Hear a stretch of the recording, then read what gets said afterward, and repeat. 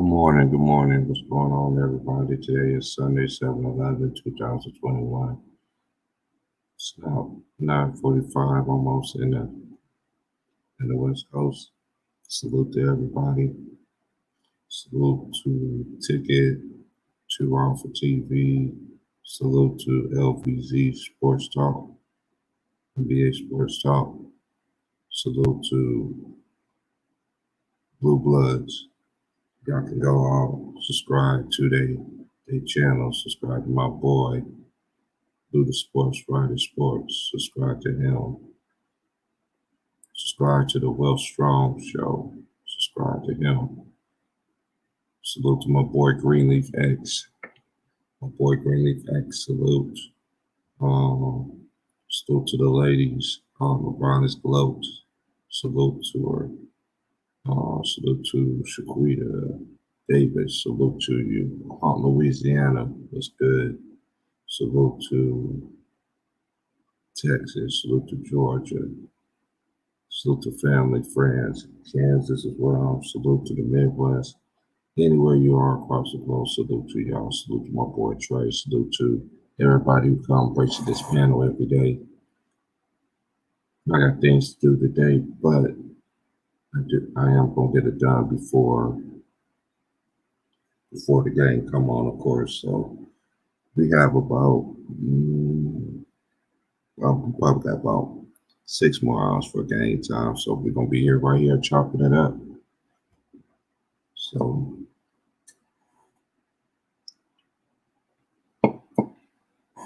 salute to everybody. Let's get it started. Oh, I was going to say this too. I went over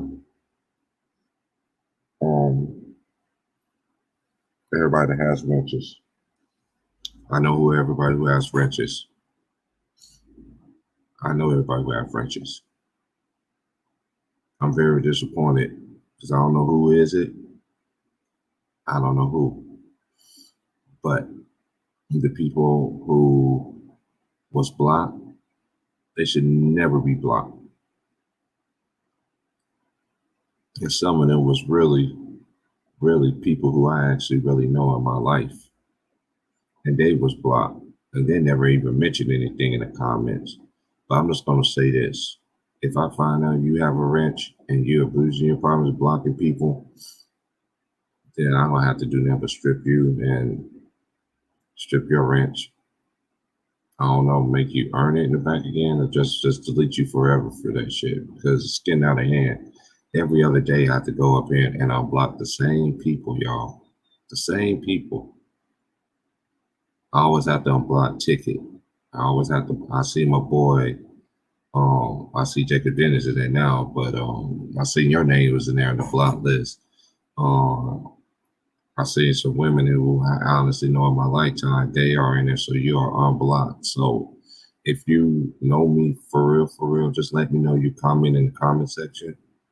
So if you comment in the comment section, and I'm talking about people who really know me, not just met me from off here kind of shit. I'm talking about people that really know me, and I mentioned it to you. Make sure you message me so I know to give you a wrench. And to that person who want to get on naked dancing with the YouTube stars last night, you out of pocket. And don't you know, a grown behind lady had to see your little huevos. I didn't even pay attention to it. I was too busy trying to block it. I'm going to drop the link though, but salute to everybody, salute to the panel, salute to everybody everywhere. Let's get it going, man. I said enough. That really made me upset last night. That's why I didn't get back on last night. I wasn't even feeling getting that on yesterday. But I'm going to still keep on pushing my movement. I don't have to keep on pushing this. I don't say this before. If you rock with me, if you don't, I don't care. But the real people are going to rock with me. Real people are going to support my channel. I want real people to support. I want real men and women to support. Something that's positive. But I guarantee if I was negative, I probably have so many subscribers, so many, what word should I want to say? Get people to donate and everything like that. It'd be going left to right, but I don't want nothing. I don't want nothing like that. I want something that's going to be beneficial to me in my life. Is continue the same movement, putting men and women together, sit there and talk about life, sports, and everything in a respectable manner. How about me saying that? I'm gonna drop the link to the because we can discuss this. So to everybody again in the chat, I know you paid attention to the chat. Maybe I need to start doing it more. Then I can start finding out who's figuring out who's really.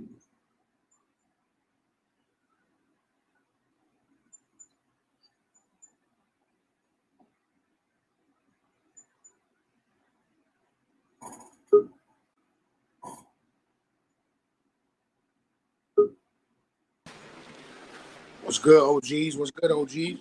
What's good, man? I was so mad last night, bro. That dude sat there and got naked, man. I'm like, what the hell are you doing, bro? Hey, big bro. I swear I left. I think I left off I knocked out for like 20 minutes, and I woke up because I got your notification. You started a new live. I was like, man, what the fuck? And then I heard everybody saying that shit. I'm like, that's crazy, man. Wait a minute. Somebody got naked on here? Yeah, motherfucker busted their meat out last night. Hey, Trayvon, let me say what happened. We was all just sitting there chopping it up because Big Mar messaged me. Was like, hey, you gonna do a stream? And I was just like, even the homies here was just like, bro, you gonna do the stream? I was like, dude, I got a lot of stuff going on right now. And, I start getting discouraged a little bit, you know what I'm saying? Because like I say, real people gonna support realness, you know what I'm saying? I want my show on my channel to be authentic. I'm not looking for nobody money. I invested this money in myself. But everybody knows one thing, and nothing you do in life is free. It always requires money that's involved. My dad used to tell me that all the time, son. You can't do nothing in this world for free. If you invest in something, you got to invest in it. Because if nobody else ain't going to invest in you, you got to know how to invest in yourself.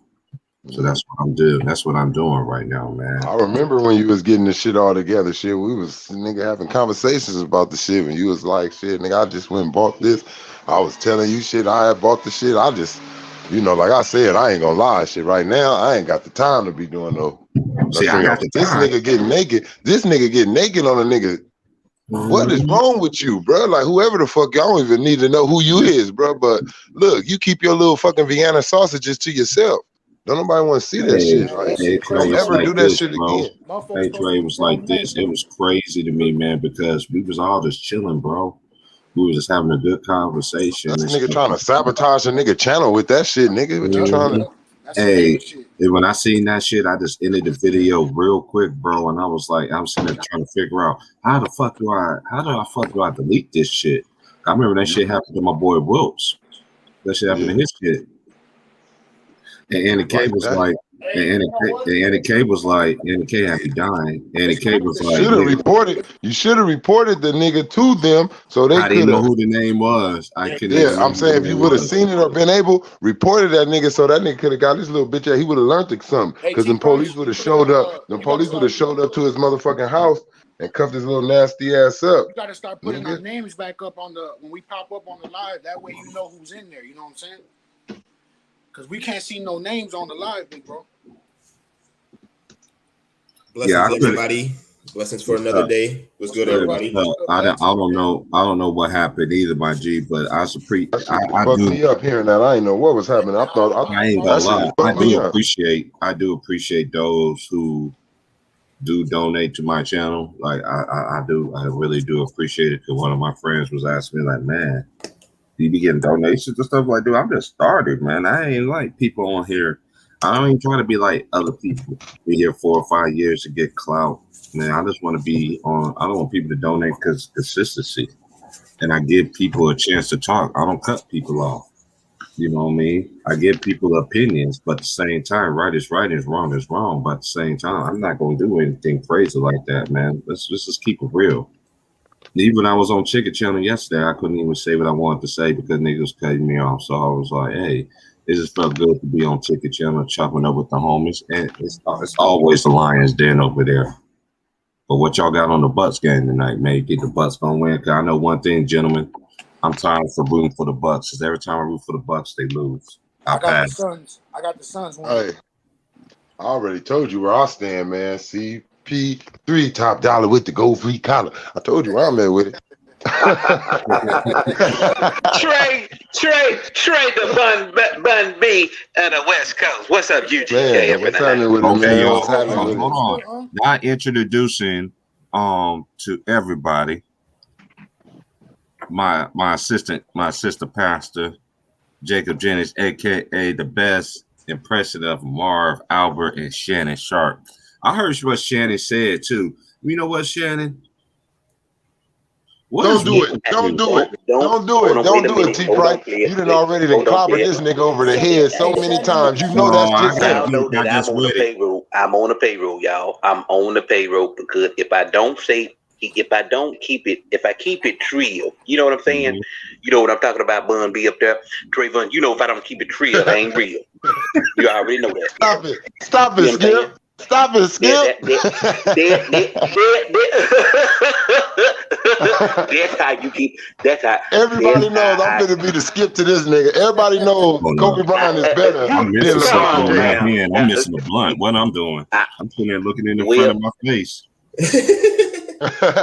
I really I'm smelling weed. This nigga's a football. Hey, this nigga Shannon Sharp, a football player, right? A tight end at that, right? Mm-hmm. So it's like you don't really carry. You don't know what it's like to carry the load. You know, as a football, the quarterback does, nigga. The quarterback knows how it feels. So at the end of the day, you don't really know what it takes for a nigga to be an MVP because your position can't win that shit anyway because y'all don't carry enough weight. So how you gonna come to a sport that you don't even know how to play? Not even a little bit. Just because you niggas be watching basketball and look at basketball and say, oh, I can do that. No, you can't. No, you motherfucking can't do that. I know niggas that can't even dribble the basketball in a normal fucking rhythm. No, you can't do this shit. Look, then you want to say, I look at the GOATs for multiple MVPs. Well, bitch, if you really watch basketball and new basketball, everybody know Kobe supposed to have more than one. Like everybody just know that shit. That case did that. Everybody know Kobe was supposed to have that. Same with Shaq. Everybody know that. So that's why they off top go in the GOAT conversation. Nigga, Kobe going there. Because we know the MVP. Look at how they been doing it now. MVP don't mean what it used to. Y'all be looking over niggas who really supposed to get it. So for you to come in here and try to come with the oh, he got one MVP, man, get the fuck up out of here. That shit don't mean that nigga Tom Brady don't got all the motherfucking MVPs, nigga, and y'all already try to go him. Nigga. He ain't got more MVPs than Peyton Manning, nigga, and y'all try to go him, but y'all don't try to go Peyton Manning in y'all motherfucking sport. And he got way more regular season MVPs than a nigga and a couple Super Bowls. All I gotta do is I'm just counting down the days. I got 24 days for my day. Count them down. 24 crazy. Like Kobe. It's crazy how much disrespect Kobe gets when he passed away. But these motherfuckers were saying that shit when he was This is the thing with me, Vern. Right. And I said this on Ticket Channel. That's true, nephew. I'm gonna say it on here. I ain't never seen it in my life. I know what Charles Barkley said was true, but it's true to a certain extent. Yes, but Kobe has always been attacked by the media ever since he came into the league. So when we sit there and when we, like the people who really watch the man play, he honestly knows what this man went through, what he meant to his team, everything. You know, I heard Ticket and I heard CJ over there with his pennies on the bunch gonna sit there gonna say that that Kobe's not better than LeBron. I'm not getting into them conversations anymore because to me the conversation is stupid and it just is. That's just my opinion. Hey, that motherfucker, you take him serious? This the same nigga that's a Nets fan, but I mean he's LeBron James' biggest jock stats nigga, bro. He a Nets fan, but his favorite player LeBron, man. Get the fuck out of here, man. That makes no sense. That shit did not make no sense at all, man. Hey, look, he said that shit because this is basically what he's doing, bro. They gotta try to take a nigga armor off each and every year, each and every day, because they gotta lighten up Kobe armor so they can strengthen up LeBron's, bro. That's just what it is. Look, if y'all don't get it, look, he's not battling with Mike, bro. They trying to make you think that, but who they always kill? If y'all know he's going after Mike, why y'all always putting Kobe in his conversations to shut down on Kobe? Y'all can't shut down on Mike. Y'all don't shit on Mike. Y'all shit on Kobe to put him up. Why? Because y'all know he hasn't passed. Man, look, that media know he hasn't passed Kobe. That's why they always got to stick a little something to Kobe when they talking about LeBron, because they know he hasn't. He hasn't passed. Right. Fuck the stat. He hasn't passed Kobe in the hearts of motherfuckers in the world. Yeah. You hear me? He hasn't passed Kobe as in a legendary status, nigga. Like when you say LeBron, don't get me wrong, this nigga is on his way up to being a legend. But it's different in legendary niggas. Like when you say Mike Jordan in the basketball world, it's like, ooh, shit. You know what I'm saying? It's like, ooh, niggas get chills and shit. And that's the same way it is now with Kobe. Niggas don't get chills with LeBron James right now. Right now, no. I don't know in 15 years. But right now, the niggas who give you chills is niggas like Kobe, Mike, Magic. Like you get chills when you see them niggas. Like when they step in the room, you feel they basketball godness power, nigga, that they got. Trey, it's kind of like y'all. If you look at it from a music standpoint, when you think of Michael Jordan, you talking about Michael Jackson. Something happened to Michael Jordan, the whole world gonna be mourning like they did Mike. I just don't think this. See, this is that's how big. See, this is why I defend for him though too, because I know better. Because I remember his first year, aka Dale Harris. Only time you saw Kobe was in the end of blowouts when it was a blowout. Yeah, and then the second year, he started getting a little bit more time. You know what I'm saying? And then that third year, he, because of course that's when they lost to the Jazz back-to-back years too. Right. And then I just remember I could just go back and just remember when the Lakers was winning when they was winning their chips with Kobe and Shaq. The media still was shitting on Kobe. You just can't tell me, man. I don't care, man. That motherfucking Phoenix series, bro. Let's just go right there for a minute. That Phoenix series, that was some of the most. I can't believe it's not butter shots he was making in my whole motherfucking life, nigga. That was great, excellent defense. Every shot was hand in his face. That's scary. That's scary. Who's scared of LeBron like that? Shane Battier, hands in your face type of shit. Nigga, poke your eyes out, nigga. I'm still gonna stroke your ass. 2, 3 niggas on me. I don't give a fuck. Left spin shoulder, right spin shoulder. Step back 2 feet. Step back 1 feet. What you want to do? Oh, pump fake. Go to the middle, to the free throw line. Pump fake. New York Knicks. Spin move. Oh, what this nigga jumping for? Oh, let me float it in. Spike Lee, don't stand up for me. What's going on? Hey, you know why it's like that, Trey? Because he loved the game, man. He really come on, people didn't watch this shit. This man, football. Do you remember in New York when that nigga went to the free throw line, bro, and pump faked the nigga? The nigga jumped in there and Kobe did like a Michael Jackson spin and then did some shit. I was like, what the fuck? I was like, nigga, I fell on the ground. I said, man, this nigga is amazing, man. I don't give a fuck what nobody say. I was gonna say this. This nigga just jumped and he spit around, man. You remember when LeBron tried to spin a Rooney? What that shit looked like? Got his ass blocked. That nigga tried to spin a Rooney, got his ass blocked. I just want to say this. He tried to do the Booker T. Fine time, sucker. I just want to say this. I will never, ever engage into a conversation with somebody saying that LeBron is better than Kobe. That's your opinion. But I'm going to ask you this. Will you do make it?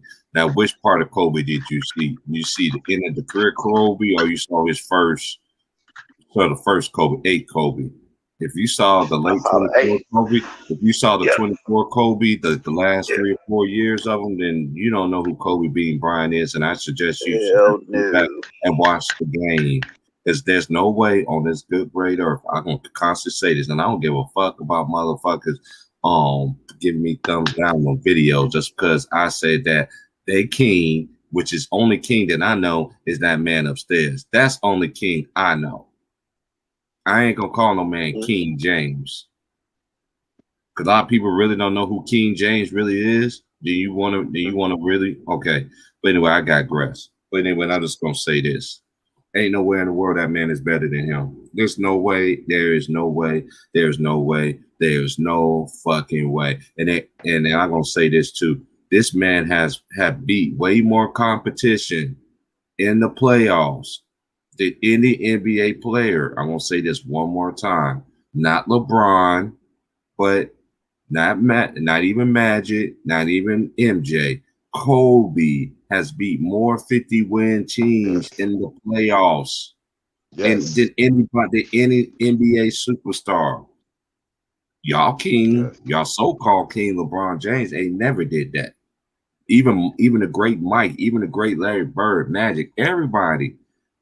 It's always somebody that's gonna do something different compared to else. But this is one thing they lose me with the conversation with LeBron.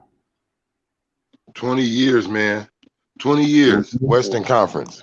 20 years, Yep. Western Conference. Yep. 20 years. 20. The hardest conference in the Yeah. league. Yeah. 20 years. That's been the 5 Western rings. 7 visits. Yeah. Come Yeah, on, Duncan man. has Knock the that West. shit Yeah. off, man. Don't do that, Yeah. man. One of the hardest positions, man. One of the hardest positions real. to play when he was in there because everybody wanted to be a fucking shooting guard. One of the hardest Yeah. positions where all the talent was at. Come on, man. Knock it off. This nigga was boxing niggas the fuck out, man. Guess what happened on this day in Really 96? outshining niggas. At 20, y'all try to compare. I'm sorry. And there's no knock to Devin, but it's just the truth. At that age, Kobe was 1 through 3 in the best players. It was either him, Shaq, or Iverson. Like they was all in the top. Mhm. Devin Booker not even in the top 10 right now. No. So stop this, Kobe. Nope. Just because niggas look, I need y'all to stop this. This go for Jason Tatum too. Just because niggas say they looked up or like Kobe Bryant, stop saying they like Kobe Bryant right now.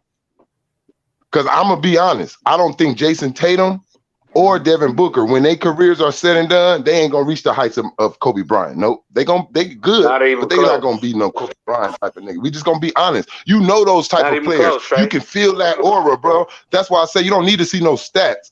Every player that we watch play basketball, bro, from Mike, from Magic, from you can feel it. When they shot the ball, once they dribble, you was like, damn, what's different? Like Luka right now. Like certain niggas, you can feel it like, this nigga fit be different, man. Nah, he fit to be different. No, I'm being honest. That's not my team. I don't like him, my favorite player.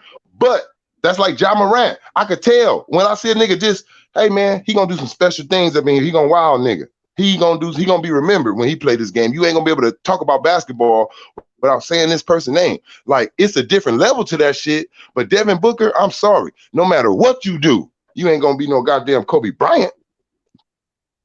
We can steal niggas' moves. The only nigga, like they say with Kobe ain't gonna never be Mike. He was the closest to get to him, but he ain't gonna never ascend to the heights that Mike did. He got his own ascension, and that's what's gonna happen with those niggas. Y'all ain't gonna never ascend to where Kobe is at, but y'all will get high, but not where he was at. The league ain't the same no more like that for a nigga to make that type of niggas ain't taking that path no more, so it's impossible. Right.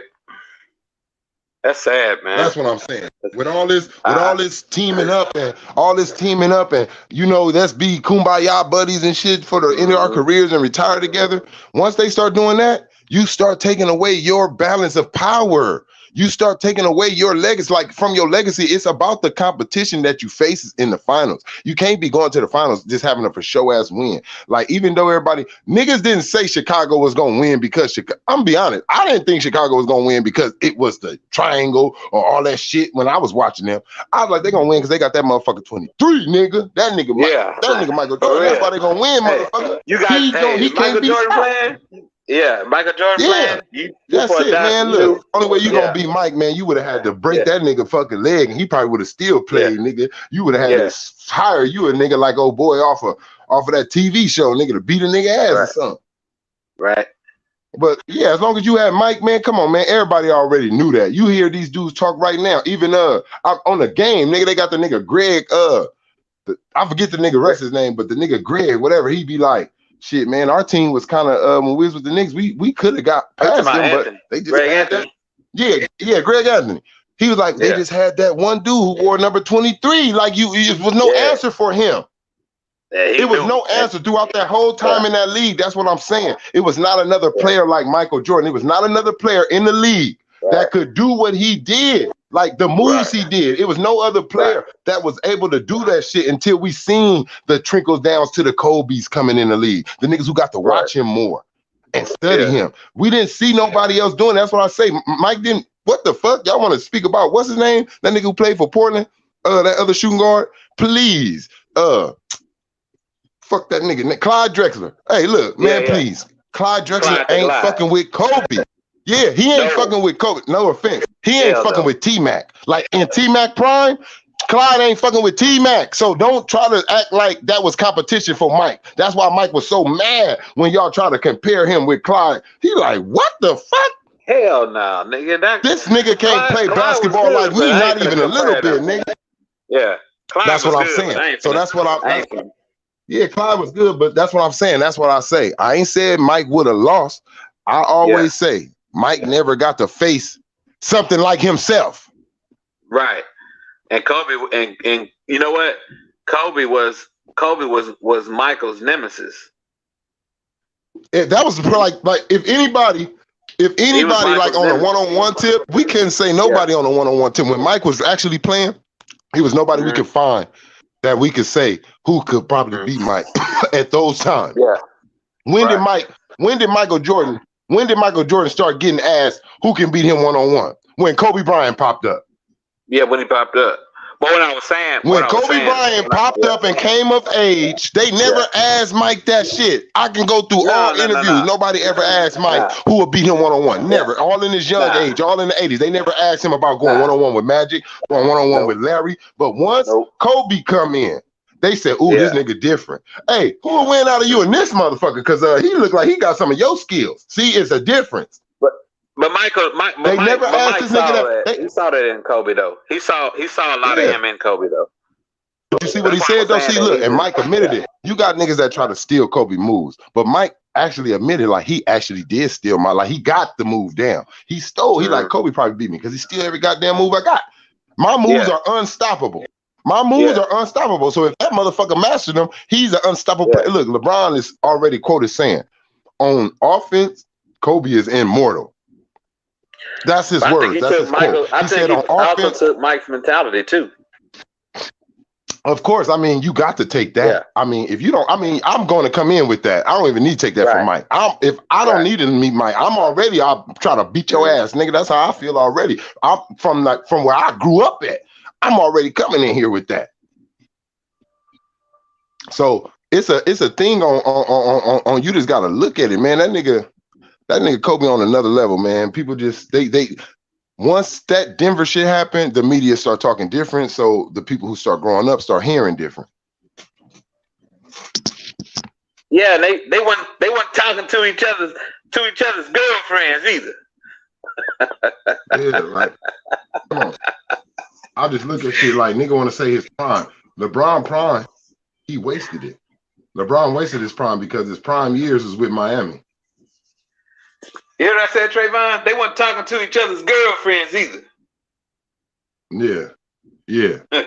Hell no, they wasn't doing none of that shit, man. None of this shit. Look, that nigga, he shouldn't even won all those MVPs. If you want to be real, they were trying to act like Shaq and Kobe canceled each other out from winning MVPs and shit.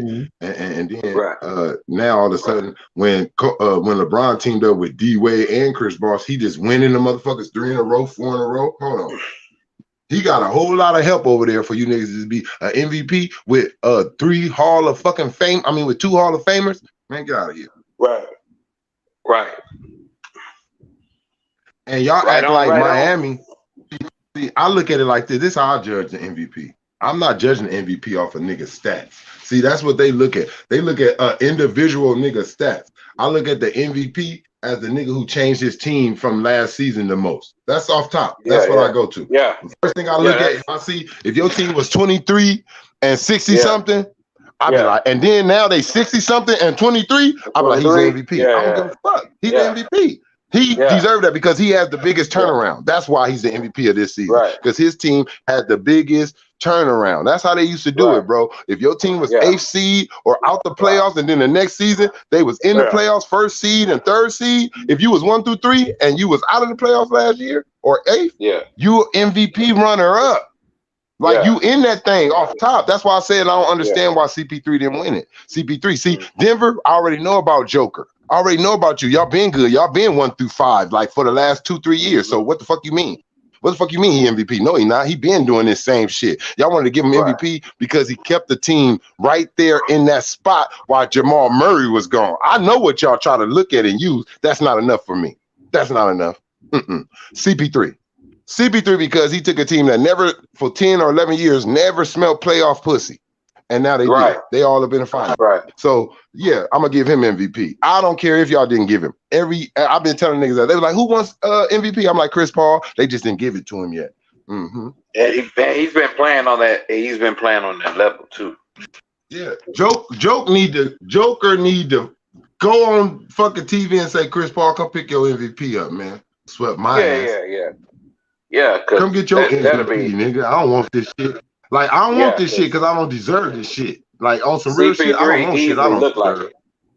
Yeah, CP3 finna get that finals MVP, man. See, I'm telling you, you gotta look at certain history of shit. When the Phoenix Suns went to the finals, what did they win? One of their players won MVP, so that means they wasn't getting the gold. Now they didn't get the MVP, so that means they gonna get the gold to me. Now y'all gonna get the championship and the finals MVP because last time Charles Barkley got the MVP, he didn't get the other one. Yeah, 28 years. Been 28. Man. 28 years. Look at that. They've been to the NBA Finals. 28. And it's been 11 years since they just smelled the playoff. I was 11 years old when I watched the Jordan M3P. So I've been watching basketball for a long time, Trey. A long time. I've been right there with you, man. I seen that shit. I'll never forget when Magic them lost. I was damn near about to cry, bro. When Mike beat the Lakers, I was crying damn near like, oh no. Like, you know, I'm like, oh no, what's going on, Magic? Oh no. This nigga Mike doing fucking I didn't like Michael Jordan. See, that's what niggas didn't understand. I did not like Mike Jordan, nigga. When he came and won his first ring on us, oh man, I didn't like Mike. Yeah. I hated that bald head motherfucker. I used to love to see Detroit beat his ass. Yeah. My sister a big Lakers fan, man. She'll tell you, bro. She loved my older sister in Georgia. She loved the Lakers. Man, look, I'm telling you, man, I was looking at it. Look, you know me, and I don't use no excuse. I don't use no excuses with that loss. I don't bring up the James Worthy situation. I don't bring up Magic and his leg, nothing. See, let Sean in. Let nephew in. Them niggas beat us. He in there. Oh, it's Sean the chef, the baby face assassin. Cross you up and shoot the three. I said, here comes Lulu. In my church voice, I said, can I get a Lulu? The champ is here. The champ is here. Float like a butterfly, sting like a bee. What up, Lou? What's up, guys? Well, I'm gonna tell you. Hey, you know what you need to put up there one? You know what you need to put up there one time, T Price? I want to see that shit. Your boy, nigga, and I'm gonna get you sucker, nigga, stepping in them fish shoes. Oh man, who the players from the Himalayas? Man, the doom. Hey. The players from the Himalayas. That nigga was strolling, nigga. I didn't know what he was strolling on until I seen them fishes. I was like, what the fuck? Some goldfish in the shoes, nigga. That nigga had some goldfish, nigga. The times has changed, nigga. That nigga start running down the street, nigga. Them niggas start clowning this nigga. What is this nigga wearing? That nigga was fly, nigga.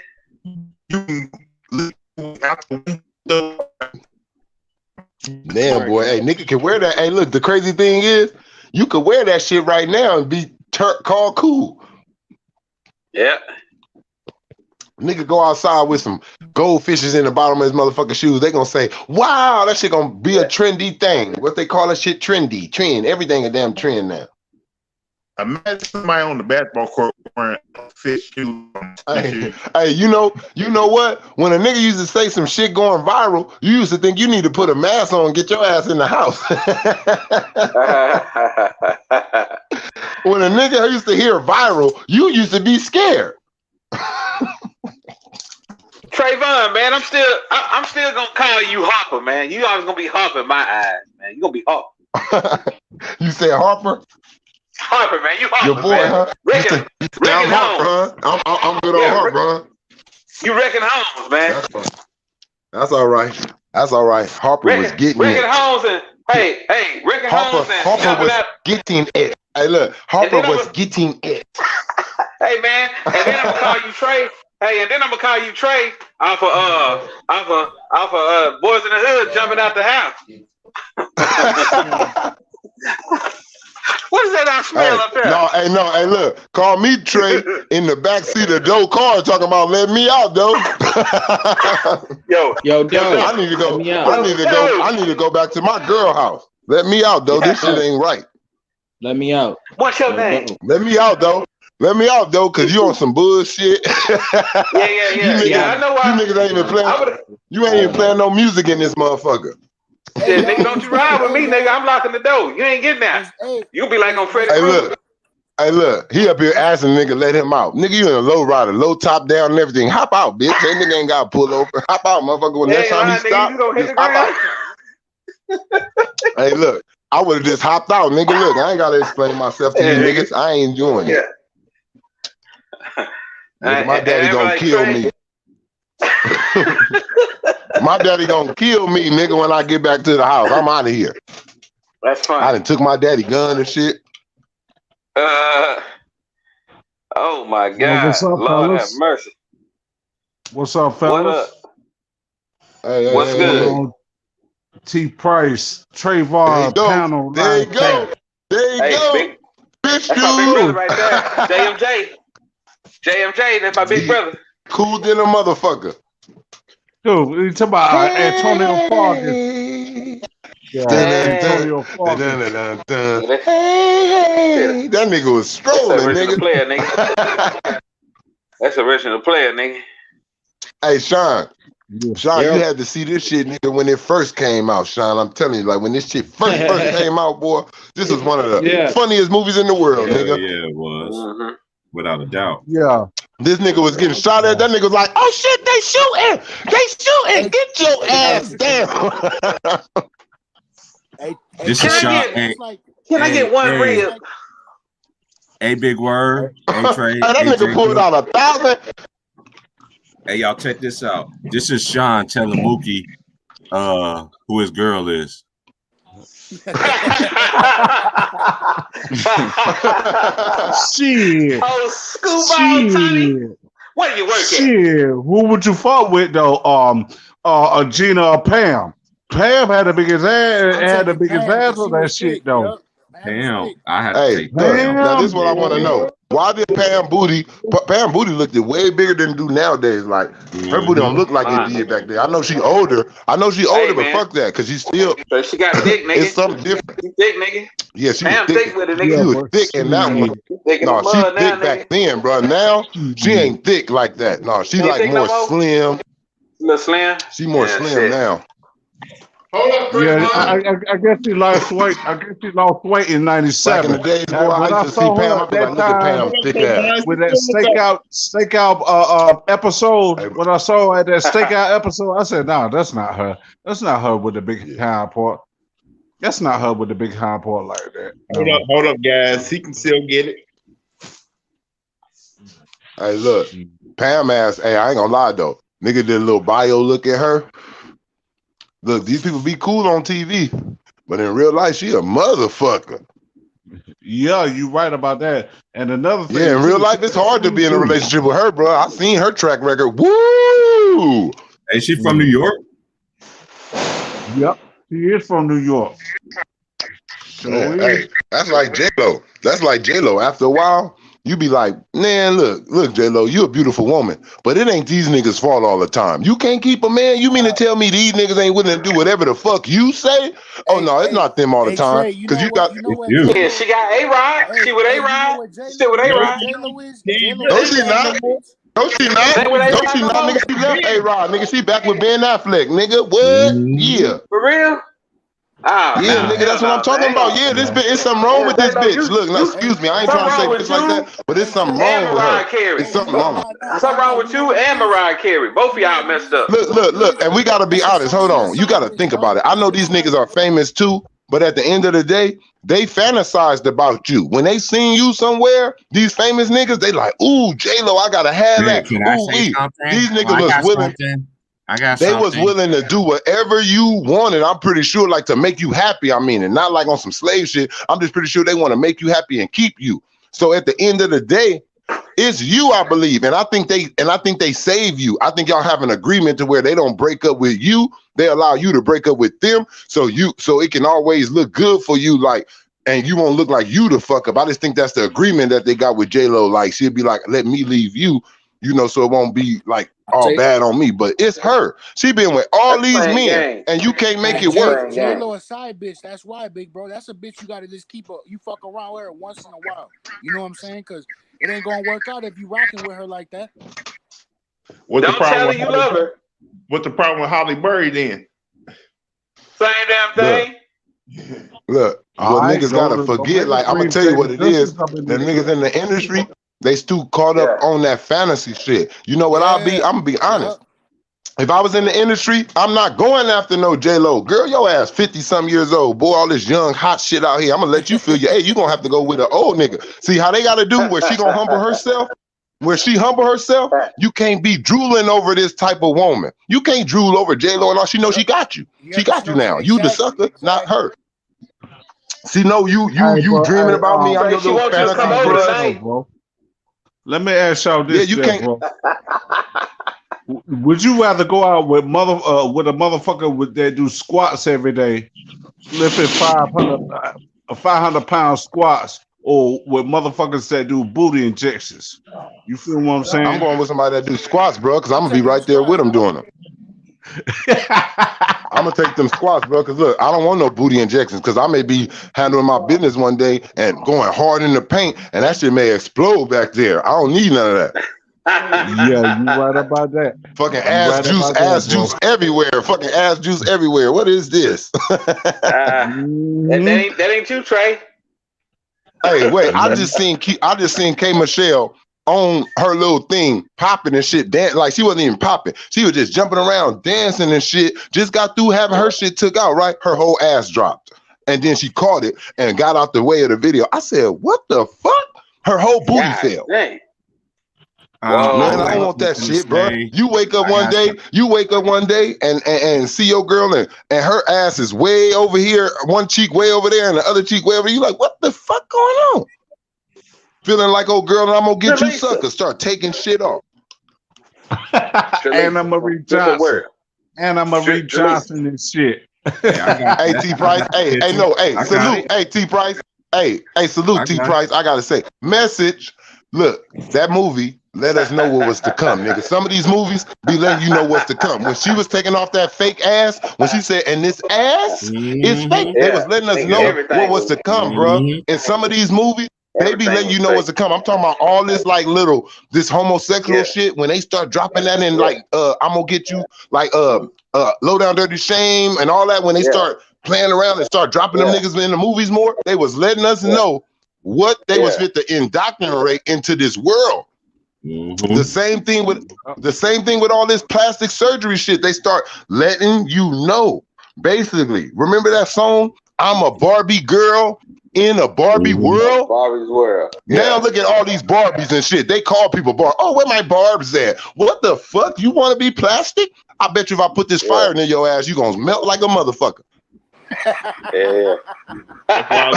we can't go warm up by no goddamn cozy fire. She's scared as a motherfucker. We out here in the snow trying to chill for Christmas, and I'm like, let's go over here by the bonfire. She's like, oh no, I can't go by that fire. I'm gonna melt away. What the fuck? Trelisa, man. Girl, you better be. People gotta understand to be blessed with what God gave you, man. Be blessed with what God gave you. Hey, which one would you have though? A different world. Some say Kim, some say Freddie, some say Jaleesa, or some say Kim. I want Kim. Nigga, Kim was thick, nigga. About Kim's about 3 I bet you somebody got a woman. Boy. Somebody got a woman just like that right now that be talking shit to your ass. Damn, Esther, LaWanda Page. Hey, if you on this panel right now, you on this panel right now, can't no nigga say he ain't had no female that talk to him like that. Hey, big bro. Hey, Trayvon, that was that neighbor that was always hating on you when she seen you outside with your girl talking. Hey, there be a nigga that look. You talking about that? Nigga that come on here and I got that right now. Hey, I got that right now going on. Every time I come out, I be seeing my little neighbor. Hey, look, my little neighbor, look, she had a little crush on me. Look, she worked at the DMV when I seen her. This was years ago, but this is how small this world is. I had no idea. Her mom that lived next to me. I go to the Inglewood DMV, going to get my shit. This is year like 2014, one of those. I was constantly just probably fresh out. Got to get all my shit accumulated again. She see me. She like, oh, come right here to this line. This my neighbor now. I go to her line. She's like, oh, you so handsome. You looking so good. Me and my boy right there and everything. I'm looking there. I'm like, I need me. I'm on some other shit. I'm like, I need me a little DMV plug. So I get her. Ooh, I come back here. Why she pull up right next door? Like I look, I said, damn, didn't I just get her number? She followed me. She get out the car, walk right to the door, to the house next door and everything. She say, see me? She said, oh, you live right here. This is where my mama live at. I said, oh yeah, I can't fuck with you. You too close. You too close. Your mama gonna be snitching on me. She gonna see some other shit. See, Trayvon, that's why you don't need to be taking pointers from your boy Derek Fisher. That's too close. You can't be talking to your homeboy's girl like that. Hey, that ain't his homeboy. See, that's what you got. That ain't his homeboy. That nigga ain't from Little Rock, Arkansas. That ain't his homeboy. That might not be that nigga homeboy, but that's the nigga. That's the nigga that parked right beside you, nigga, at the parking lot. Hey, look. Just because they traded you over here. This a business, nigga. They traded you over here. I didn't ask for your ass, and I didn't want to be your friend. We teammates. If I don't pass the ball to you or give you 5 after a good play, that look bad on me, nigga. We ain't cool like that. There you go, Sean. That's one especially for you. Yeah. Like that's some. Hey, that's honest. Hey, look, right now you can go to any basketball court right now and play with a nigga. He doing good moves out there. You gonna get that nigga 5 if he on your team. And you like, hell yeah, nigga, that's right. You niggas gonna think y'all cool than a motherfucker, but nigga, I ain't cool with him. He just doing what we need to do out here. We on the same page on this court, but off this court, nigga, I don't like you like that. I don't agree with what you are as a person or whatever. Hey man, hey, can you match both of the niggas, Steven? Hey nigga. Where you going home? Where you going at tonight? Man, I'm thinking about going over Glorious, man. Fuck. Look. I was supposed to be going over there. Look, Matt Barnes. Matt Barnes. He's supposed to be a look. First of all, Matt Barnes. We just won, nigga. First of all, Matt Barnes, what was you doing so wrong? I gotta ask this. Matt Barnes, what was you doing so wrong? Because you've been on a lot of teams, bro. You've been on a lot of teams, and your woman ain't never did this. So when you got to LA, what did you start doing? See, nobody want to ask that though. What changed with you? Exactly. Trey. Don't nobody want to ask that question because guess what? You've been in the league, bro. It's been your woman. Your woman been around. What was you doing? What was you doing? Because your woman been around. Your woman been around a lot of men. Your whole career in the NBA, she been around niggas, and I'm pretty sure. And I'm pretty sure that niggas have hit it on her. Like I'm pretty sure other niggas hit it on her on all around. Like, and she ain't never cave in. So I want to know. It had to be something with you, bro. It's something with you that changed her. You heard her. Either she found out about a female. It's something that made her feel like she needed to do something to you. Because before, I don't feel like Derek Fisher just was that nigga when she seen him. I feel like she was in a place with Matt Barnes and she became vulnerable to another man. She left Matt Barnes for older men too. Cause ain't Derek Fisher what was you doing? See, Matt Barnes, he tell you low key. When he said he low key told you. Look, he low-key told you what he was doing. When he got to LA, he going to clubs, he's trying to get connected. He's up here. Ain't no telling what these niggas be doing. We know all these niggas got their little dishes out here, but who's getting caught? Who can't take it no more? Like, don't nobody think about that. The ones you know, who how get many caught. times has Matt cheated on her and she done found out? She probably like, fuck this. I can't take this no more, this embarrassment. We done been in Orlando, we done been in Phoenix, we done been here, and you done did it every fucking city to me. It's gonna stop right here. I'm gonna do it to your coworker. Yeah, like, cause how you know he ain't did it to somebody and she done sat next to them in the wife box or some shit. I'm gonna do it to your coworker. Come here, That's all I'm saying. Like at the end of the day, we shit on Derek Fisher because we like, oh, you know of him. But it's a lot of niggas that you probably knew of in school that fuck with a girl. Yeah, you knew that nigga name. He was on the football team, but guess what? Next semester, you got her. And nigga Matt Barnes pulling out. Derek was pulling in. All right, man. I'll see you later. Hey yo. That's fucked up. That's fucked up. That's hella greasy right there. Hey yo, these French niggas Hey, giving look, Chant a run for his money in this under 19 game right now. Nigga. Hey, look, Matt. Hey, look. Man, This is what I'm on though. Like with it. What you doing over We there? all get mad. We all get mad when it's our niggas. Like, look, when it's our niggas, we get mad, right? You got a homie right now that you know he got a girl, a baby mama, a wife, or whatever. I'm just being honest. We got a homie right now, and we know he don't mind dipping his oil stick in other cars. Now, we don't shit on him and say nothing. That's your boy. You like handle your business, bro. Do whatever you do. But once it happens to you, once it happens to your boy, like he tell you, oh man, I caught her doing this. You like, what? That's some bullshit, my nigga. When he on the bullshit too. Trayvon, you supposed to wipe that oil stick out, man.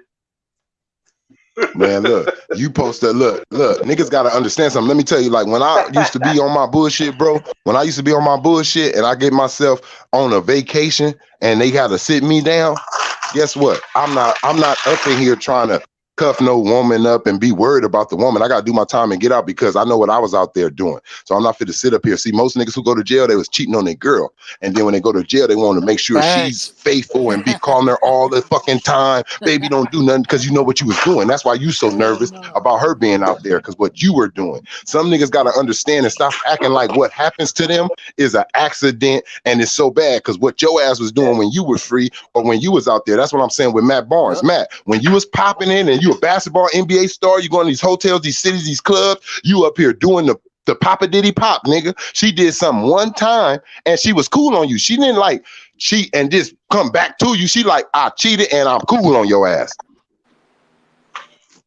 And they said, I know he did. I know he wasn't the right one for you. Come here. I mean, look, if your lady start looking at another nigga, you gotta think like I'm just saying. I ain't saying she wasn't wrong, but look, she ain't never did this to you, Matt.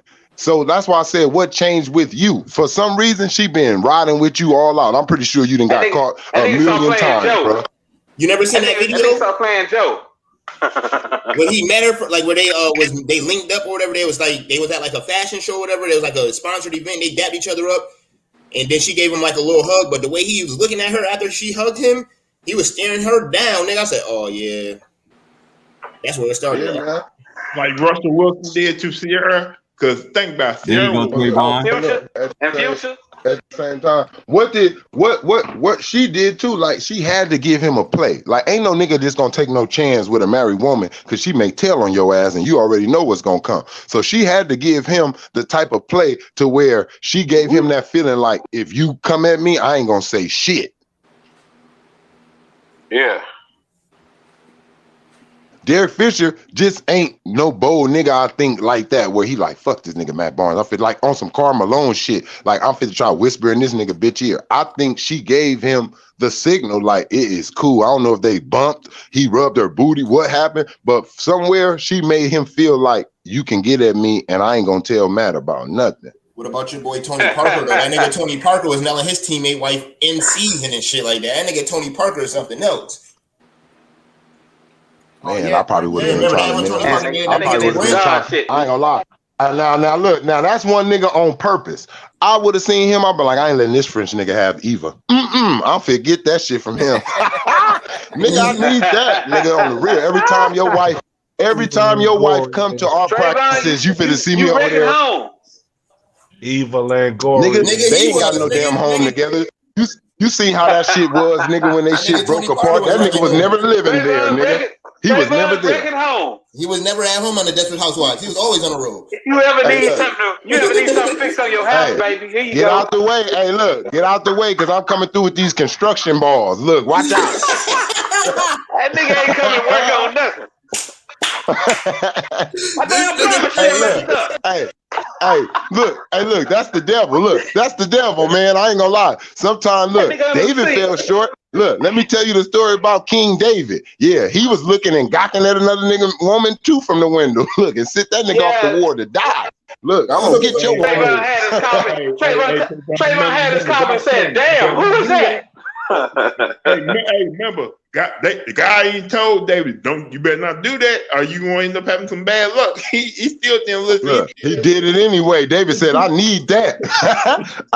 That's why I said David was black. David was a nigga. Yep. David was a nigga, boy. That nigga said, "Look at that thing right there. Hey, go send Whoop-de-Whoop to the toughest part of the war right now." Hey, what's the name of that? Hey, lying. See, now, David did some David did some hoe ass shit, nigga. Trey. Yo. What's that drink you was telling me about? Dose? Man, that Dose.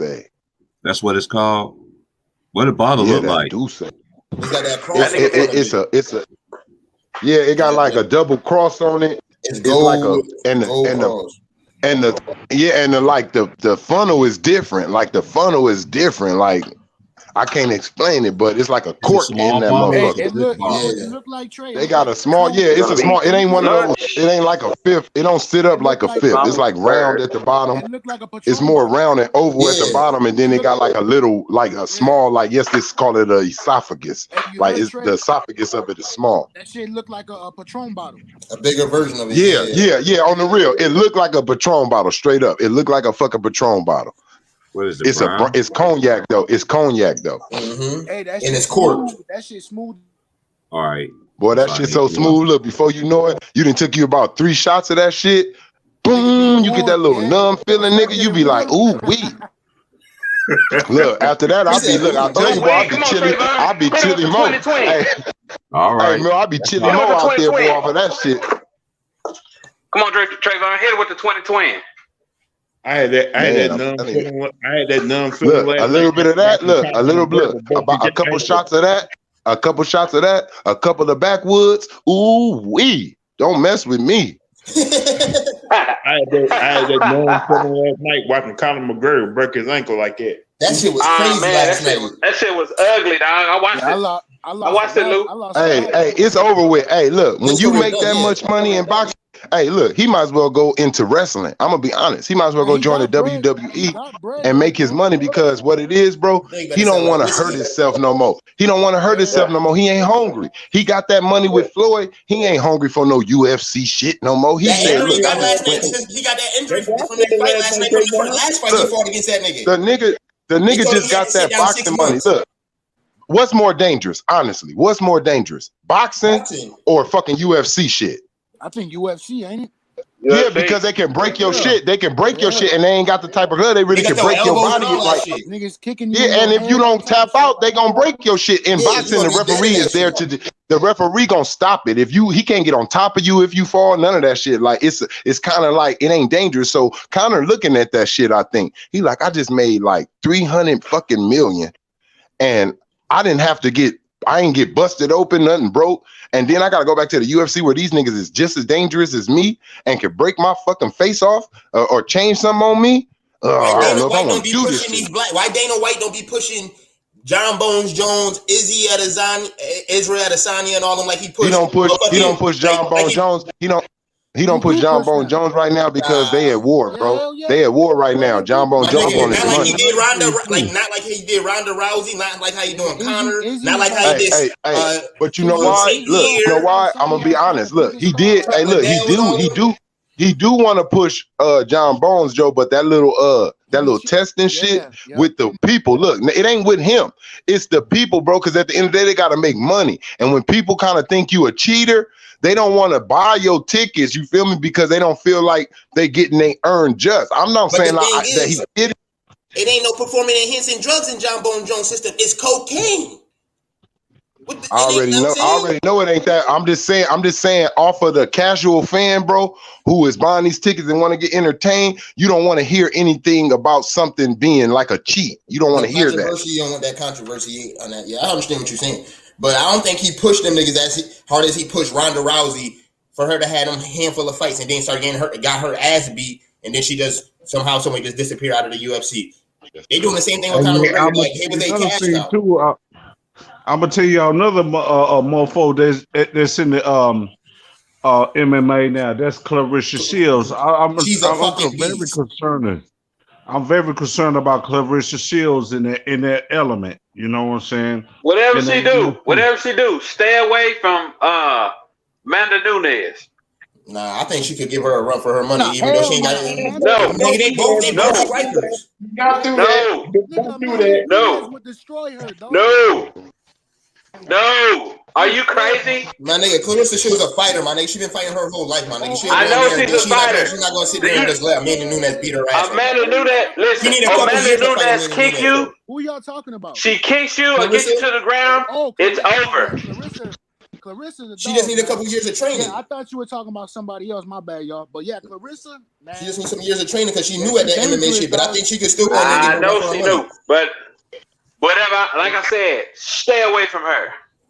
Remember they had Cyborg was supposed to be the next big female fighter, and then Nunes knocked her ass clean out. Knocked her out. I'm telling you, stay away from Amanda Nunes. She only can knock you out. She can choke you, and she can do some damage to you all around.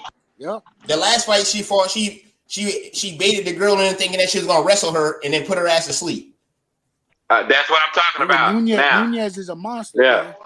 Yeah, stay away from her. You get in MMA, whatever you do, duck her for a good minute. I don't even know no real good people besides like Izzy and all that stuff that's gonna be able to bring that draw to the MMA like that. It's not that many great fighters out there, especially with Khabib not fighting and shit like that. No, that's a lot of upcomers, bro. There's a lot of upcomers coming up, dog. It's still good fighters out there. It's maybe not the big names you like to see, but it's still good ass fights in the UFC, dog. You know what I'm saying? It's still good ass fights. I'd rather watch boxing though. Nah, I fuck with the UFC. UFC more exciting, though. Yeah, I like UFC. UFC is getting dog. Y'all see your boy Greg Hart. Greg Hart disappointed me, man. Hey, and they got knocked out, man. I'm like, damn, man, that don't even look like no real knockout. That nigga's a monster. I think his name is Tai Tuivasa or some shit. But dude's been in the UFC for a minute, dog. He got some heavy hands, man. And Hardy walked right into that shit too. Yeah. Night. Yep. And that shit was crazy. It's like when he hit him, it's like the nigga Hardy got stuck in some cement and some quicksand. I'm like, damn, he just fell out. Yeah, he just fell straight to the ground. It was over. Man, I'm gonna go fill up this ice chest, man. Trying to get some cold ones up in here. Go down to this job and get some free ice. God damn it. Team USA came back in these bitches. Hey, Team USA, they got their ass whooped by last night. Did you see that nigga block that nigga Kevin Durant and sent him to the ground? And did you see I said, I'm sorry, bro. I said, see, that's what I'm talking about. Look, we got to be honest. These niggas ain't on the levels of those greats that we watch, because that shit wasn't happening to them when they was playing them dudes. I ain't talking about way back. I ain't even going way back on Jordan type of days. Just after Jordan them. It wasn't happening. Trey, the nigga Precious took the picture of him blocking the shot, posted that shit on Twitter and tagged Kevin Durant and said, at Kevin Durant, you're not that guy, pal. Trust me, you're not that guy. Look, I said, look, he thought he was gonna have a Vince Carter. Look, he thought he was gonna have a Vince Carter moment. Okay, Kevin Durant gonna remember that. He gonna remember that because now you set him off, and you know what happened when KD gets set off. He comes on that court acting like a damn demon. He should have had a demon in him last night. That nigga ain't hit a 3-pointer to a minute and 35 left in the game. He ain't hit his first 3-pointer. That nigga should have had a demon in him last night. Them niggas was looking to him to score, and he ain't give nothing last night. I'm like, yo, them niggas is really looking for him for his leadership on that team. But I said this last night. Let me tell you the difference with these dudes. I told everybody this. That roster is not perfect. It ain't even the roster, man. Let's just be honest. It's them. You know why these niggas is why the games is like this? It's because there's no defense. These niggas don't play defense in this era. Who on that damn team is a lockdown defender? Name them, please. Nobody. It's only two niggas. Nobody, nigga. They got all scorers. They got all scorers over there, nigga. They got all scorers. And those niggas ain't even the starters. They like role players. That's what I'm saying. So they don't got no star. They don't got no star two-way player over there. It ain't no Paul George over there. It ain't no Kawhi over there. They waiting for Chris Middleton and Drew Holiday and Devin Booker, but at the end of the day, bro. Look, what was Kobe for them? What did Kobe turn on for the dream, the redeem team, whatever you want to call them, the USA team? When he played, he was saying, "I'm playing defense," because that's what y'all don't do. And if it wasn't for him, guess what? They definitely wouldn't have won that shit. Because simple fact, it's a couple. Look, you gotta stop a nigga. You gotta stop a nigga from scoring, man. Them niggas can shoot. All them niggas overseas can shoot. So they ain't gonna be coming in the lanes to where you think you're gonna be able to rough them up and block them. They know how to create space and shoot on your ass. You have to know how to play defense. Crazy last night. Man, look, I know Adebayo. I'm looking at Adebayo. I'm like, nigga, ain't you Nigerian? Why you ain't playing with your motherfucking country and got your ass whooped? I keep telling people they don't play no team defense. They play a one-on-one basketball. Yeah, it's the defense, man. That's why the games are close. Yeah, man. Look, I looked at that team. I looked at that team. I said, watch when they play the big boys over there. Ooh wee. Watch when they play the niggas who play in the NBA and they play for their own country. Watch when y'all go play them niggas. Yo, these teams niggas barely just they don't got no 3-point guard on the team. That's what they don't got no point guard who can manage the game. What you got? Dame Lillard, you supposed to be your point guard. What's gonna happen if you get in foul trouble? Then what? And all them other niggas. Everybody else who said they was gonna play didn't even go. Steph said he was gonna play. He didn't go. You disrespect the country. We beat you guys. We beat you guys. We beat you, USA. We beat you, USA. Like you see, you like they say, "Oh, don't worry, just at the bitch game." No, man. The other countries see you losing games like that. They ain't gonna be intimidated by you. They're gonna be like, "Oh, these guys ain't shit. We can beat them." We beat USA. We beat USA. Let me tell you why they lost that game last night. They lost. They was making them Nigerians was hitting them threes and the rebounding. They had mad offense, mad second chance opportunities. They need, like you said, Lou, a couple days ago. They need another big man. They not getting rebounds. It's a wrap. Hakeem is happy. We finally won for the country. They need more than big man. They need a point guard who can manage the game. They need size up front.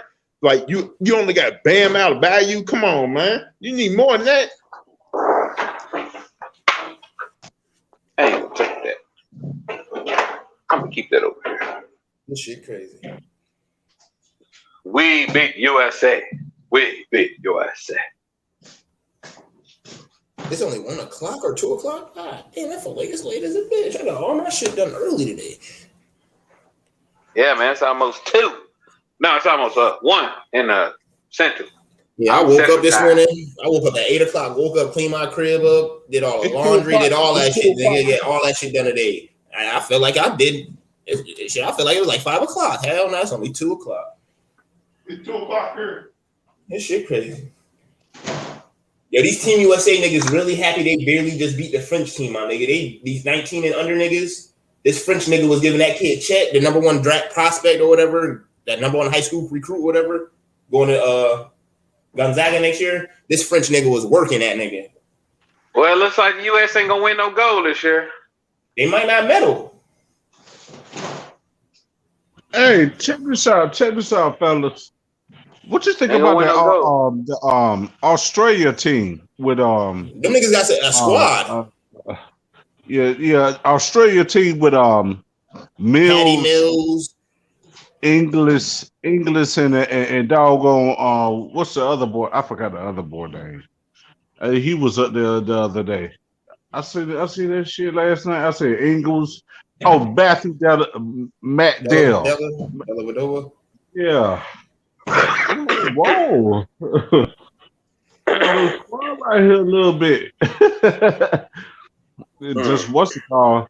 You know, I think what's it called played the small, don't it? Ingles played the small. I guess you have Mills and Dale in I guess point guard, shooting guard. What you think about that, fellas? I see that shit the other day. I said, man, okay. It's a couple of teams that's gonna be good and gonna give USA a run for their money because they got a couple of NBA players, and when they play for their team and their country or whatever, them niggas is Michael Jordan in their country, so they get the chance to go out there and give niggas 50. They're like, damn, I ain't never know Patty Mills was cut from a cloth like that. Yeah, Patty Mills nice. That nigga Michael Jordan. You know what I'm saying? Remember last Olympics, he was going crazy. It's like, yo, I ain't never know Patty Mills was this nice. Yeah, that nigga nice. He just not that nice compared to the niggas on his team, so he don't get the chance. But when he go back home, that nigga's Michael Jordan. Right. That last U.S. team that won the gold medal, remember they had to battle just to win that one. That's a fact. They had a couple of close calls. Yeah, I seen what's it called? What is Argentina? I ain't seen nobody there. I said I know who was there. Ginobili. Manu Ginobili. Ginobili. Spain used to give us a run for our money with the Gasol brothers and them. Yeah. U.S. just don't seem like they that good. Remember Puerto Rico beat us that one year, nigga, with fucking Carlos Arroyo and them, nigga? Nigga, Puerto Rico beat us, nigga. Them niggas had Carlos Arroyo. That was it, nigga. Hey, look, we just ain't look. These. That's why I say this generation of basketball is. I don't understand it, man. That's why I'm rolling with the old school Dream Team. Dream Team. 92. And Dream 92. Team, and then Kobe, and then whatever team Kobe was on. Yeah. 012. I said 012. I said 012. What the fuck? I think that was 2008. That's 08. That's 08, 2012. Yeah. Them two, yes, for sure. Yes, and it counts. Those are the teams that I like. Yes. See, people don't realize how important Kobe Bryant was when it came to basketball in this generation. Oh Lord, Jaleesa, look, y'all don't want to see that in the alley. The hell out of that. You better be calling Jesus. But you know what the good part about it did about Kobe? He's a basketball player. He was a basketball player, but he was a second generation basketball player. You know, with Joe Jellybean, with his daddy. You know what I'm saying? You know, I know he had to learn from others. You know what I'm saying? But you know, his daddy should have did him better than that, and that's a fact. He should have told the game of basketball like that. You know what I'm saying? Not Jordan and all them, but he probably could learn from Jordan and the rest of them. But Kobe being learned from the best, it had a practice to be the best. You know what I'm saying? So really, he learned the game of basketball playing overseas when Daddy played overseas. Yeah, but he played for the San Antonio. You gotta think he able to play with those grown men over there. Yeah, but you had to play he played with the San Antonio Spurs too. Joe Jellybean Bryant too. So don't forget about that. I knew LaMelo was going to be good. He was clowning LaMelo when he was overseas, averaging 5 points. Kobe always been playing against like professional competition. Even when he was in high school, he used to go and play against certain Philadelphia 76er player. Yeah, he probably went to the summer league, the summer leagues and all that other stuff, man. That's probably what he learned. They all tell you when Kobe was playing against certain NBA players when he was in high school, he always was asking questions about what it was like to play against, like what it's like playing against Mike, nigga, like when you guard him, and what it's like playing against this nigga. Like he's just a student of the game. See, he just didn't go off his talent. Man, that nigga just like studied, nigga, and learned shit. Like he wasn't, and Kobe was never satisfied with his craft. He always was adding some shit. Always was perfecting the shit. That's the reason why I was saying, like, I don't know how it was a question why LaMelo wasn't the number one pick last year. That nigga LaMelo was playing with grown-ass men averaging 6-7 points overseas when he was like 14, 15, 16, 17 years old. So even though he's 14, 15 years old, averaging 5 points, niggas like, oh, he averaging 5. Nigga, he playing against grown men over there. He ain't playing against no fucking teenagers in high school. Look, that nigga Kobe is a Virgo, nigga. Them motherfuckers are very serious and thrive on, nigga. Beyonce, like them Michael Jackson, like them motherfuckers serious, nigga, about like getting they shit in, nigga. Getting that's a serious thing, nigga. With them, nigga, they not playing. They are perfectionists. Yo, Trey, you know what happened on this day in '96? Your Lakers got Kobe. Yeah, because you got traded. He went to Charlotte, but he got traded to the Lakers for Philly. Hey, Philly could have had Kobe too, but shit, it wasn't too bad. I got Iverson. Yeah, but other than that, man, Philly had a chance. Philly had a chance. Just think about that. That's why I said that class. It was like you really couldn't go wrong with picking out of that class because kind of like everybody in that class kind of got a fucking ring, low key. Like that was a cold fucking draft class, man. Yeah, sure did, man. Sure did. I'm saying if there was a role player or on the bench or whatever, you know what I'm saying, or be the star player, that's what they did, man. So that '96 draft with AI and all them, you know, Kobe and all them, man. So it is what it is. Wherever you got drafted at is wherever you got drafted at, because I feel like every team can look back and say, damn, why we didn't get whoop-de-whoop that year? Like, you know, every team had a chance and look back and be like, we missed that one. Every team got their moment. Every team got their time where you pick. Oh, like you picked the wrong guy, shit, that year, shit. You know what I mean? Look, motherfuckers thought they missed out on Ben Simmons. No, you didn't. They glad they didn't get that motherfucker. See, he's one of them draft picks. He's one of them number one draft picks. See, that nigga Ben Simmons, he one of them number one draft picks that you happy you didn't get. Like, I knew I should. I told y'all niggas. Y'all like, why you didn't get Ben Simmons? I told you niggas. That's why. Yeah, just like Sam Bowie with Michael Jordan, right? Sam Bowie with Michael Jordan, right? or like Purvis Ellison. Or like Purvis Ellison. You know what I'm saying? He was an NBA champion in Louisville.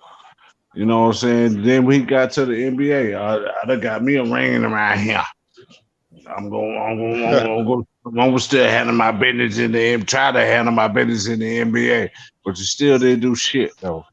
You know what I'm saying?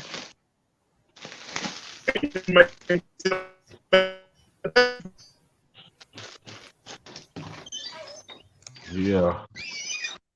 All right, Jackie. Don't say that. Ew, I'm 227. All right. Jackie, hey, look. You see, look, Jackie tear something up. Look at her. Jackie was bad, dog, back in the day. Jackie gonna tear something up, nigga. Look at that.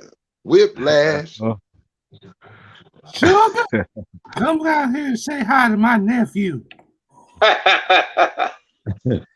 Yeah. Ew. Jackie, she look like one of them aunties. She like one of them aunties when she see her little nieces and shit like that coming there with their little young men. She like, She wants some of that. Yeah, she wanna try that young stallion. Yeah. Talking about you remind me of my husband. You remind me of my husband. No, I don't. Yeah, she reminded me of the late night creeps. Yeah. You remind us, when they tell you remind me of my husband, that's when you hit them with that. Yeah, you remind me of my Jeep. Yeah.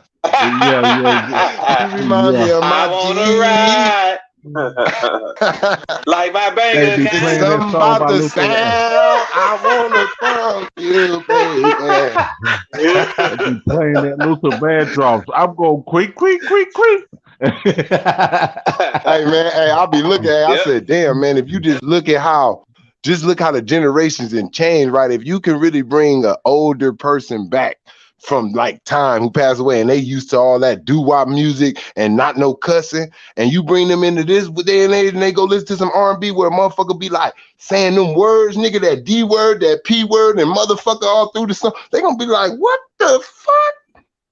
Yeah, they didn't do that. They wasn't able. Hey, back then they wasn't able to say motherfucker on their songs. Yeah, be like David Ruffin. So you got to think what that'll sound like. Cause look, I ain't gonna lie. I'm from a generation to where they used to bleep out ass. Like now you can hear them say ass on the radio. They used to bleep hell out too. Like they used to bleep out a lot of shit that you couldn't hear on the radio. You damn near didn't know what the fuck the song really said because they was bleeping out so much. Hey, but I'm gonna tell you this though. I heard a song back in the. I heard the song the early about a few weeks ago. And they said "Fight the Power" by the Isley Brothers. I said they cuss like that. I said they had a bleep that a bullshit. A bleep some cussing out, man. I was like, what? Isley Brothers were cussing like that? I said, Lord have mercy. Ronald Isley. Well, shit, you seen when R. Kelly got him up in there, that nigga's like, what the fuck is going on? I'm like, damn. Yeah, you probably got that nigga Isley, boy. You gotta adapt if you want to sell, but I'm just saying, like, just think about it. Back in the days, what they thought was sex, like what they thought was sexy back then, how they was boycotting a woman having a split too high back in the days. So just think if you brought that crowd back this day and age where motherfucker come out with G-string and then like tattoo paintings over their nipples, they ain't even got no bra, they'll pass out, man. Yeah. Yeah. They come out there right now and see, let them see, what's her name? Old girl from Texas be rapping, come out there, G-string popping, booty twerking and all that. They gonna be like, what the fuck? Yo, great grandma. Yeah. Yeah. They gonna wig out. They gonna be like the devil. They gonna hop up and say the devil is a lie. Yeah, but on the real, nigga. Whatever is 42 or 43. But shout out to Ticket TV with that. You know, we can go see them Jet Beauty magazines. Whatever's 42 or 43 on them Jet Beauty magazines, boy, you had to look at that. I want to watch this. I want to watch that. You remember when people used to win? You remember when people used to win their awards, and they used to be like, "First, I want to give an honor to God." They don't say that shit no more, huh? Mm-hmm. They don't say that shit at all, nigga. I don't give a fuck what nobody winning. It could be actors, it could be singers, rappers. When they get up there, they be like, I just want to shout out my manager and my label. I'll be like, damn, what about Jesus? What about God? Whatever you believe in. Like, God damn. Yeah. Hey, Trayvon. That's how. Huh? They can't do that no more. Yeah, I know they can't do that no more. That's what I'm saying. Ain't nobody asking that. That's why I get up there. I'ma scream it out. Gonna be mad at me. Yes. Thank you, God. What's going on up in here? They can't mention that. They can't mention that no more because shit. Hey, when they sign it, that's promoting because they're not trying to. They're not trying to promote. They're not trying to promote God. They trying to promote, other shit. That's all. That's all that is. But that shit just. I'll be feeling like no matter what, if you black, I just be like, I wonder if they mama immediately called them. Like, you know what I'm saying? Not like that, because my mama would. Like, I ain't gonna lie. If I was winning an award, nigga, and I ain't say like, plus if I ain't say thank my mama, like if I ain't say thank you, God, and I ain't mention that, boy, my mom probably be calling me. You be seeing me answer the motherfucking phone right there on the award show live. Like, oh, okay, mama, all right, I'm fit to do it right now. I just want to thank God. Yeah. You know what I'm saying? More than likely, you black, man, look, more than likely you black, your ass was forced to go to church, nigga, all the way up until about 11, 12, 13, till you got a little older. Like, your ass was up in church, nigga.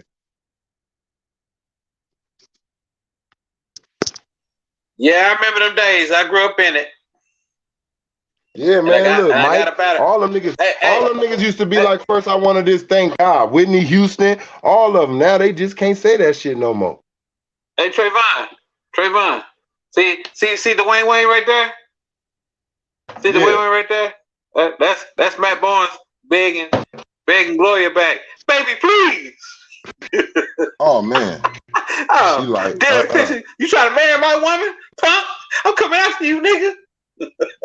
Yeah, I see that. I wanted to see that the other day. I'm coming after you. I'm coming after you. You trying to marry my girl?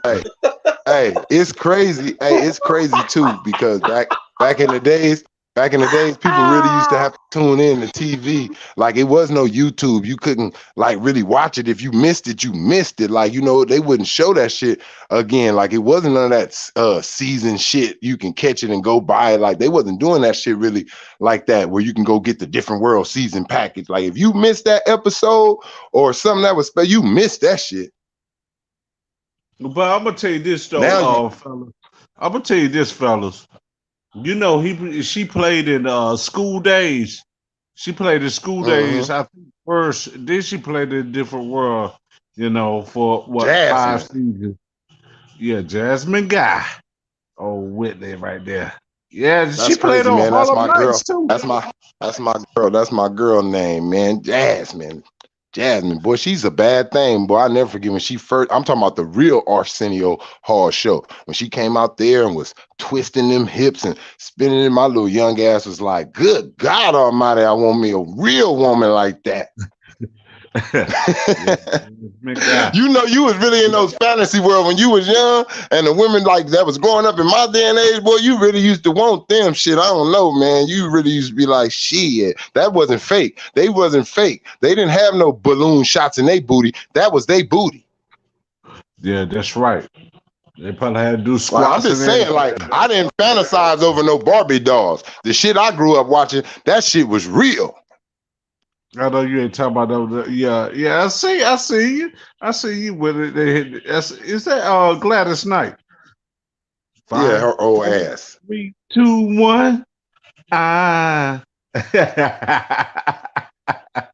Yeah, with Dawn Lewis. Dawn Lewis. What's a tall little girl? Tall little gal right there though too. Dawn Lewis. I didn't like her, man. I don't know. I never liked her. I always thought, damn, I'm not like that. I just like, damn, this woman, ugly shit. Mm-hmm. Look at Joe Morton. That's in with the his script, Terminator though. Ass. You remember how that nigga was breathing on the Terminator? I'll never forget that shit because I was watching that movie as a kid. I used to go outside and mimic the way that nigga was breathing and drop the bomb. I'm like, that nigga go for that shit. Yeah, Joe Morton said, I don't want that shit. Yeah, I don't want that shit. But you go on my stuff. Hey, Trayvon. Yo. Hey, see, that's Derek Fisher like telling you need to move on, man. That's Derek Fisher telling you. That's Derek Fisher saying, you get your ass up out of here right now before I call Kobe. Get your ass up out of here, man. Yeah. It's my girl. It's my girl. You see how Kwame was clowning his ass, talking about, nigga, she chose up, nigga, get over it. She chose up, nigga. She got tired of that shit, nigga. She wanted a better life. Motherfucker, she wanted a better life. She didn't want all the smoke. Look, she got tired of all that smoke in the house. She don't want to come in the house and there's smoke in this motherfucker. She don't like that shit, man. You wouldn't quit smoking weed, nigga. She had to go find her nigga. She want her nigga that don't smoke weed. That nigga Matt Barnes on here. That nigga Matt Barnes, like, look, she couldn't fuck with me. Look, she wouldn't fuck with me. She wouldn't have fucked with me because she would have known I smoke weed, baby. I'm like, Matt, I smoke weed, bitch. Hey, yo, check this out, fellas. He gonna meet you in the parking lot, Trayvon. I see this. Hey, check this out, fellas. I seen this, man, about a few years ago. And I seen this boy, the light skinned boy. His name is Dale M. Bell. You know who I see him with? You know, doggone Tempest Blesso, Vanessa from Cosby Show. I said, what the hell is going on? I seen this years ago. I said, what the world? Hey, I'm sorry. That's the ugliest goddamn Cosby child. Goddamn. That was the ugliest one. I never liked her scenes. I was like, why they pick this that girl? Woo, Lord forgive me. Lord forgive me. But yes, I didn't like that child. Mm-hmm. Yeah, Tempest that was the worst Cosby child. That was the worst Cosby child to me. And it was like they knew it. They knew she was the worst Cosby child because they always had her sad. Like something always didn't go right for her. She was always the one. Niggas leaving her. Nobody loved her like that. Like she was Janet, like from the Brady Bunch. You the middle child. Yeah, you right about that. Yeah, he got Rudy up here about grown. Looking good as she look. Yeah, Lisa Bonet, she need to get it together. That Lisa nigga Cosby was mad at her. He said, how I'm supposed to portray you as a Cosby kid good and everything, and you just went and showed all your little booty in that movie. Yeah, man. She fucked her acting career up, though. I ain't gonna lie. Lisa Bonet, she supposed to be like a real predominant like actress in the game, but I ain't gonna lie. Her doing that sex scene, getting naked, that fucked her career. It did fuck her career up. Oh yeah, fucking with a white man too. Yeah, that sex scene fucking with a white man. Mm-hmm. That fucked her career up doing that. Just like Halle Berry. Just like Halle Berry. She never sell again. She want to know why she sell again? Because it wasn't the white people that was really helping. The white people start fucking with you, but the black people was really supporting you and really going to your movies. And then you went and fuck Billy Bob Thornton like that. Mm-hmm. Yep, monsters. Then everybody was cool on you. They offered that role to Angela Bassett too. She said, "Oh hell no, no, ain't nobody gonna do me like that." Did they say she won an Oscar? Did they say she won an Oscar off of that? She won an Oscar only for that. Yeah, and she got paid. And she got paid. And I heard she got paid like 10 million or 20 million for each titty in Swordfish. Oh yeah. I see Swordfish. I think that was John Travolta and Hugh Jackman. Yeah, and that nigga Hugh Jackson. Yeah, Hugh Jackman in that one. But like that's what you got to do in that acting industry. Like you got to do some type of role that is like against your morals as a person, and to make everybody be like, what the fuck? Just like Denzel had to be a nigga, like a real fucked up ass nigga to win his. Yeah, to my something crooked. That nigga could have. Hey, Denzel could have won awards for Hurricane, John Q, Man on Fire. Man, look, they cheated that man out a lot of his little awards. They wanted him to go and just like fuck his image up. Don't be like this black role model in all your movies. We need you to be the fuck nigga. That's why they ain't gave it to Will Smith yet, off of his righteous shit, because Will Smith refused to do the motherfuckers and nigga shit and all that. Man, he don't sound right cussing anyway. He don't sound right cussing. I mean, it's because we wasn't introduced to him cussing, but I'm pretty sure he know how to cuss. We just ain't used to it because it's something that, he ain't introduced us to. But that nigga, I'm pretty sure he know how to cuss. He just, But the thing is, he knows, like he's being conscious of, he knows how powerful when you are a person on TV, how that is. It is kids that are looking at you and want to be like you. And when they see movies, they're going to go out there and portray them. When we seen shit on TV, you went right outside, told those jokes, try to do those karate moves, whatever it is. And it's the same now. Uh-huh. Oh, yeah. Yeah, but that was real spit right there, Trey. No cap. That's right. So they know what they doing, bro. When you see something on TV, you know what you're doing. You're gonna portray it. Guess what? No matter what role it is. Guess what? When we seen Life, Nobody gay, but you go out there and you portray the little gay acting parts though. Certain motherfuckers, they go out there, oh, don't be scared, don't be scared, and all that type of shit. So if you see a homosexual movie, you now guess what? You got some kids that they gonna link on to that shit. That shit powerful, man. Watching something all the time, seeing it, that shit powerful. That's why they got it called what's that shit? Promoting. That's what they got it. That's what they got commercials for. It makes you like that. You can see someone you wasn't even thinking about it. They show you a Taco Bell commercial. You like, damn, that shit look good. You was about to go and eat some noodles. That's programming. But you seen that? They got your ass. Now you in the car driving a Taco Bell. So what you see on TV does influence you. Yeah, they do a little bit of influence. But shout out to y'all. What it's called? It's called television programming. So when you watch a channel, it's programming you. That channel is a sports channel. It's nothing but sports. And so if a kid watches that, he's going to be sports influenced in his life. That's right, man. That's right. If a kid watch cartoons, he's going to be a cartoon-like type of person. Like he may like Comic-Con growing up. Shit like that. Animated ass nigga.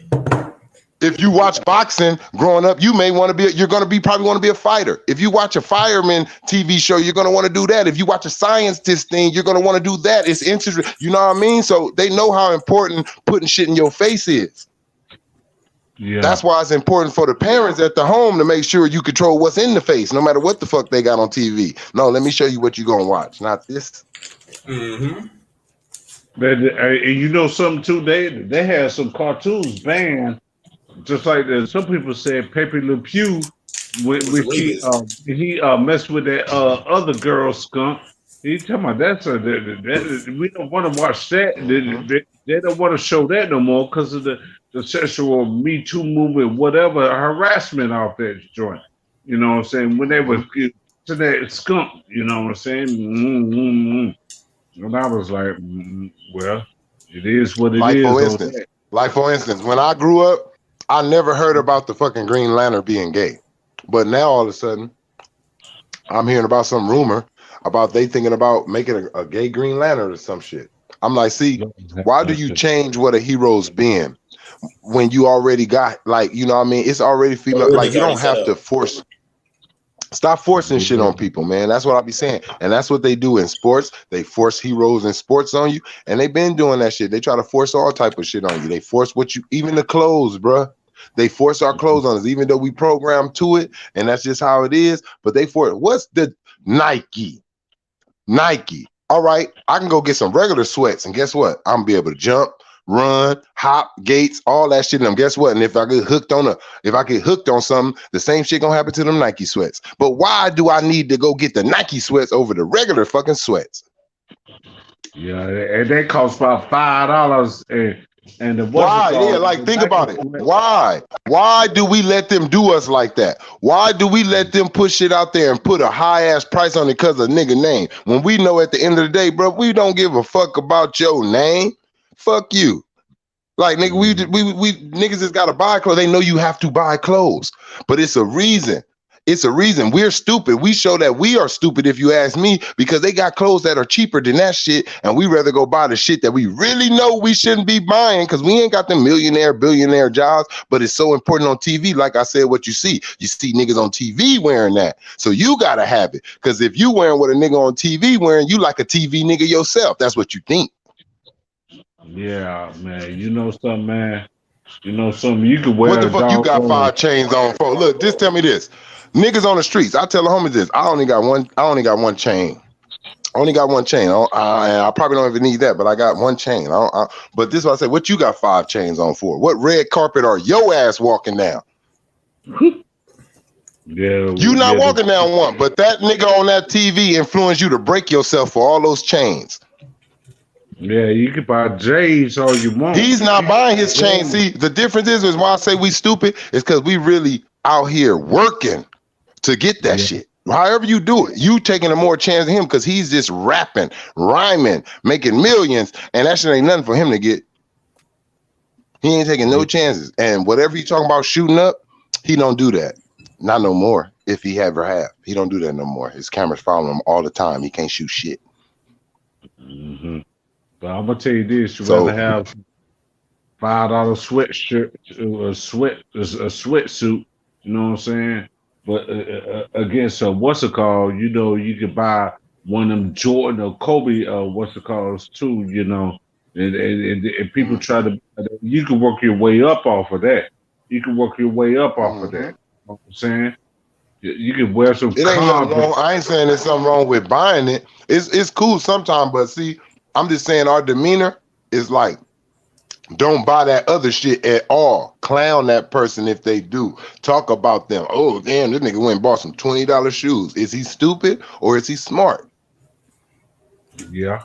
His feet still protected. Like, and you can go get some Nikes. You can go get some Nikes and other type of name brand shoes that cost 30, 50, 69, something like that. But we are so programmed to go get the 100-somethings.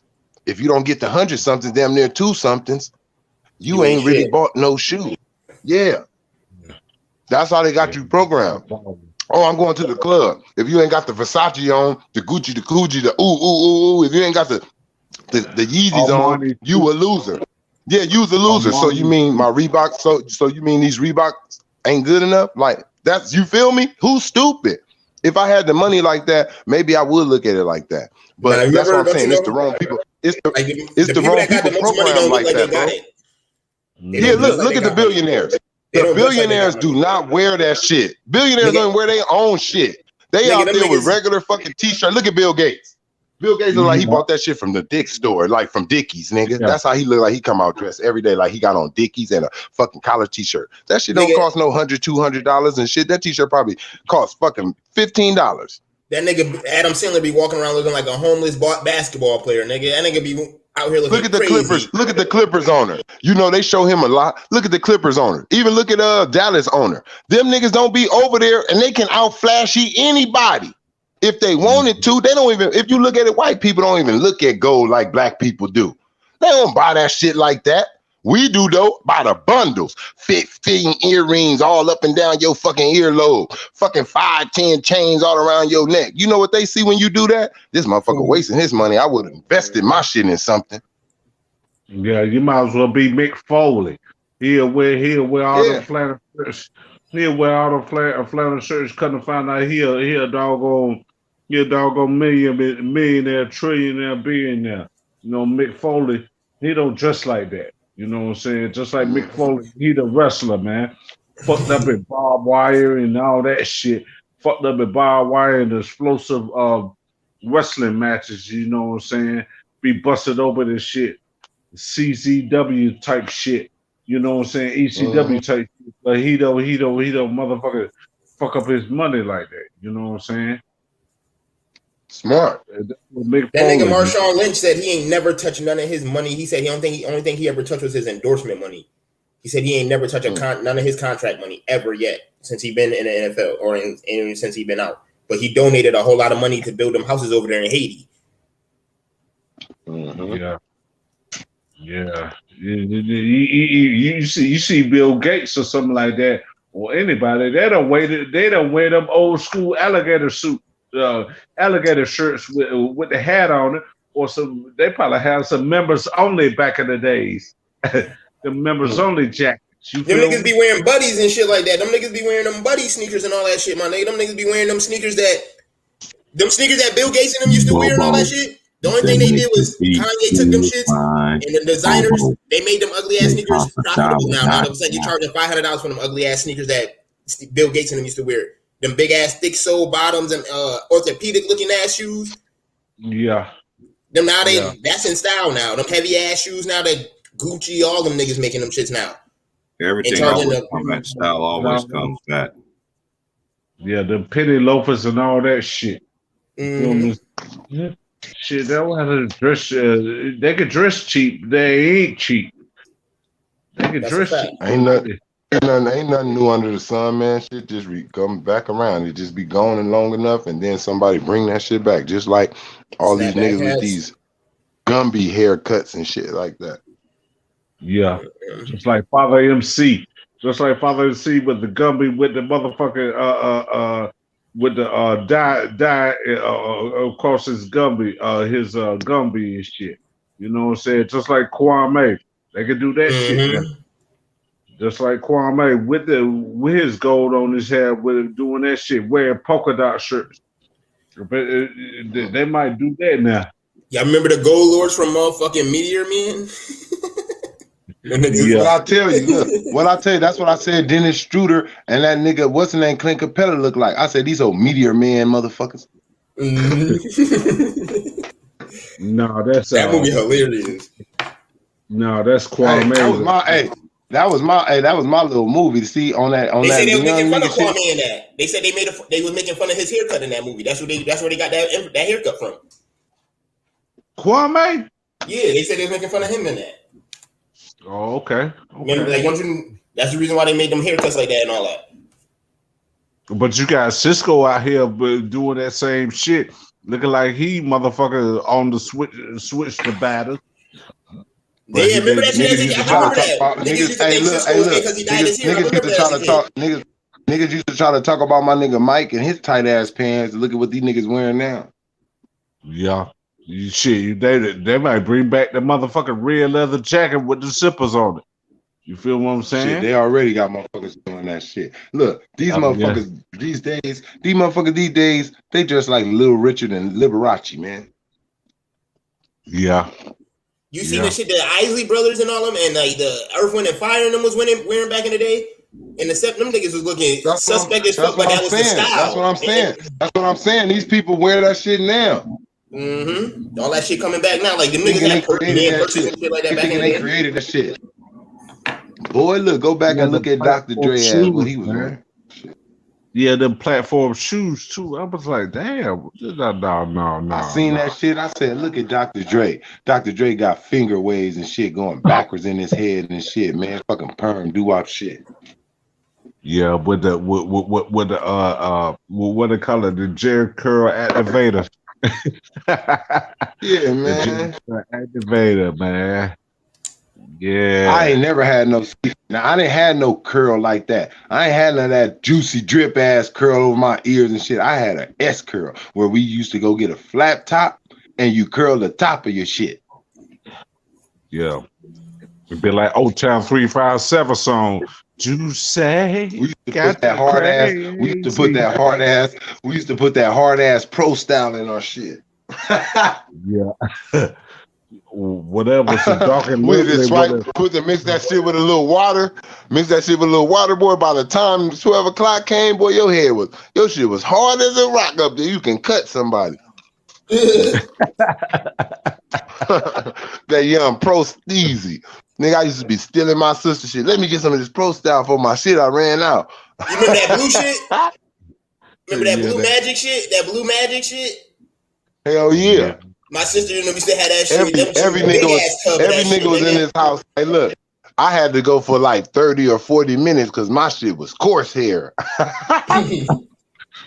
I remember my mom burned I seen all my sisters got their neck burned with that motherfucking straightening comb, that hot iron. Hey, look. Straightening comb on the stove. Yeah, that don't scratch your hair. Man. They tell you, look, if you've been scratching your head, don't get that shit put in today. That's a fact. This shit gonna burn. Fellas. I'm gonna tell you this though. Remember, you had the fattest haircut, the fattest box fade, and they still try to put the hot comb on your head, on your box fade. Remember they did that? I remember them days. They put the hot comb on my head when I had that box fade. Just had a haircut. Woo! Man, I can only imagine that shit was probably some pain. Yeah. You try to put it, you put it in by one mistake. Your side of your fade probably be burnt. Out here looking like, what's his face? What's that called? Denzel when he played Malcolm X. Old Detroit Red, when he was in the beginning, when he put that permanent shit and he had to go put his head in the toilet. Oh Lord, yeah. But like an old boy from what's it called? You know what I'm saying? But for the Temptations, DB Woodside and all them with that 60 cut. You know what I'm saying? I forgot the other boy name. his name was Charlie something, man. You know, so the one that played Otis Williams on The Temptation. You know. You talking about Leon? No, that was David Ruffer right there. That was David Ruffer right there. I know who you're talking about, though. I know the actor. Ain't nobody come see you, Otis. Hey, you know, he said he put that in there. He wasn't supposed to say that part. That part that ain't nobody come see you, Otis.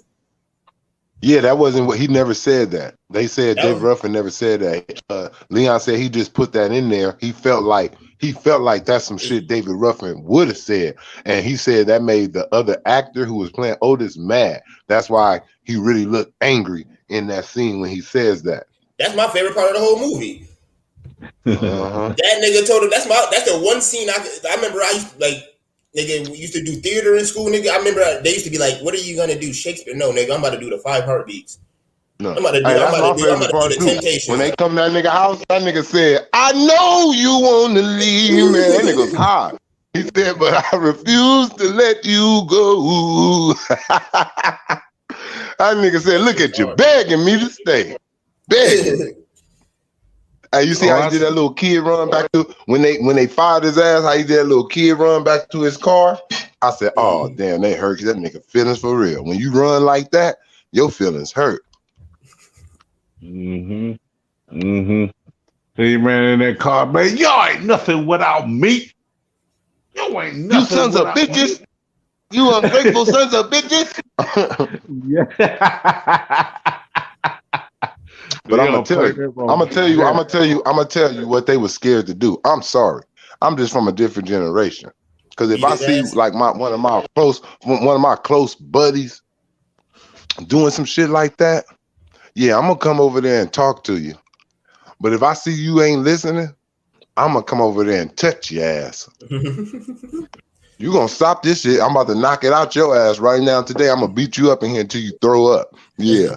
You're gonna start the TV show instead of Touched by an Angel, be Touched by a Temptation. Hey, that's our generation. Look, hey, that's our generation. I'm just saying, if we came in and seen our homeboys doing some drug shit they wasn't supposed to do, they knew they was fit to get fucked up, straight up. Niggas don't like to be held accountable though. You gonna get talked to, and you getting fucked up. This a no, nigga, and this a warning. You better not let us find you doing this shit again, boy. You ain't gonna be out here looking all cuckoo. I seen a lot of crazy OG niggas that I was under, that had that problem and got fucked up by the guys, dog. And it wasn't because they was fucking them up to be bogus. It's because the niggas loved them, bro, wanted them to get off that bullshit, dog. That's a fact. Hey, good morning. I had to get it for you, Trayvon. Yeah. Hey, that's real. Hey, it ain't. Look, your parents whoop you not because they hate you. I don't know. Some parents kind of crazy. We know those ones. We ain't talking about that. Like we know that's that abusive shit. I ain't getting on that level right now. But your parents whoop you, but it ain't because they just want to. It's because you did something that they really afraid of you taking with you as you get older, stealing or something, lying about certain shit. Like you get whoopings on a certain level. Like the whooping just don't come on GP because you knocked over a glass. Like, oh, whoop his ass. No, it's something. And they doing it because they love you and they want you to know, don't do this shit. This shit is a no-no. That's a fact. Like, it ain't no, a nigga just want to beat on you. That's what I'm saying. And in those times, they didn't put their hands on the motherfucker because sometimes you got to wake a motherfucker ass up. And if I got to be here, I'm serious. Look, how they walked out his house without him, that was wrong. Y'all see the problem this nigga got. You see it on the table. I would have kicked that table over. Boom, all that dope, all that shit. Nigga, what's up in here, boy? Fuck wrong with you, nigga? Slapped his ass up a couple times. I ain't playing, nigga. And when you sober up, you can come and get it back. Yeah, that's right, man. Little children don't be supposed to be doing that. Nigga, I tell my anything. homies right now, nigga, if you see me, man, if any of my homies see me out here smoking some fucking Sherm or something, you better beat off in my ass and you better drag my ass off with you too. Don't leave me, nigga, because I'm weak right now. That's a fact. Like all these rappers and shit, these niggas on these leans, on these Percocets and all these pills, they thinking that shit. You don't leave a nigga shit. like that, bro. That's some real shit. If you really care about a motherfucker, bro, look, when you care about your family member, right? They go to the hospital or something. You don't leave. You there. Hey, I ain't going nowhere. I'm here tonight. Yeah, I'm making sure everything gonna be all right. Your sister on some drugs or something. If you had a brother or something like that, and you know that nigga kicking, you know when you kicking, you fiending for the shit. So you go out and try to fix yourself. So why you gonna leave? Why would you leave them there by themselves? That's stupid. No, you coming to me to my house while I watch your ass. Yeah, man.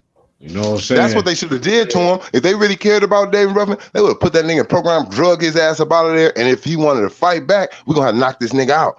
Period. Get this nigga out of here. Shit. Beat him up a little bit to where he understand. You coming with us, we up here making millions of dollars, thousands, whatever you want to call it back then. And you trying to blow that shit away?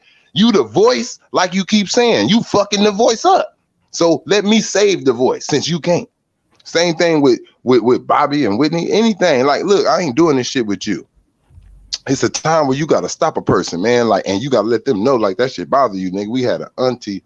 She just kept on drinking. She was drinking once I got out. She tried to I go over there to see her. She tried to tell me, oh, nephew, can you go to the store? Give me something to drink. Oh, hell no.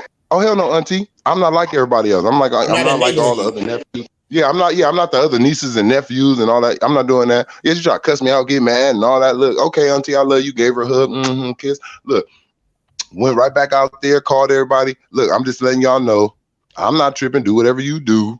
But if I'm around and I see you soliciting to auntie, me and you gonna get them up. Because if something happened to her, you're gonna feel like you did it. So, and I'm gonna treat you like you did too. You speeded it up.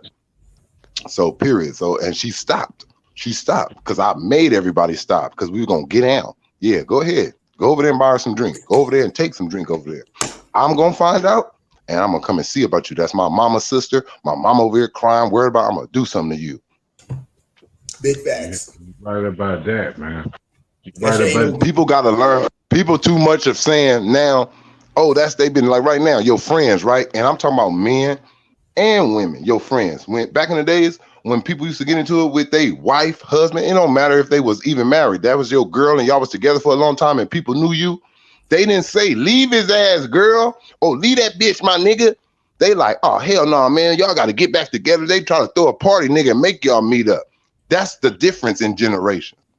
That's a fact. You always got that funky ass homegirl or that funky ass homeboy who fucked their last relationship up and want you like them single out here moving around and shit. This girl, that man. Nah, look, no. I'm gonna work my shit right on out. Listening to your ass. I didn't get in this position listening to no nigga. I ain't finna listen to your ass now. Yeah.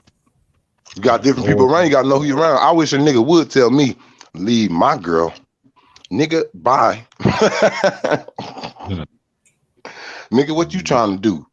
What you on? Nigga trying to have her single so goddamn fast. What's up with you?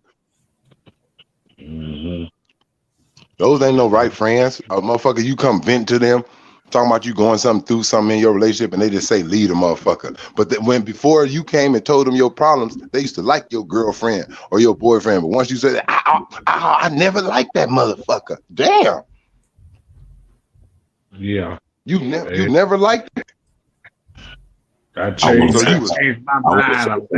I want to say something on that because that's how it was back in the day, man. Because even when back in the day, there was still people that was, I like to tell my friends is you need to stop telling everybody who your business and your relationship, what you got going on, because that same person is skinny grinning in your face be the same one. As soon as they find out you're not together with this person, then boom, they all in your, back then, you had to go see them or had a phone number or something, unless they had a pager or something, that was, this is way before where you at and all this other stuff. You know what I mean? You really had to go, you really have to find some kind of way either go see that man or see that woman. Nowadays, now it's hard to trust anybody because a lot of these women, they're telling their homegirl don't be with them, and they want to get down with you. Or you got some people that's really crazy nowadays, man. I always tell people, don't tell everybody what's going on in your relationship, because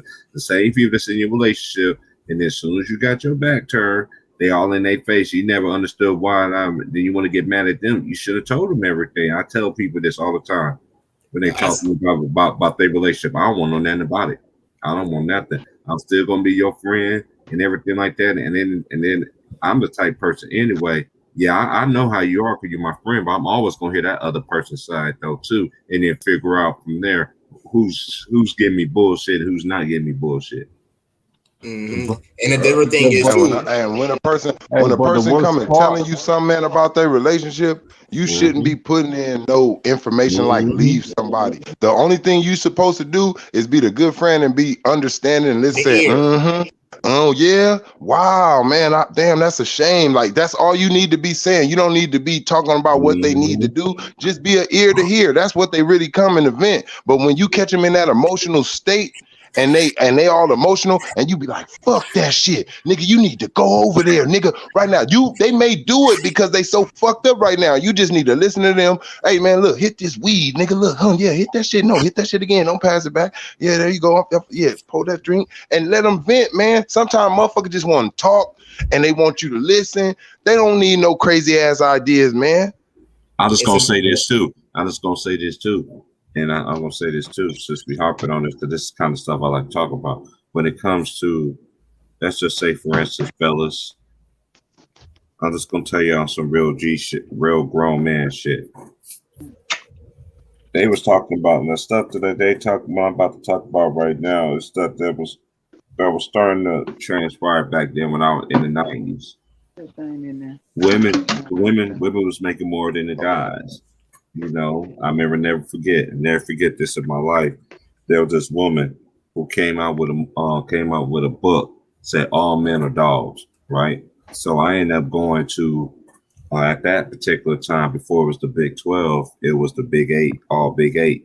All the black students from all the black colleges always meet somewhere different. But this particular year they was at K-State.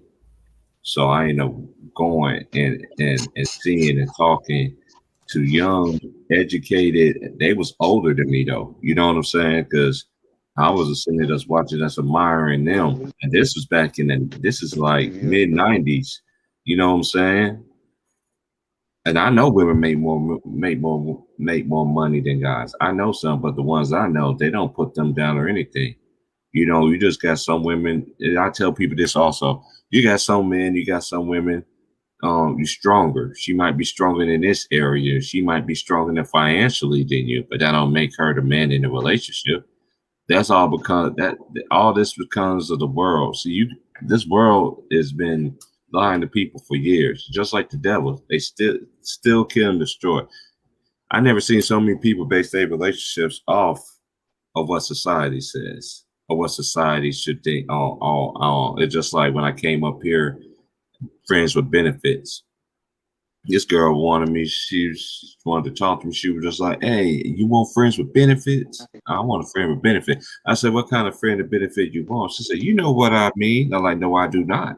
Because everybody friends with benefits is different. You got some friends with benefits that don't have no sexual contact, no touch or anything. They just want a person to sit there and talk. So you just got some that just want to get it on. You just got some just every time you go somewhere, they with you. You know what I mean? It's levels to this. It's different. It's different. But you know the worst part about that, you don't want nobody that's take care of your kids. You know what I'm saying? That's your kids. You know what I'm saying? And that's the messed up part about it, about that stuff too. You know what I'm saying? You don't want nobody seeing you. You see them with their kids, y'all having a good time, and you ain't doing nothing about it too. You know what I'm saying? That's the worst part about it. You can't have kids, and you ain't taking care of them. You know what I'm saying? Just like the NOG and the Bulldog says, be a father to your child. You know what I'm saying? You know what I'm saying? For our deadbeat brothers, man, you got to be a father to your child, man. You the one made it, so go lay in it and take care of them. You know what I'm saying? That's the part about that. You know what I'm saying? When you don't have no kids, you could be free. You could be a free bird like a Leonard Skinner. When you don't have no kids, you could go somewhere else. You know what I'm saying? And try to find somebody that's good, that's better. You know what I'm saying? Just like men with women, women with men. You know what I'm saying? It's a different time and generation. I understand that, but I feel like back then we had neighborhoods in a community. Nowadays we in a hood and in a trap, and niggas is glorifying the worst shit in life and making you feel like if you don't go through X, Y, and Z, you ain't a real nigga. If you ain't been through this or you ain't been here, you ain't been there, you ain't a real my nigga. How are you to tell me how real I am because me and you didn't go down the same path in life? That's the reason why that's why you are who you are, and that's why I am who I am. Like they calling that little black girl weird and all that shit. No, my nigga, Zayla, she's a fucking genius. She's a prodigy. She ain't weird, nigga. She just because she doing something that you can't do, don't make her weird. I don't like shit like that. LT, hold on. Let me see who this person is. LT. Hello, LT. And there's another thing too, T Price. You know what I'm saying? You got people that they have a divorce or break up. You know what I'm saying? They still go see their child, man. They still go see their child, have about a couple of days with them, you know what I'm saying? Oh yeah, I know because my co-parenting, that's what they call it nowadays. My oldest nephew went through that, and he still know his dad is. I know I had a lot of female friends that was like that as well.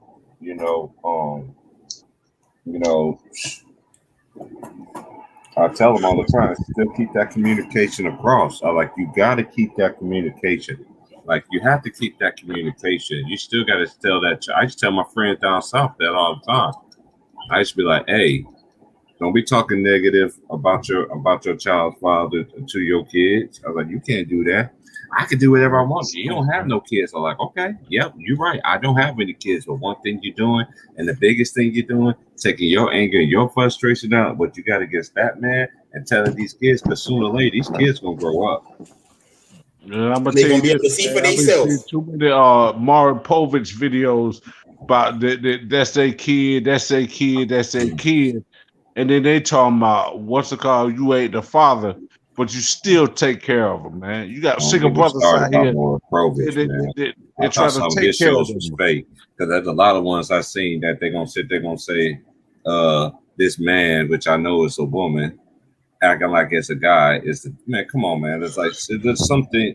It's like one thing about Maury Povich is another.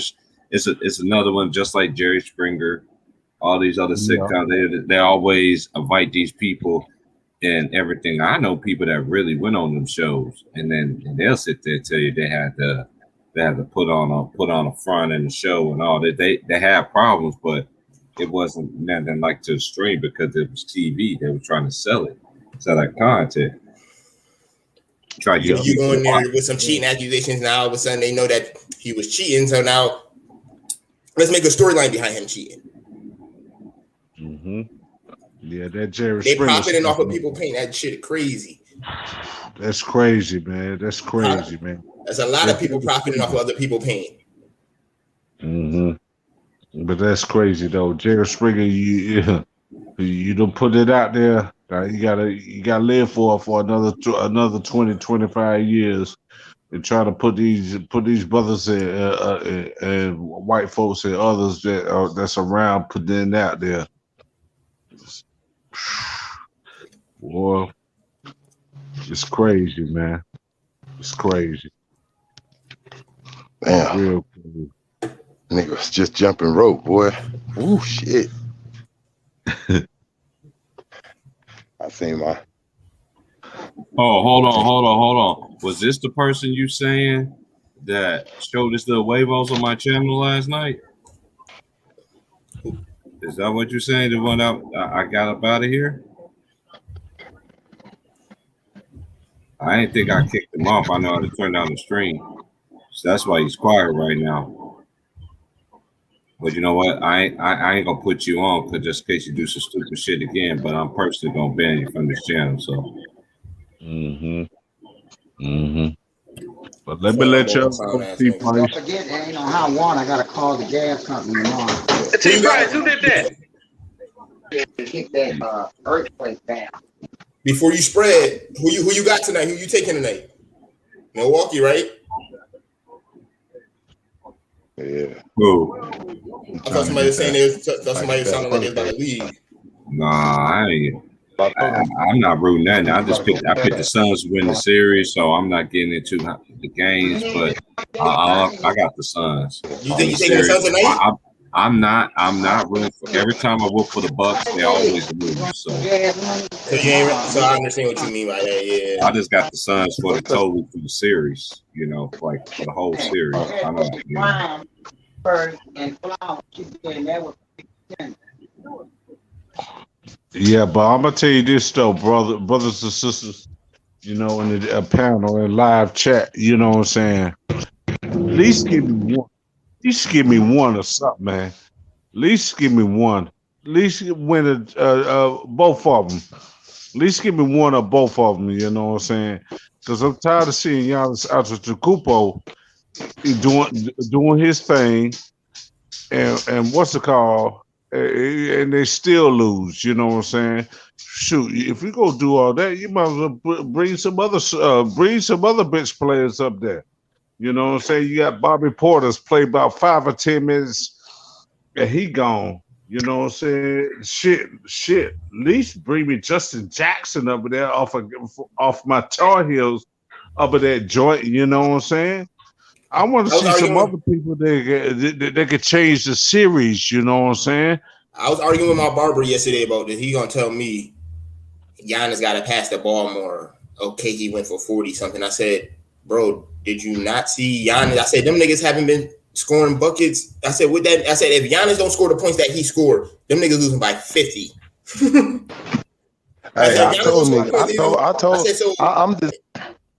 He don't got the skill to take. Man, look, Giannis he's big, he's athletic. What he does is amazing, right? For just that, and that's what I'm saying. Just think if he add the regular basketball utensils to his game, how better can this man be? If he knew how to do, if him and Ben Simmons knew how to do the basic fundamentals of basketball, and that's shoot a little bit. Nigga, y'all can't even shoot a little bit. And I mean that from the bottom of my heart. These niggas are getting paid some of the most money ever in the world, and you can't do the one thing that this game was made to do. This game wasn't made for niggas to dunk. That's what. It's like being a boxer not being able to take a punch. Yeah, like that's like being a boxer that don't know how to throw a punch. You feel me? Because that's what you supposed. See, boxing ain't on dodging. It ain't. I mean, you need to know defense, but it's more offensive thing. For you to win, you need to knock this nigga the fuck out. So for you to win too, you can't go 0-0. Y'all gonna go overtime. You need to know how to score too. And before niggas was dunking, they were shooting the ball first. That was the first one. The first thing they taught you was dribble, pass, and shoot. Not dribble, pass, dunk. It was dribble, pass, shoot. Because majority of the niggas majority of the people who play ain't gonna be able to dunk like that. You know, it was back then. It was certain niggas. So yeah, it's like, come on, Giannis, either be a fucking center or add more to your game. Either go down there and you don't even got post moves, nigga. You bigger than anybody who's kind of guarding you. You don't got no post move, no left spin, right spin, fade, hook shot, nothing, nigga. You don't got no moves. That's why that Milwaukee Bucks team keep ending up like they do. Just period, man. At the end of the day, y'all can keep going and grab all the players you want. But as long as your main focus is Giannis and he's not adding on, y'all keep telling him he's just fine where he's at. The media keep lying he's fine where he's at. That's what he's gonna think too, and he's not. The reason why Kobe got to his level, gonna win tonight. They're not gonna win shit. I already told niggas this CP3 championship all the way. I gave them niggas a little leniency and said they gonna get one game about this, but they may get their ass broomstick. You said call Alice? You said call Alice because she about to sweep up? Alice from the Brady's? From the Brady bunch? Trying to sweep up? Trying to sweep this shit up? I know you're talking about. Yeah, T-Price, that's an old school white show, nigga. The nanny, don't know about that one, yeah, but I know about that. What was he, the nanny? The family. Alice, she cleaned up everything, and she was yeah. Oh, have an attitude like Florence. Yeah. Alice, yeah. You know I know about the nanny. She got that real No, I'm talking about the Brady all Bunch. of my Remember? nose will always Yeah, grow. he's talking about the nanny of the Brady Bunch, T. Price. Oh, they from the Brady Bunch? Yeah, Alice. Yeah, the nanny. Alice. I know you're talking about. Yeah. Dang.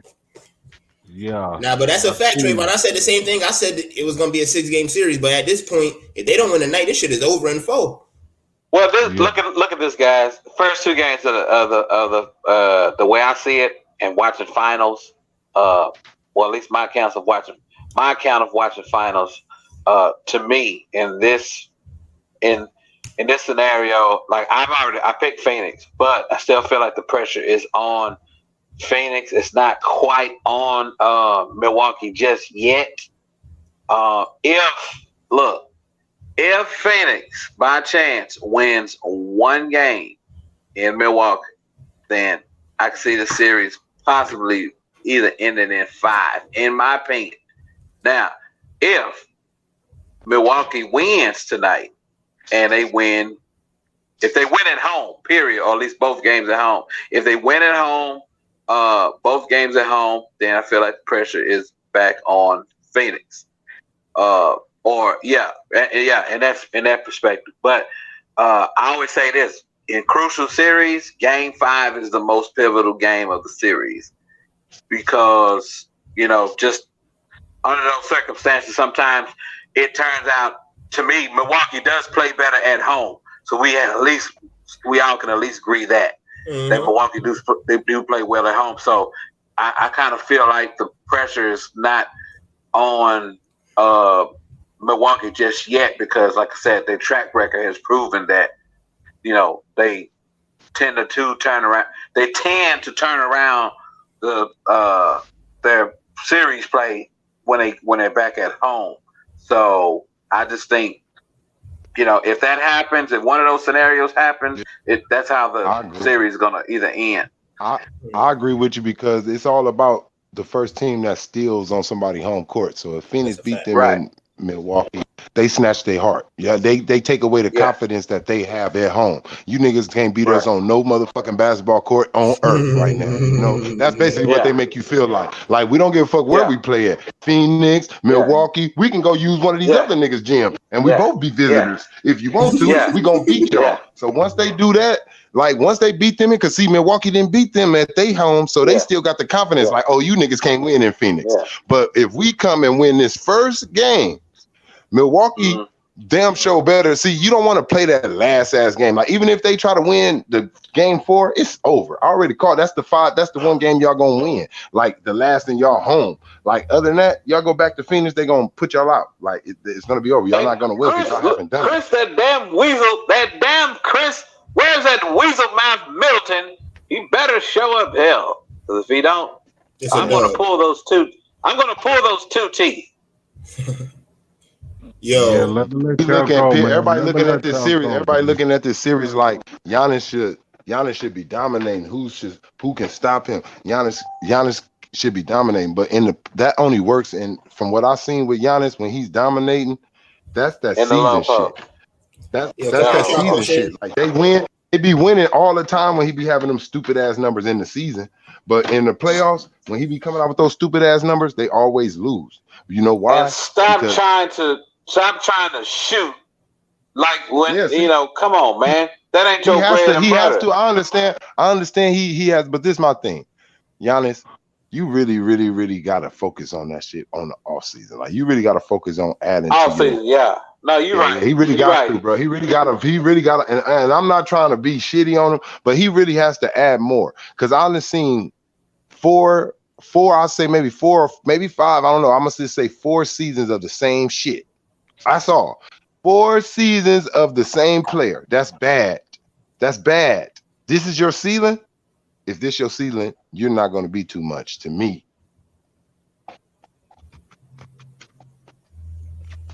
I'm on my Cat Williams shit over here. I'm on some high dumb nigga shit. But I was over here thinking about like all-star games and shit like that. Like, I like that new format they got with the pickup rule, like the pickup game type shit. But like, don't you know how they still got a captain like East and West? Like, whatever team win, either that captain on that East or that West, whoever win that game, that team, like that conference should have home court advantage in the finals, no matter what. You know what I'm saying? Even say Milwaukee record was better, like or LeBron team won no matter what. But I'm just saying, like whoever team, like even if the Eastern Conference team has a better record than a Western Conference team, that Western Conference team won an All-Star game, they should have something more to play for, especially and keep that Kobe Bryant thing they got going, like that final score shit. That'll score. Yeah, I think that'll make the All-Star game competitive. Because especially most of the niggas that's playing in the All-Star game are the ones that's gonna be fighting for the championship. But niggas gonna feel cheated though. Niggas gonna feel cheated though. Watch, like it's gonna go both ends. Some niggas gonna be cool with it, and some niggas gonna feel cheated because they gonna feel like nigga we 60 something and 15 or 18, and these niggas is 50 something and fucking 20, and they get home court. Man, it's some bullshit.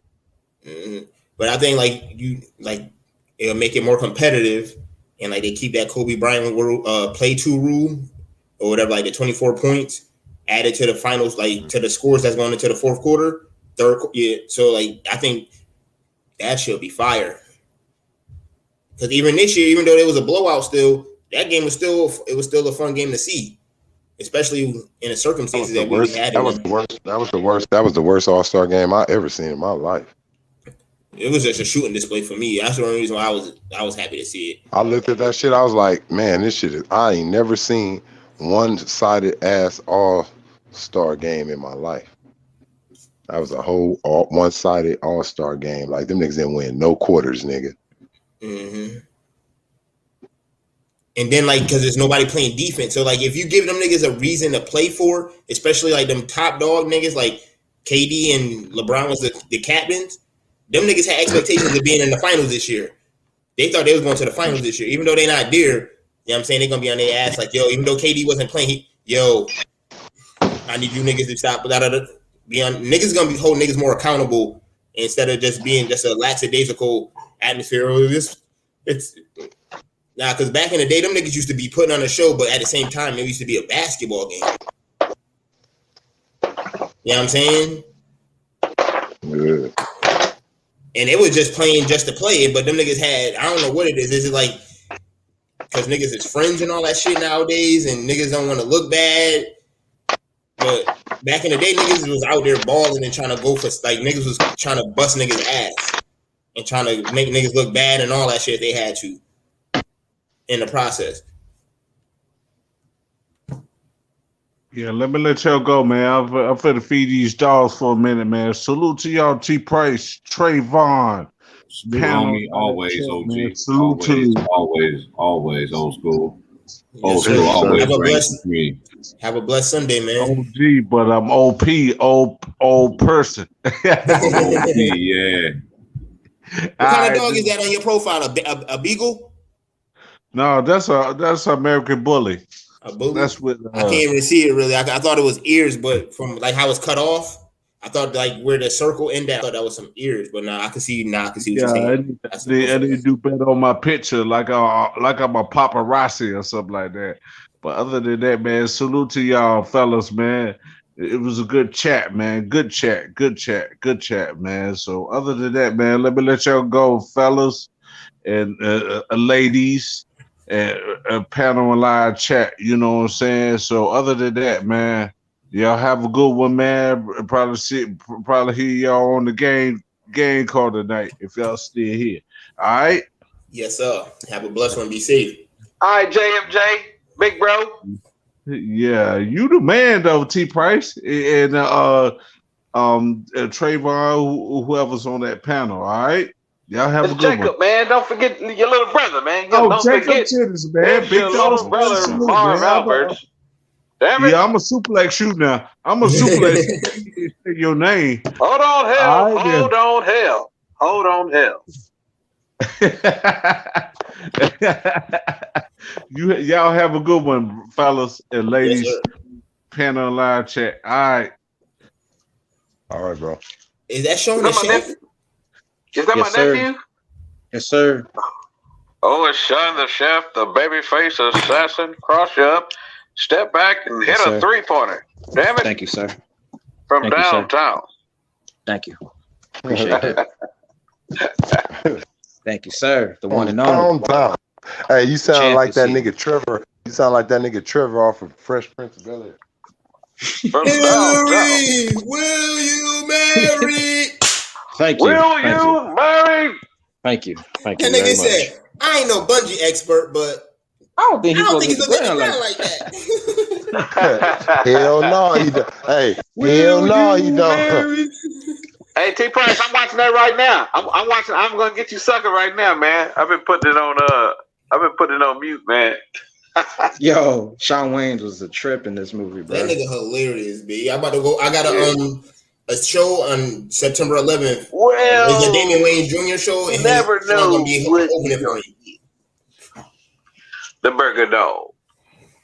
Stacy? Don't say my name, homie. You think my sister a hoe or something? No, I just think she look good. I just think she pretty. Give me a cut. That nigga Slim and Q said, he said, nah, that's my fight. I got this. Okay. He said, but you got one off on Stacy, man. Nobody ever did that. Hey, didn't she used to be on the Popeyes commercials? To my Esther? Mm-hmm. I don't remember. No? She was cold on on Martin. No, yeah. I remember on Martin. And Show, Grant, I could have sworn I seen her on a Popeyes commercial. I don't know, man. I can't tell you that. Sean wasn't even born when this was out. Hell no. He went out and running. There go my girl right there. Kim, boy. Oh, yes, Lord. Yes, Lord. Chocolate. Chocolate of berry, sweet of the juice. Follow the drip. Boy, something about a black cup of coffee. Yeah, that one nigga from the Warriors. Yeah, well, I'm gonna tell you right now. That's why I'm gonna need some cream. I'm gonna need some cream in mine. Goddamn Trayvon, I knew you was a hopper. I knew you was a hopper the whole damn time. Huh? I'm gonna need a little cream in my. I like them. Hey, look, I like them. I like them all. I don't even give a shit what color you is. Ain't a wrong with cream. Ain't a wrong with cream. I'm not. Look, see. Let me tell you. See. I knew you was racist when it came to women. I knew it. Hey man, I ain't racist. I'm not racist when it comes. Hey, I'm not racist when it comes to women, man. I don't care what color or creed or ethnic you are. Hey Trayvon. Be good to me. I'm gonna be good to you. Hey, my mother was a beautiful woman back in the 70s, man. Trust me. I heard a whole lot. Man, what you mean back in the 70s, man? You better say your mama beautiful. Boy, you better say your mama beautiful in all of the 80s and 70s and 60s. Hold on. Whoa, wait a second. If I show you a picture of my mother, what she looked like, you'd be like, God damn. You'd be like, God damn. Telling you. That's how bad my mother was, man. My mother was bad. Trust, she was beautiful. Trust me. Up to now, my mother had all her hair. Never had weave. Never. Ever. She was original. She was original sister. See what I'm saying? My daddy was light skinned. See what I'm saying? So ain't no racism in me, brother. Not one bit. Not one bit. No, sir. No, sir. I'm sorry, Byron. Hey, Trayvon. That's Gloria saying goodbye to Matt Barnes, and she running to you. That's fucked up. Trayvon, where Trey go? You still? I'm so sorry, Brian. I know y'all know that's that one right there. Man. That's that baby. You talking about you on this one? Hey Trayvon, that's Gloria saying goodbye to Matt Barnes. She running to you, Derek. Hey, look. Hey, the difference too. And let me tell you this. Look, the difference too between me and Derek That nigga Matt would have been thinking like 6 times before he ran up on me. Hey, I'm running up on you. Come on, nigga. Wait, cut the cake down, nigga. Matt would have had to think about it. Like, man, I would have been like, yeah, man, you already know. Cause see, Derek Fisher, he's like that. He ain't no bully. Like, he don't give you that vibe. Like, I want that smoke if you come with it. Like, I ain't saying he's scary, but he just don't give you that vibe that he wants smoke in his life. See, me, I keep smoke around me. Matt, what's up? Yeah, Trayvon, we know you keep smoking around you. You gotta smoke. Cause I know when you be in that car, you gotta look over your shoulder, hoping that old man don't show up. Yeah, I got you there. I ain't gotta. Hey, look, I ain't gotta look. See, this is the one thing. See, where Derek messed up, I would have told her, look, leave him, divorce him, do all that first. Look, we ain't gonna do nothing. Do all that first. Then he would have seen the new king. Then he would have seen. Then he would have seen the new king come up in there, like, yeah, this me, this me, nigga. Yeah. I know I seen your car leaving my driveway. I'm not fit to be. Look, I'm not. Hey, I'm gonna tell you right now. I'm gonna tell you right now. Somebody, I'm not fit to be loyal. Hey, this is how their favorite player be. They be like, "Will you marry me?"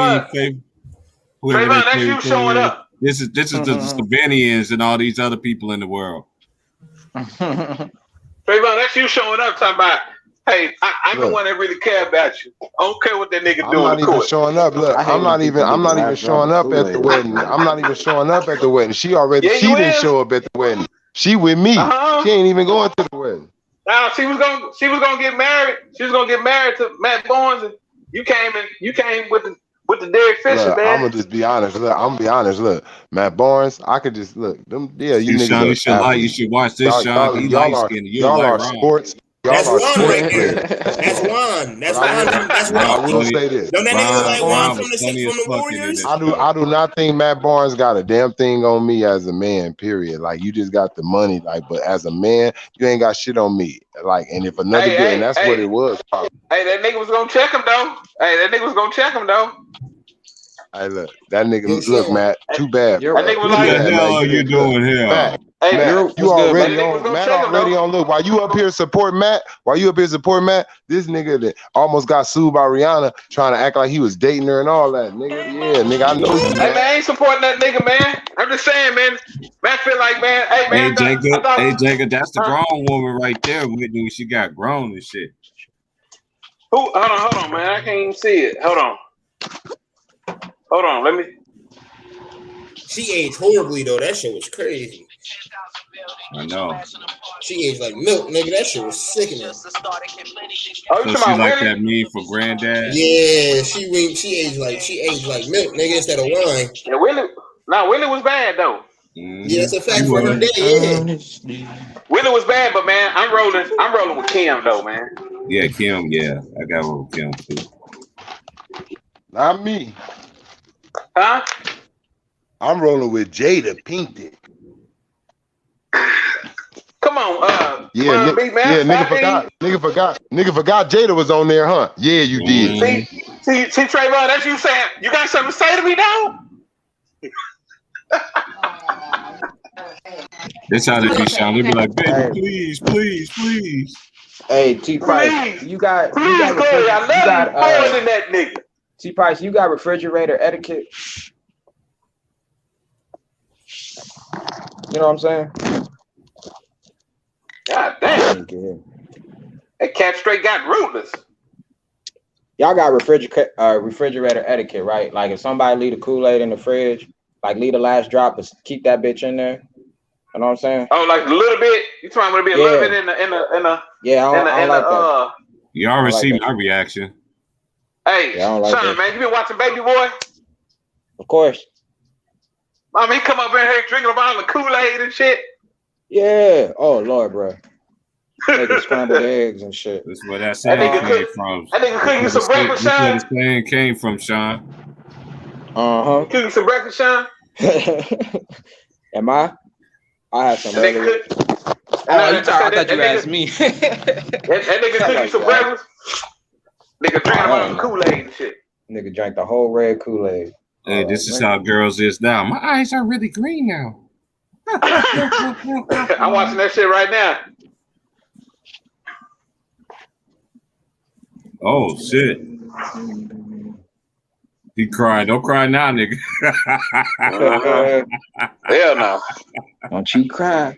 Don't you cry. Don't you cry, motherfucker. Don't cry now, nigga. You remember that scene that motherfucking Don't Be a Menace when that chick turned into a demon on Marlon ass? Oh man. Hell yeah. I always fast forward. I always fast get your ass back here. Anything that That was dealing with another scene Marlon he's showing doing his black sexual ass. acts, I fast forward. I He love always for showing Marlon his House black not to do his sex, not to watch his sex scenes. Oh, I can't do that to Sean. I can't do that. Yeah, his sister told him, his sister Kim don't be playing with that nigga about that shit. She hate that nigga for doing that shit. T-Price, you were dying on that last stream with me and Mook. I played that back like 4 or 5 times. You were rolling. When I was on Ticket Channel? No. When on your stream where it was me and Mook, I think Tyree was there. You were there obviously, but there's a few people there. But it was when me and Mook were going at it about the Kawhi and that shit. That nigga didn't get no round. That shit from a couple 2 nights ago with D Money, nigga. That shit was hilarious, nigga. I was in tears listening to that motherfucking I straight. see Matt Moses. Matt Moses said, "Where D Money and his cousin at tonight?" Last night in the chat. That shit was funny as fuck. His cousin. Ooh. Yo, my nigga, she was on that nigga Mookie ass and like. Oh my god! And she was giving niggas game. I respect her. She was giving niggas game, and niggas wasn't even listening. Why me talk? You don't need to talk about it, but yeah, Mook was off the wheel that night. I was like, yo, that nigga disrespectful, boy. That nigga wild. Yeah, Mook was off the wheel. The Blaylock Jones. Mook was off the wheel that night, bro. You gotta call that nigga Marvin now. That nigga Marvin Jones. Y'all just saw the half of it. Blaylock Jones. Hey, but the beginning of this, he actually ran to the thing, didn't jump. He ran all the way down the line. That little kid? Yeah, he ran straight ahead to it, then jump, then dunk. And Big Yo, Big Worm, I wish you were there. I wish you were there on that D Money stream that night, bro. That shit hit the corner, hit that nigga head, the corner backboard. When I tell you I was crying, nigga, I was crying tears because of that stream. Nigga, I watched that shit twice. Nigga, that shit was 6 hours. I said, yo, this nigga, yo, she was keeping shit 100. And I respect her for that shit because she gave niggas game and all that shit. And that shit went over a lot of niggas' heads. Damn, that nigga didn't even get nowhere.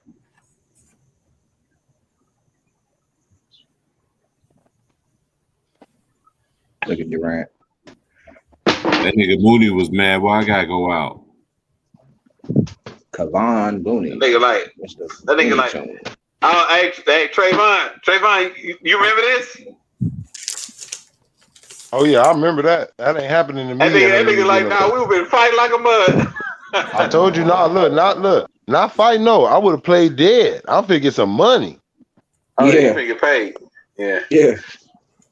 Nigga, this nigga that hit me in my face. Look how he threw it in there. He supposed to ran and just let it go in the man's face. Nigga, you caught back on me.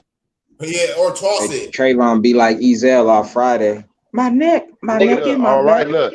All right, look. You saying that? Look, I know you saying that, but I gave you the idea. Now you damn right. That do sound good. That is what a nigga need to do. Yeah, sue they ass. Yeah.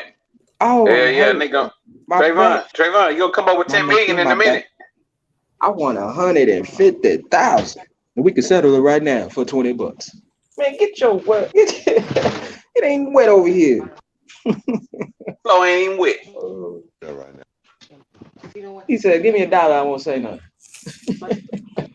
Hey, I like that interview with Russell Westbrook. And that nigga was interviewing Russell Westbrook. That nigga said, "Russ, you all right?" He said, "No, it's you. I just don't like you." Oh yeah. You remember about that other one where he said, "Did you guys win this game or lose this game?" He said, "What? Y'all niggas tripping. Yo, what's wrong with you, bro?" How old was you in this interview? I told you that was the coldest one. Ooh, a baby. Oh, the baby. Breath smelling like it was NBC then. It wasn't no ESPN and no. Yeah. That jacket is nice. I want that warm up. With Shaquille O'Neal and Penny Hardaway with Mahad Rashad. Nigga ain't used to seeing them saying the NBA on NBC. NBA playoffs. NBA playoffs. That was when AI was balling. I ain't lying, nigga. AI used to come with the fresh braids, man. AI used to have the fresh braids back there. The freshest of the freshest.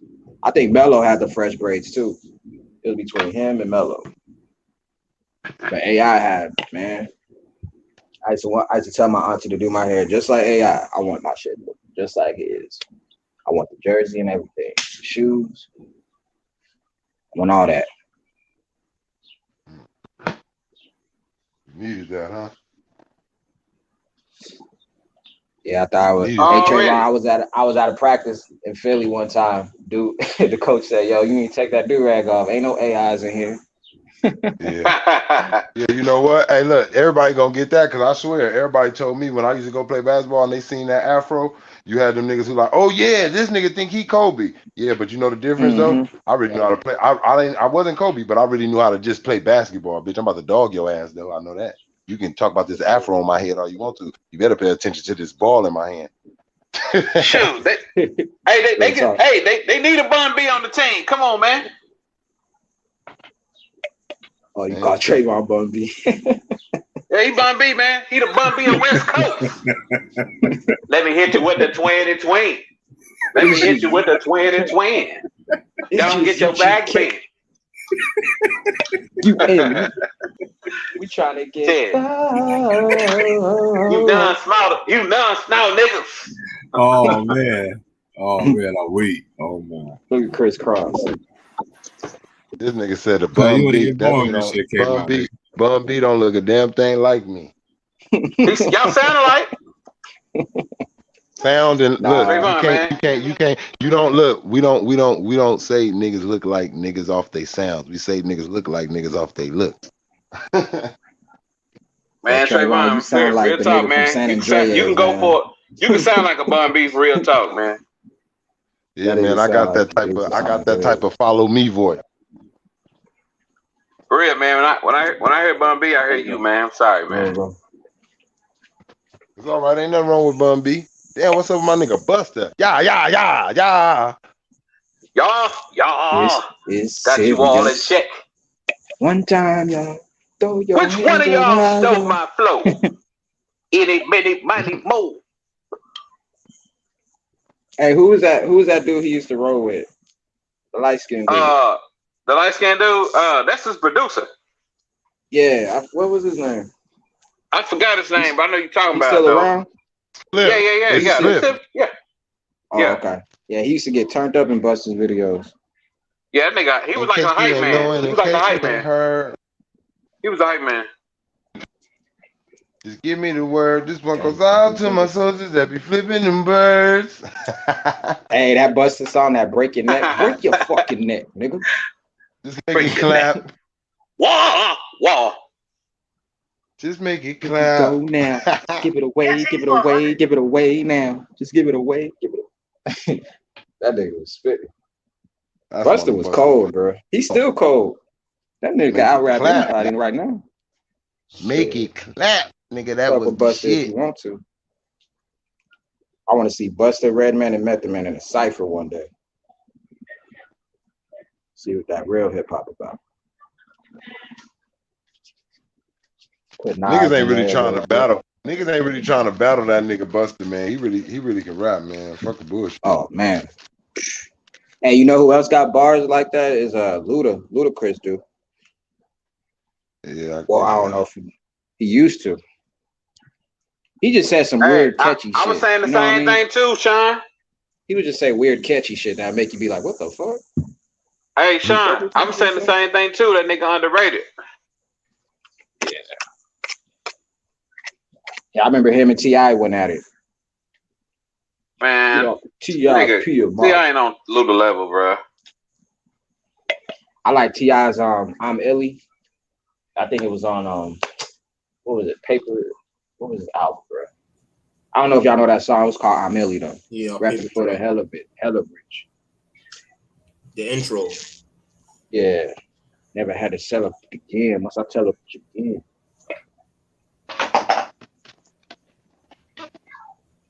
Never been in the game. I'm celibate. You talking about spliff and bust the bus? Barely at my element. Yeah. Yeah, there you go. Yeah, that nigga, he like the hype man, nigga.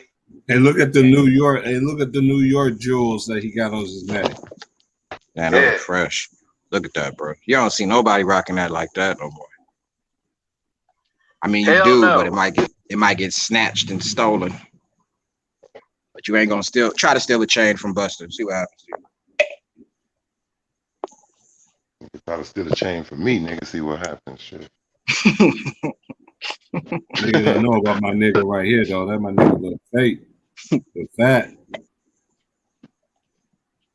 Louisiana nigga, that nigga used to go so hard for them with Webby and them niggas, man. I know Jake can know about.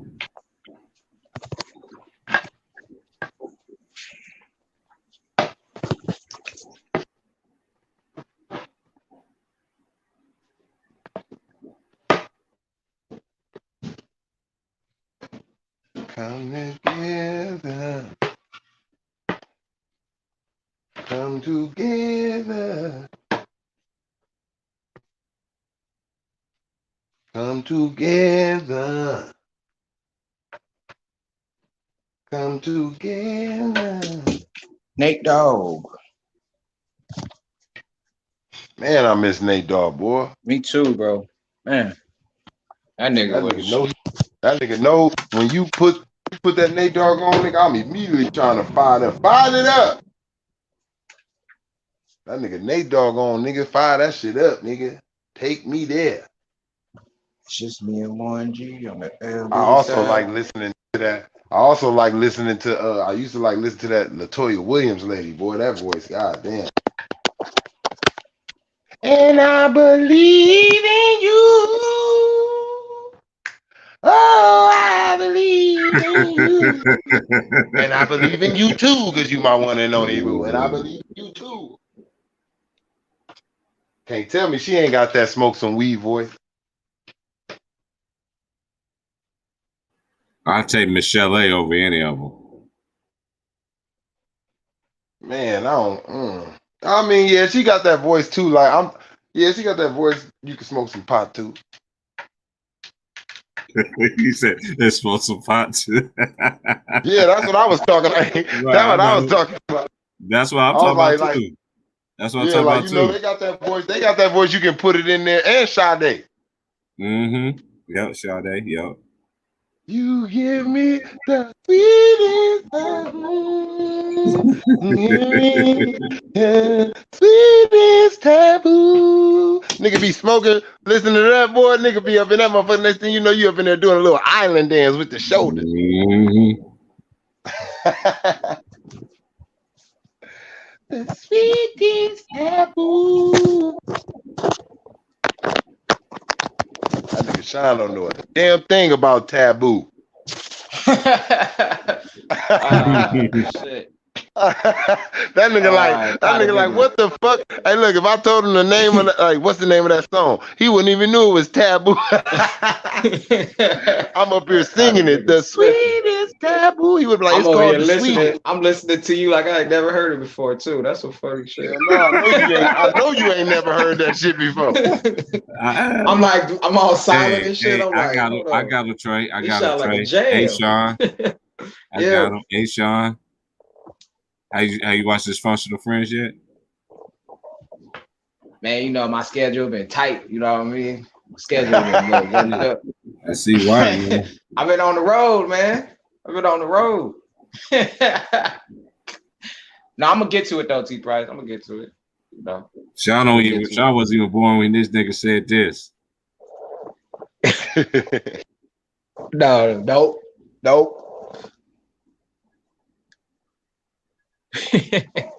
And look, they think the nigga who said that is the nigga who made it too, who they know it's from. I like them brown, Puerto Rican, or Haitian with good conversation. Y'all don't even see. Look, go back in them history books. Oh shit! I heard a rapper. See, you got to peep the line. Yeah, because they was paying homage. It's called homage. Let me pay homage to this nigga. They love that verse. Them niggas grew up hearing that verse, and they was like, I can't wait to, as a rapper, you be like, ooh, I could flip it, but at the same time, I'm paying homage to the rapper because it's his verse. Ooh, I like the way that nigga came up with that thing on him, boy. Them niggas got right on. Oh shit, oh, you can have the bitch. Fuck the shit out of it tonight for me.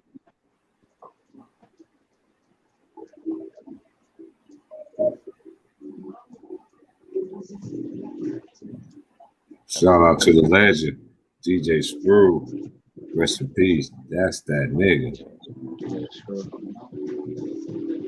You see what he got on? FUBU. Yeah. Young FUBU. Why y'all? Fuck you. Right, that's what I was just thinking about too. Get out. Out. That Asian dude was tripping. Prince got all mad too. Get him. Hey, cream of I wheat never looking got half this full. Pootie Tang shit. I'm Get sorry. him. I never watched this shit. Fuck Pootie Tang. I don't like a movie like that. That shit a little bit too goddamn goofy for me. But this part was funny though. No, I know. Hey, look, I bet you it did have funny parts up in it. I just never could. I'm like, Pootie Tang. I could never get into I'm it like, either, but the funny parts I always laugh to it like all the time. Like Half Baked. I never watched Half Baked. Oh, Half Baked is hilarious, bro. You'll literally laugh your behind off, bro. What took you so long? Yeah, I never watched that shit. I just be seeing certain shit. I be like, man, that shit look a little bit too much goofy. Sean definitely wasn't born when this shit came out. Oh, but that's Lauryn Hill though. That's the Fugees, nigga. Not just Lauryn Hill, nigga. Comprise right there to her left, right there. Drumming my pain with my fingers one time. Hey, this one Little Kim look like. I don't know what she look like now, but I don't think it's her. But la la la la la la. Yeah, that's when I would have got up in. Her. No matter what people say, we got to go in time.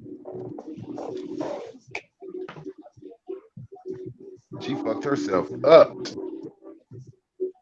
and down. Was Regulators the soundtrack for Above the Rim? Mm-hmm. Oh, okay. They're showing. I'm seeing the video. They're showing little clips of it. I got the whole sound. I got all the old school soundtracks because we was on there. I forgot what stream it was. It was me, Darius, and some other people, man, that was giving, man, I got all the old school 90s movie soundtracks on my Spotify. You know, you can't play shit on here. Movies don't have soundtracks no more. Yeah, they do. They just don't bang shit. Right. Yeah. Like the songs they put on the soundtracks, it really goes with the movie. You know what I'm saying? I'm gonna tell you for sure. Hey, my phone. Damn, this motherfucker gonna cut off in a minute. Let me throw this bitch on the charger immediately. Quick. Yeah, I had to put mine on the charger too, bro. You know my shit on 5%. Right. This motherfucker on 1%, nigga. Hey, you know you gotta rush. Hey, Trayvon, you outside, bro. And you outside. You like, hold up. Let me get my phone on the charger real quick. You trying to beat that battery? Man, you see that 1%? What are you talking about? Hey, don't let your phone down ticket channel, bro. You gonna be. It's a wrap after that. You that like, shit just now nigga, I know, nigga. I'm look. probably still back on ticket platform in the backstage longer than anybody in history on that motherfucker. My shit got that turbo boost charge, nigga. My shit just went to 2%. Once I they clicked always it on, say T price, man, backstage, and then I be there said to myself, shit, when I come in here, y'all ain't gonna let me talk anyway, so I'm gonna stay in the back. T Price go in that joint. He be like, I know y'all had something to say. I just want to get my 2 cents on this real quick, but y'all go ahead though. I already know where it's going. T Price, you gotta say what you gotta say. He tried to. Because this is the thing that I learned.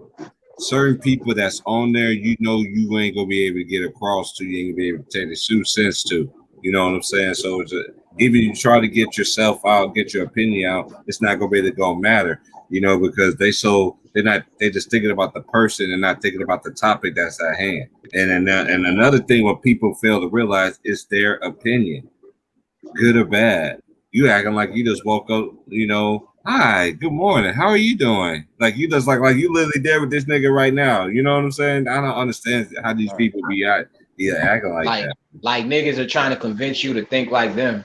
It's not gonna happen because regardless of what you say, that person's still gonna feel how they feel. Or think, I'm looking like Cam Brown, like what? Like unless you come with a logical sense where like, damn, that dude sound like some facts. Let me go do my research to the top. But you ain't gonna convince somebody's thinking. Sean definitely wasn't born when this shit came out, nigga. Hell Sean, to the no. Hey Sean, you probably wasn't even born when Sean, was you even born when Eve even have her sitcom show, nigga?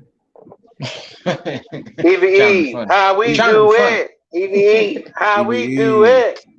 I never believed she was really sitting next to a tiger like that in the video. Just saying. It was animated. It was a robot. You looking at Eve like, nigga, you lunch, nigga. For real. I remember when Mike Tyson was on that movie Hangover. He knocked the shit out of that dude. Oh, that shit was fucking funny. Said, man. He started singing at the end too. That's all. Hey, you know what? I never saw Hangover, but the time that I did, I purposely fast forward just so I could see that part and turn it off. That's what I literally did when I watched Hangover. I never was big on Hangover. I didn't care y'all put a female in it. I still don't watch it. I think he really took that punch. From Tyson, man. Hey, so he's trying to say he did a good boxer because he had a good chin? I don't know the way he was asleep. I don't know how they like he was. Okay, Sean. Okay, I'm sorry, Sean. I'm gonna give you something. I definitely know what you should know. You definitely was born when this shit came out. Oh, Everybody Loves Raymond. And that part right, that scene, that episode was funny as fuck though. Hey, Ray is here. Oh man, yeah, I'll be watching that. Well, I used to watch that in Kings of Queens. Oh, Kings of Queens was funny too. Yeah, I used to watch King. I still do kind of watch it every now and then. Kevin James and Carrie. Hey, what was that? Hey, what was that old school? Everybody hates Raymond.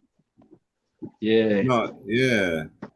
Nigga, that's a funny ass fucking show. Yeah, Everybody Loves Raymond. This right here. That nigga be bitching like a motherfucker, Raymond. That nigga be bitching like a motherfucker, man. What you know about this, Sean?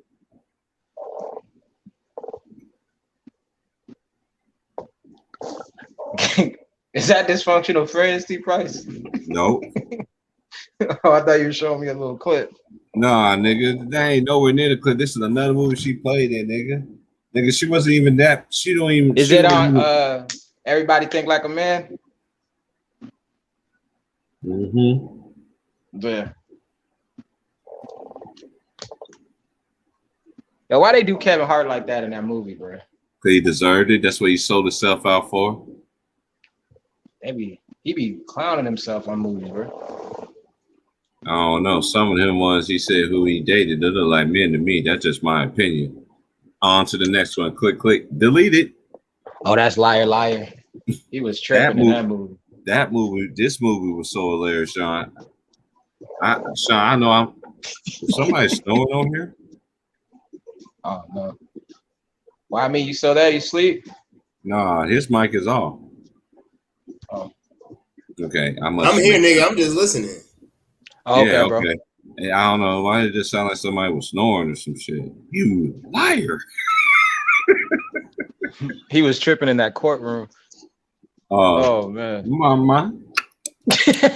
Yeah. Oh. They will not let me put that girl scene on here with what he did with that chick in that thing. It says always too long, even the shortest ones. I'm like, fuck. That part was, oh, everybody here is so nice. I know, it's because he has huge jugs. you see the word that was used in the 90s, jugs. That's movie content, Sean, jugs.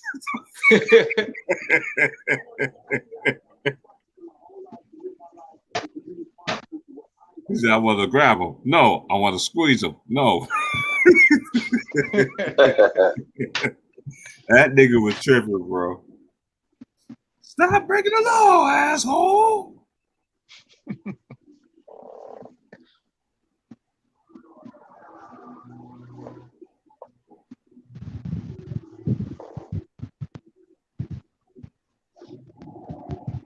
Your Honor, I object. Why is that, Mr. Reed? Because it's devastating to my case. That's it.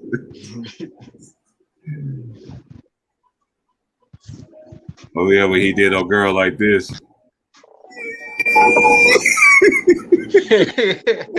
She was looking at him like, what the fuck is wrong with this nigga?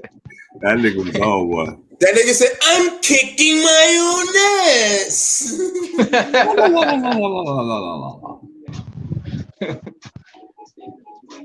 Oh, you know what movie he was funny on too was Bruce Almighty. Yeah, that movie is funny though. I ain't gonna lie. When he was making fun of the news anchor, the one that played on 40-Year-Old Virgin. I know Sean know about this one then. Oh yeah, that's that Raw Eddie Murphy. Run, bitch, run! Oh my. Somebody gonna get your shit banned on YouTube. Keep playing 50 Cent 21 questions. You better have 21 bans, 21 strikes. Oh shit, y'all hear that shit? My bad, bro. That nigga heard that shit with it. I was hearing it too. I was like, do you want me up and now? Would you still trust me, girl? I know you like a fat killer, okay? I don't know where that nigga found that bar at. That do you still trust me, girl? I said, do you still trust me? Oh, man. Burgers I was just about to tell you to turn that shit off, too. Would you be ashamed to tell your friends you're feeling me? Hit the like button. It's be 3 hours in. That nigga said, if I was flipping burgers at Burger King, would you be ashamed to tell your friends you're feeling me? She gonna be like, hell yes, motherfucker. Damn right. I'm getting this 9 to 5 though. At least I'm getting my 9 Remember that nigga Dave Chappelle had that skit that he was working at Whack Arnold? That nigga, he said, yeah. Nigga, you smell like fries. Nigga, you smell like French fries. That nigga Charlie Murphy said Calvin got a job at Whack Arnold's. Well, let's go rob that nigga. Hey, he's like, hey yo, it's a thin line between fries and shakes. Yeah. Yo, Calvin got a job. What up, fry guy? Punk bitch. Oh, they was roasting him. What happened to what was the lady's name on that? The one that kept eating the Whack Arnold's and they found out that she passed away. And Dave Chappelle asked what happened to her. I forgot what her name was on that skit. Me either. I can't remember right. But she was like, or something like that. Like, yeah, I think so. He was like, what happened to Miss Gerald? Oh, she passed away, Calvin. Too much Whack Arnold's with high cholesterol. Yeah, that shit, Dave Chappelle shit is a classic. We were talking about that shit in the barbershop yesterday. The nigga was like, I never seen Chappelle show. I said, what? Nigga, you 50-something years old, you never seen the Chappelle show? He said, no, I never seen it, but he's Dominican. But I'm like, that still ain't no excuse, my nigga. Fuck out of here. I'm like, nigga, when I was a kid, nigga, that shit was, I remember that shit had the barbershop on fire, nigga. Yo, he said his wife was like, Calvin, you can't be feeding me and your baby hamburger and french fries every goddamn night. Yeah. What the fuck you expect me to do? Nigga, get a real job, bitch. Yeah, that shit crazy. That shit was funny. He said, whose gloves are these? Who you fucking, OJ? Whose gloves are these?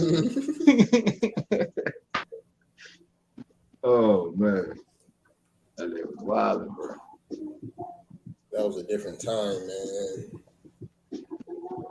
Hey, how come in every Nas album he's showing his face? I don't know, but you about to get that. You about to be strike son in a minute. Who listening to Rule the World? That was me, but I turned it down. Yeah, you better get that nigga T Price shit on motherfucking strike down, nigga. Nigga Nas gonna come on this shit, nigga. Stop playing my shit, nigga. Like the fuck wrong with you, nigga? They really don't. That's the one thing they really don't be playing about is that music and them motherfucking videos. Nigga, that's one thing. They don't. That NBA nigga, you fuck around and don't put your. I did a video today where I reacted to that Nigeria loss, nigga. You fuck around and forget to put the original video in that motherfucking comment or that description, nigga. They gonna turn that shit down ASAP. Damn.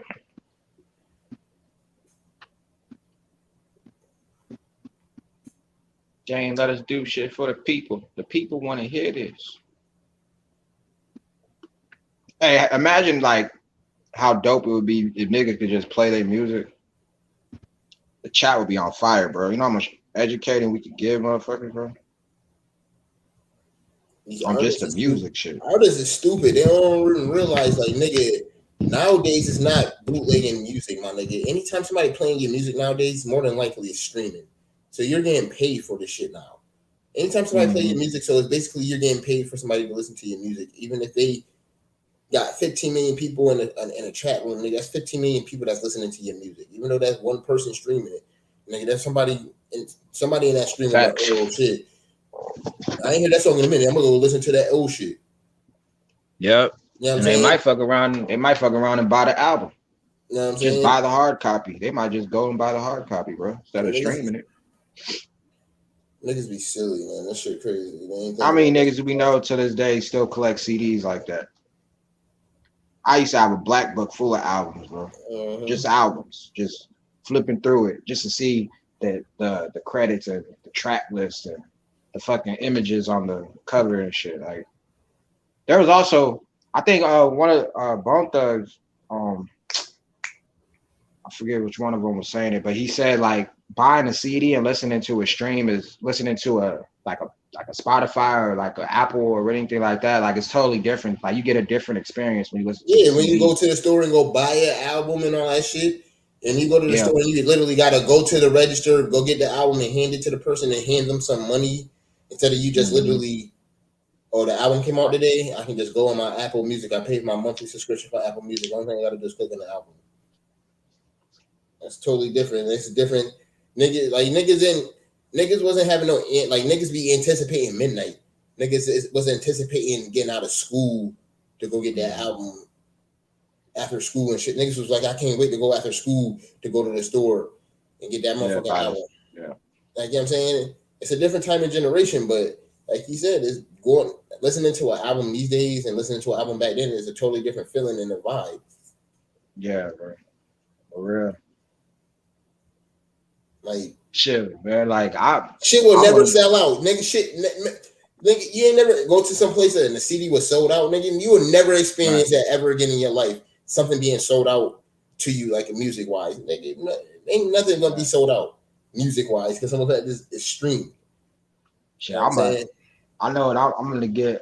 buy me just the grip of albums that I like listening to, or get a fucking like a old school where you could play like they got like you could go to record stores and they got like the full album, like they got records now where you could play it on like vinyl and shit. What that shit is called.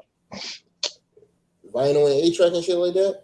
Yeah, like shit, like I forget what the thing is called, man. Damn. I can't remember the name of it. You could play, you know how DJs have the record and shit and they like to spin, like scratch that shit, like scratch this record and all that. Oh, okay. Yeah, that shit. I'm about to copy that. They got like a whole grip of them at record stores, bro. You can buy all that shit. all that shit.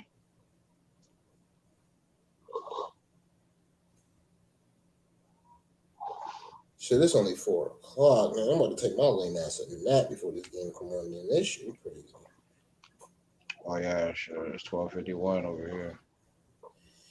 I'll be back on later, TP. Y'all be blessed and safe. I'll see y'all in a little bit, man. Sean, don't be over there getting cooked in that game, man. Like, you pay too much for that VC to be getting cooked like that, nigga. Told you that. Got you, bro. Stay blessed, bro. Stay blessed. Yes, sir. Jacob, be easy. Jacob. All right. By midnight, your lover and his friends. Oh, I thought Jacob. I thought you was sleeping, man. I thought you was taking. Hell no, nigga. I'm over here watching this movie. I'm finna go eat some soul food cooking. Okay. Finna go get one of these original plates, Sean. For original player. From the Himalayas. Yeah, I'm finna go sweat for about 2.5 minutes on my way over to my uncle's house. Do your thing, man.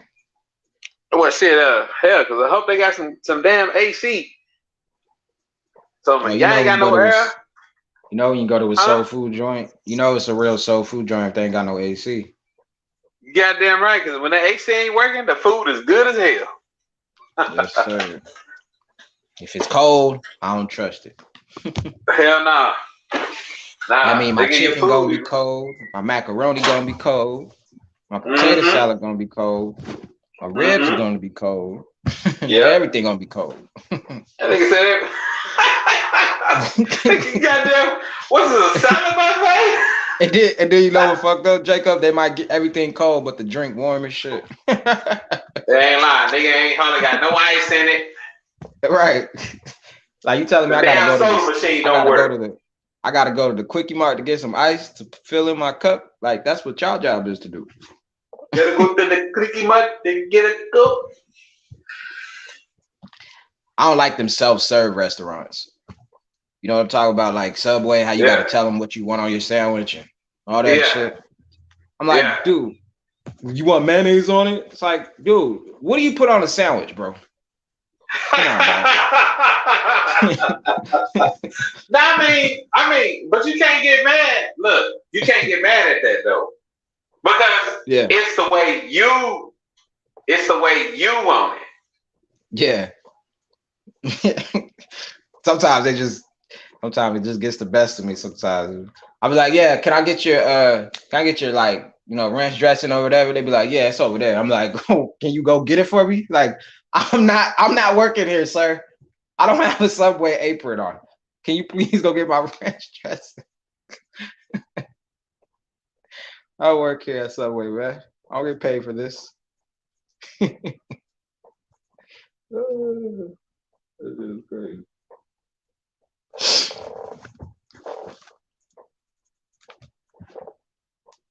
See, they got going on. I'm in the music world right now. What's going on? It's how you want it, Sean. That's why they asked you that. Yeah. I mean, I understand to a certain degree. I know what you mean if you're talking about just like a common sense sandwich. You know what I'm saying? Like what commonly goes on the sandwich. Like everything they got technically goes on a sandwich, but I can't put jalapenos on your sandwich because I don't know if you like jalapeno. Yeah. No, I feel you on that. But you know, I mean, it's like barbecue. Like barbecue, technically, barbecue. Like some people, like sometimes my uncle, he be putting barbecue sauce on the barbecue, right? And I be thinking like, I mean, that's good, and then it's bad too. See what I'm saying? Because some people like to eat their barbecue separate with the sauce. You know what I'm saying? Yeah, they don't like it all over the food like that. Yep. Yeah. And you know, shit, you know, most barbecue sauce should be on the side rather than, you know what I'm saying, on it. Everywhere. It's just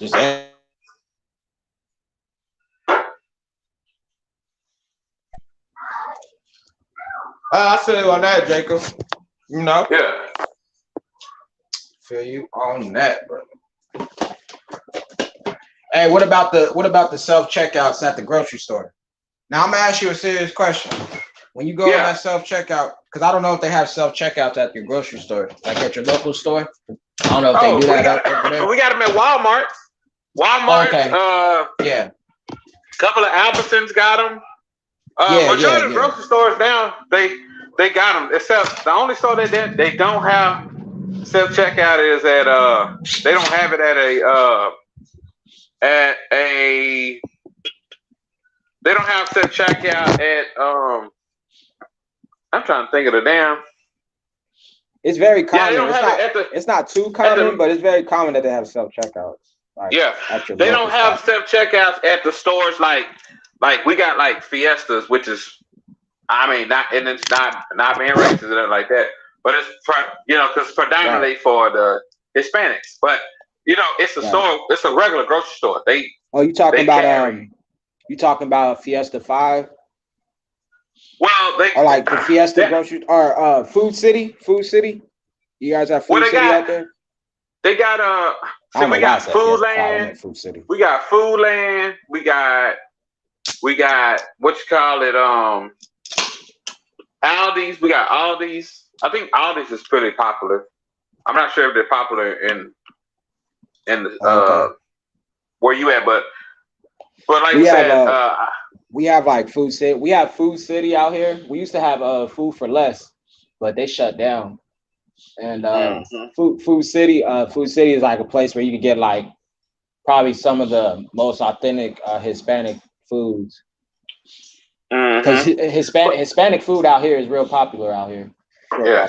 Oh yeah, of course. But I'm saying like that store in particular, it kind of, I mean, to me, it's put like I said, when you walk into the store, you're gonna see majority of the stuff like it's gonna be like, I mean, it's gonna be like regular stuff you see at a store, but they do kind of got like a section where it's, you get like Mexican, tradition. You know what I'm saying? And don't get me wrong, so I love their food. I love, man. Trust me, I love my Latinas and Latino brothers. You know what I'm saying? Yeah. Shoot, they close to us when it comes to. I think a mixture of Hispanic food and Black people food is a perfect combo. Perfect combo.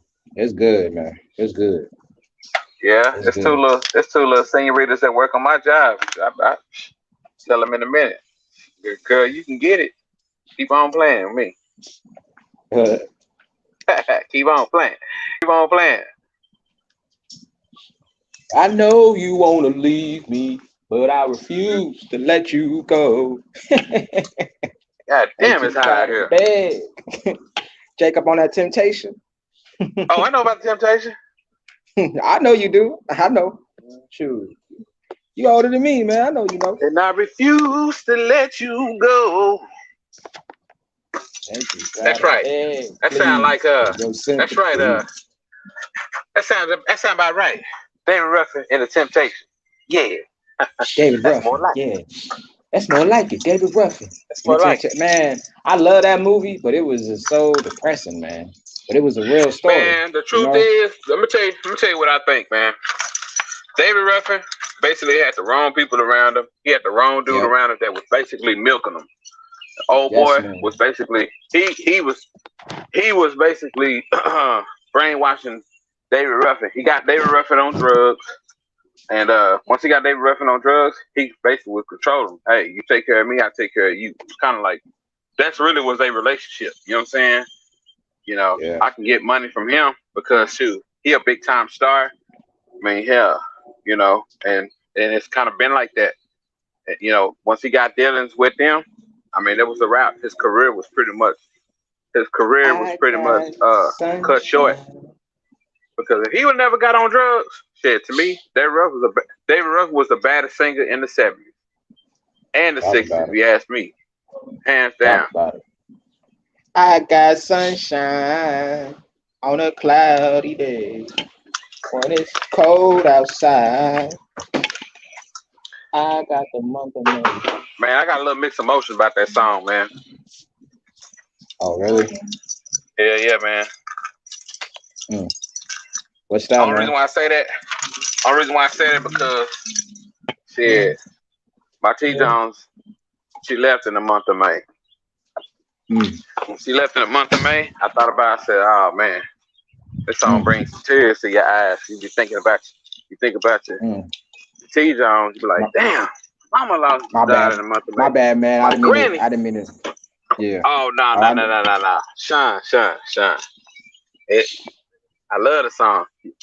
Yeah. It ain't that, it's just that I'm saying it kind of brought back memories. What's up, TJ? All right. Hey, Jacob, you know what? You know what song because I lost my grandma. That was my grandma was like, that was my best friend right there. I lost her due to COVID, but I listened to Sam Cooke. I wasn't able to go to her funeral because it was out in Philadelphia, and during that time, only like a couple of people could go there. But listening to Sam Cooke, "Change Is Gonna Come" it always hits home. Yeah.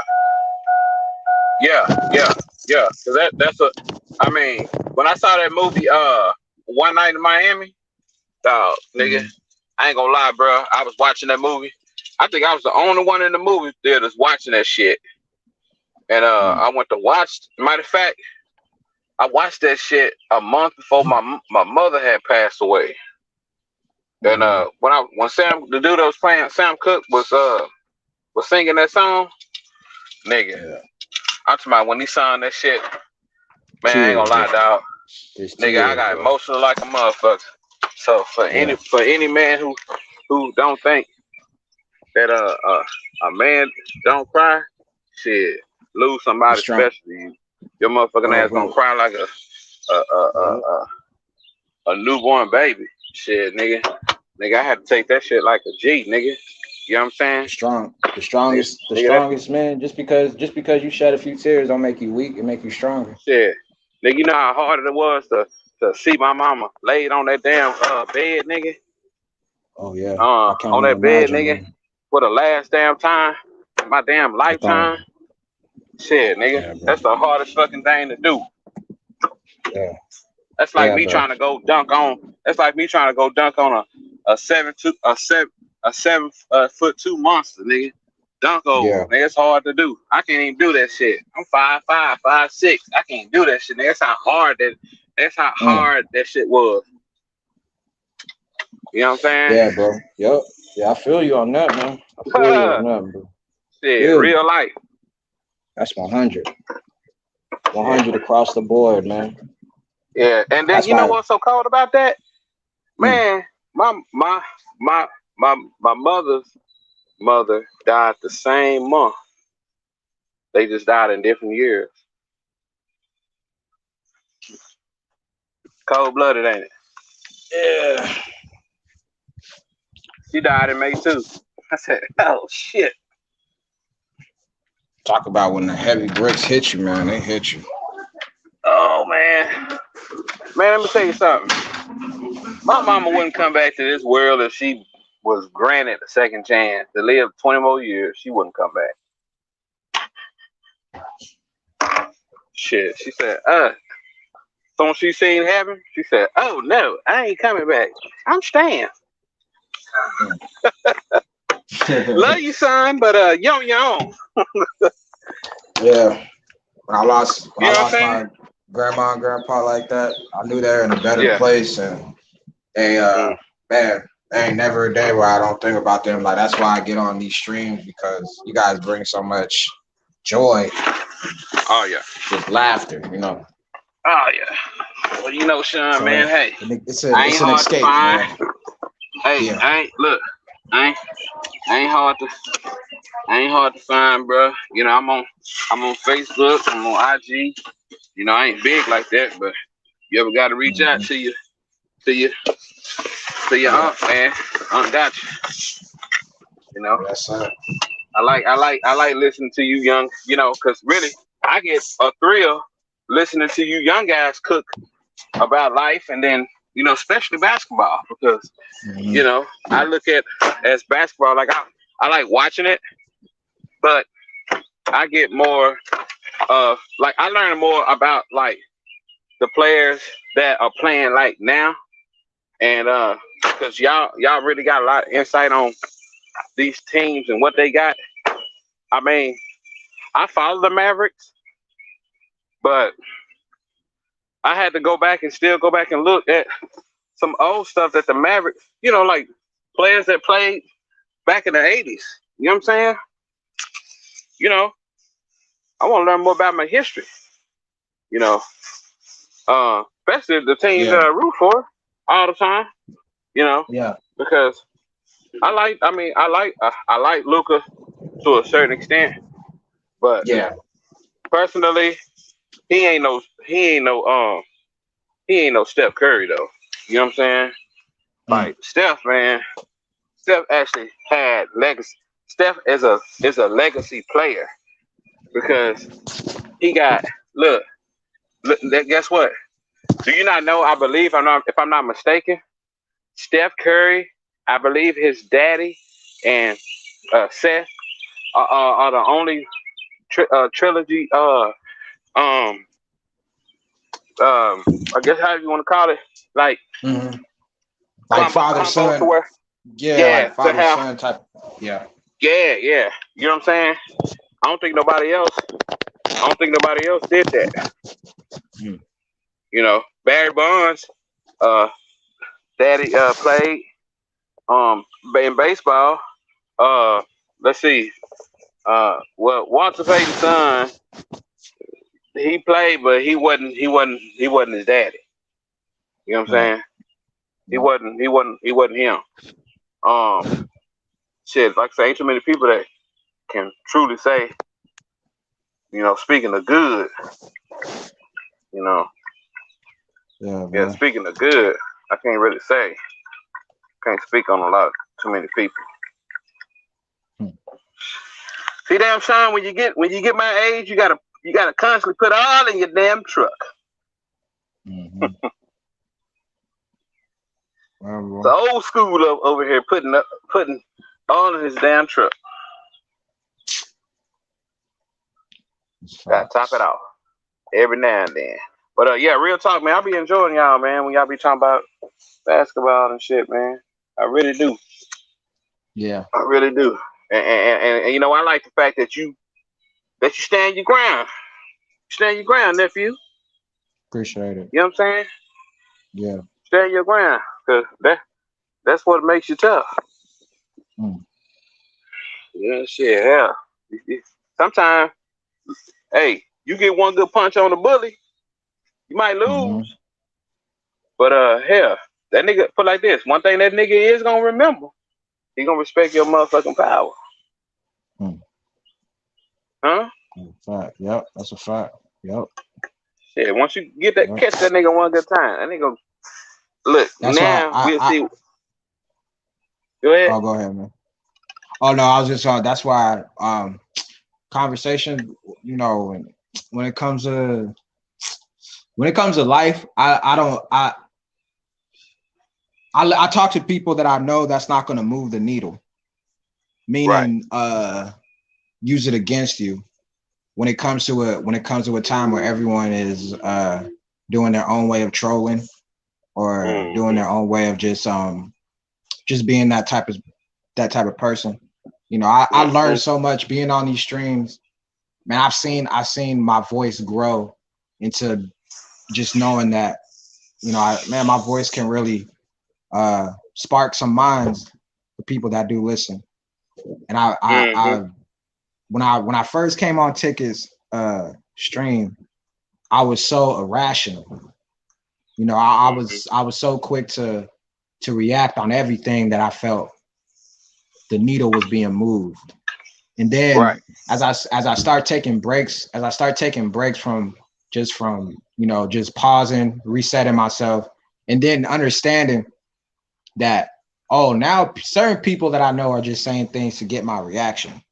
So if I know how to maneuver off of that and just get strictly to what the topic is about, because me and you could be talking about Dallas Mavericks and somebody out of nowhere would just be like, well, what about Steph? Steph is overrated. what does that have to do with this Dallas Maverick conversation? You know what I'm saying? Yeah, It's just like it's one of them things where it's like, well, I know this is gonna get Sean pissed off because he feeling good today, so I got to get something out of him that will piss him off to make him look stupid on the stream. So once I start catching grips of that, I start understanding. I'm like, all right, well, while you're doing that, I'm gonna let everybody on this panel be like, man, why you coming at Sean like that? He on mute, man. He on mute. He ain't even listening. Why are you getting on Sean like that? You know, so it's just like the people. If you just stand back and just let the thing just get talked about, there's somebody in the panel that's going to defend you. Yeah, but well, you know, put like this. One thing we can't do is we can talk about Steph Curry's like I said, Steph Curry's career is he's had a phenomenal career. I mean, I think he's the Steph Curry has a better finals record. Probably has the if I'm not mistaken, I think he either has a third. He might have the third best finals record, and within 10 years. That's true. Did you know that? Yeah. Hakeem, listen. Guess what? Hakeem Olajuwon has a better finals record than LeBron. I like LeBron, but he has a better finals record. Hakeem Olajuwon actually played in 3 NBA finals. And I'm gonna be honest, I actually forgot that. It's like you gotta go back and be like, oh damn. Yep. But hold on, I was only 5 years old when he played in his first finals. I ain't really know basketball like that because I had to go back and actually go rewatch that. I was like, damn, I ain't know Rockets made it to the finals in 1987. Yeah, they lost to Boston. Boston beat them 4-2. So, oh shit, I didn't know that. But you know, like I said, about 2 more years later, I finally kind of started watching a little bit more basketball. A little older, still 7-year-old kid. Yeah, that's kind of when I started seeing Jordan. When I started seeing Jordan, it's like, you know, I didn't really know. I mean, I knew who the Bulls was, but I wasn't following the Bulls like that. Cause they weren't a team I was just following. They were just a team that in the 90s as growing up as a kid, they were just a team that I saw that dominated pretty much. Yeah. You know what I'm saying? So, cause the teams that I was watching or I remember was the Lakers. It was about Magic. It was Bird. You know what I'm saying? And then I seen Detroit. And shoot, they was the only team that I could think of that was that got my attention. You know, or just like, wow, man, they had the cool band. Don't get me wrong. When I seen Jordan, I mean, you know, Jordan was a great player, but he just wasn't that player that I just went crazy over. You know what I'm saying? Yeah. Shoot, I liked Isaiah Thomas, man. When I was a kid coming up, I was one of my favorite guards, man. You know? Yeah. I used to love watching Magic and way Magic going down the ball and how he make them passes and stuff like that. I love this shit, man. That's what basketball was real, man. Basketball was the truth. Nowadays, basketball now, man, basketball ain't tough. You know, it's just everybody want to join teams. Like you never heard, man. You never heard players talking about, man, I'm thinking about leaving, man. Shoot, man, I want to go play with Michael Jordan, and I want to go play with Larry Bird. I want to go play with Magic. You weren't hearing that shit. Nope. You know what I'm saying? You weren't hearing that shit, nigga. I ain't never heard no shit like that. Nigga forming a super team. There was a sense of integrity in the game. Yeah, nigga. That the team don't like. Players don't have that shit now. Really, it looks like from people that look on the outside looking in, it looks like the young niggas just care about their bag. They go into these clubs, they're hanging out with all these, you know, people they shouldn't be hanging out with. They know they shouldn't be hanging out with these people, but they insist on still doing it. I always say, man, you have the luxury to be in the gym every day. I wasn't able to get on a basketball team, but if I was in your position, I would be like Kobe. Kobe recognized in his perspective, he recognized a few players that weren't taking advantage of their position of how he would have took it. And once he got that opportunity, that's why Black Mamba mentality exists. Because he set a level of integrity and tone in the NBA and just basketball period. He set an integrity that you'll probably never see again in this NBA. Right now, in this era, you still will have it. You still have few players that do, but more so, we probably won't ever see another Kobe, which is fine because Kobe has he has certified himself to be the player who he is at the end of the day. Instead of everybody in the media saying and trying to compare these players or trying to compare, this is where I feel people bash on these players too, is that they're so busy on comparing other players. Why don't you just let these players be who they are? After their career is said and done, then compare them if you want to. If you want to have that debate about comparing Kawhi and Michael Jordan or Kyrie Irving to Allen Iverson or any of these players that people are comparing are already solidified. These players they already set the tone in the NBA of how these players are playing now. Kyrie Irving needs to set his stone. He needs to stay healthy. Kyrie Irving needs to stay healthy. No disrespect to Kyrie Irving, but I love Kyrie Irving. I love what he stands for. I love his game. I love all that. I love how these players play. I love how, as much as I control certain people about players, I do really respect these players who they are, but I just don't like it when the media compares players because it just gives more ammunition to the people criticizing a player, more ammunition. So now when somebody's over here saying, well, Steph is better than Kobe, Steph is better than MJ. No, he's not. Steph Curry is better than who he was 2 years ago. He's better. He evolved to be the better of himself. He's not Michael Jordan. He's not Magic. Of course he's not Magic. Steph Curry's not 6'8". Curry is 6'3", 185, 190 pounds soaking wet. He ain't the biggest dude on the court. Karl Anthony Towns is a player that I think people should watch out for next season because I think I'm gonna say he's better than AD. I think he's more skillful. I think he's more skillful on the court than AD. I think Cat is a little bit more durable, but the thing is, Karl Anthony Towns dealt with his mama passing from the COVID. I think he was going through a lot of other personal things going on, and then on top of that, you have an organization like Minnesota who's going through turmoil right now and trying to figure themselves out of who they are, as a team.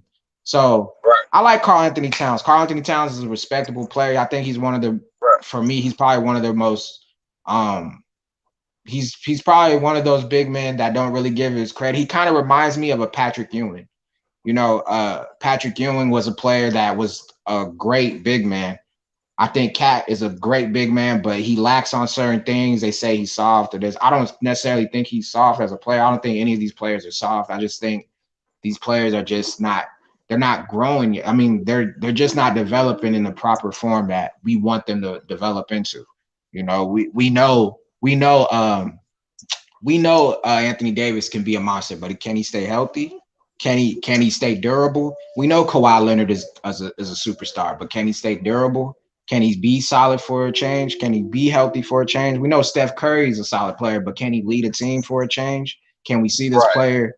Can we see these players that have so much, have so much potential or have so much credibility in their accolades? Can we see these players play to the full potential of what they're playing like in their contracts? Because these players are getting paid hundreds to $200 million, damn near guaranteed on their contract, and it's like, well, the fans want to see these players play to their highest potential as possible because that's what you signed up for. When someone's playing in the NFL, or if you're playing, you playing Pop Warner, you're playing Pop Warner football. As soon as you play Pop Warner football, you already signed up for risking concussions. risking injuries, risking a broken arm, risking leg injuries, ankle injuries, or whatever the case may be for a football player. But you signed up for this. So this is what the either the better of is going to come out of in the end, or the worst is going to come out of in the end. But at the end of the day, are you giving your fans something to watch for every day? Are you giving your fans, like Allen Iverson said, you guys say I don't practice. I wouldn't be here if I didn't practice. But every time you see me on the court, I'm giving 100% every goddamn game. That's why I respect Russell Westbrook. Yeah, Russell Westbrook doesn't have rings. Yeah, Russell Westbrook has an attitude that some people don't vibe with. But you know, he is going to give you 1,000% on that court every day. It may not come with wins. It may come out more losses than ever. But when he leaves the court, he's going to be respected because he gave it all out. And I don't think a lot of players these days are saying that they're giving it all out on their podiums. They feel, I feel some of these players on the podium are a little bit passive aggressive. Steph Curry, he's a passive aggressive player, which I wish he was more aggressive and not so passive and nonchalant. Steve Kerr is real passive and nonchalant.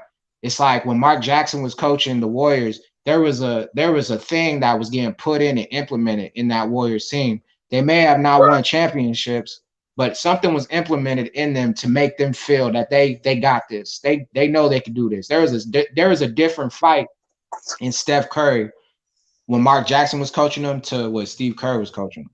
There's just a difference. That's what made Mark Jackson. That's what makes Mark Jackson the better coach. Now, Steve Kerr has something to prove next season. He has something to prove because if he doesn't prove what he can do with this team next season with Clay and all these other players coming back, he needs to get put on the hot seat. If Kawhi Leonard has been eliminated in the bubble. Kawhi Leonard has been, he made the Western Conference. I give the Clippers that because PG did his thing. I'm not going to stripe nothing away from what PG did. Terrence Mann and all them boys, what they did. They did make, they did get far. But for Kawhi Leonard, in my own opinion, Kawhi Leonard, I'm not going to say there's a lot of pressure on you, but there's expectations for you next season. Because now people are saying, well, we don't know. It's wishful thinking. Dame Lillard might go to the Clippers. So if you guys gravitate to give Dame Lillard and you guys still end up being in the same position that you were in last year and the year before, you got to get put on the hot seat. Any of these players, Steph Curry and Clay, there is expectations for you guys next season. If you guys don't do anything next season, you got to get put on the hot seat. Any of these players that have expectations have to get put on the hot seat. LeBron, AD, you guys are supposed to be where you're supposed to be at because you guys are so allegedly those guys on the Lakers. And the Lakers don't stand for nothing but success and championships. That's all the LA Lakers. That's why you got real Laker fans mad and pissed off because they're looking at this scenario like, yo, what the fuck, man? Like, we're used to at least get into a Western Conference or a finals because they're accustomed of doing that. You know what I'm saying? It's like they're accustomed of winning things. They're accustomed of seeing banners in that stadium. You know, they're not used to an adversity like this. And if it's stemming off of LeBron and AD and that staff room, and AD needs to figure out who his health advisors are and his training advisor are to work on him because he can't be this. He can't. He's only AD is what he's still in his. He's still considered. AD is still considered in his prime. Yeah. He ain't even 30 years old. So I mean, he should be. That's one thing I've always. But these are things that I've seen in boxing. You know, boxers do it all the time. You know, when they felt like they fought a fight, they might have felt like they was more tired than what they were. Or you know, just certain things that what they do is when they feel like they don't fight at a certain level. I mean, you know, a lot of times it can be maybe their endurance, their training, the training or the endurance that they was getting was not enough, and they tend to what they tend to do is they'll fire they may fire they strengthen conditioning coach. They may fire them because they feel like, hey, you know what I'm saying? Maybe they wasn't giving them all the proper treatments, and they didn't do the necessary stuff to you know, better their endurance and, like I said, in fighting, because it happens. Like I said, it happens in boxing too. Right. So, man, everything you saying, Sean, is so on point, man. I mean, you really, you know what you're talking about. Because, like I said, I really like what the Warriors got. And see, when I think about it, like if Luka had a team like what the Warriors have, I think that we may have a better chance of going further. But because like I said, I think Steph Curry is the better floor general, and that that's really not another experienced guard at Steph Curry at his level of basketball, that because he's got the championship. You know what I'm saying? He's 3-1 in championships. 3-1. Impressive. Very impressive. He's very impressive because he's been getting to the playoffs for most of his career. And he's been successful most of his career. Well, not most of his career, but at least until after he started winning titles. My only problem is with most of these players is they have not yet learned how to do what's necessary or what it takes to take something out of nothing.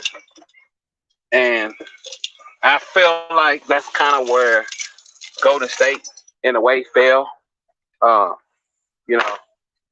Compared to the team that they got, that y'all have.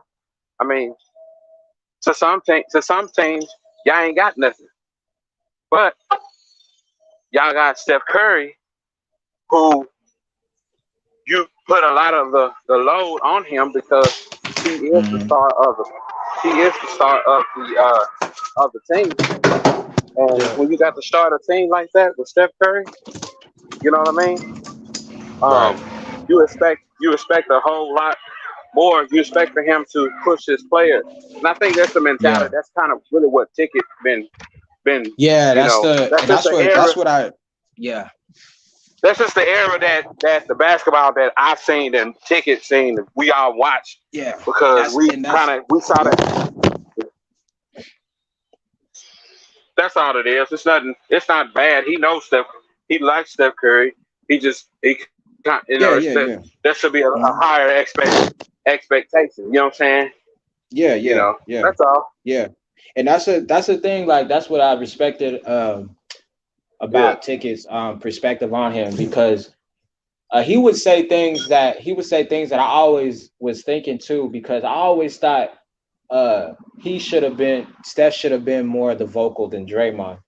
Before, like when the Warriors were in the turmoil, they weren't winning anything.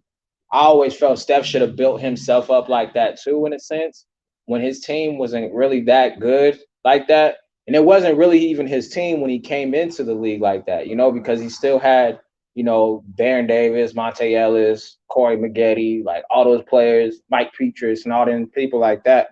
At the end of the day, I thought Steph should have built that mentality to be like, no, I'm that guy. You guys follow my lead,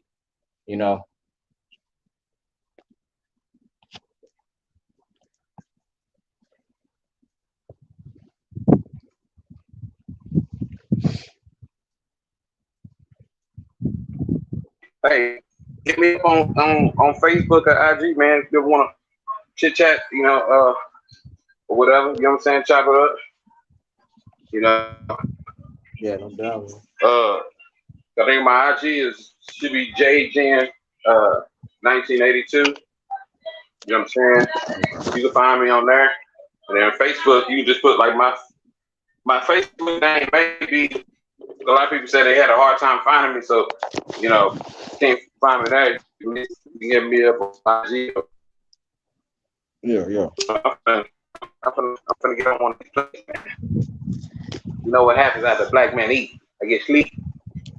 Yeah, get that itis. Get that itis, man. So, yeah. Our will return tonight. Game 3 of the NBA Finals.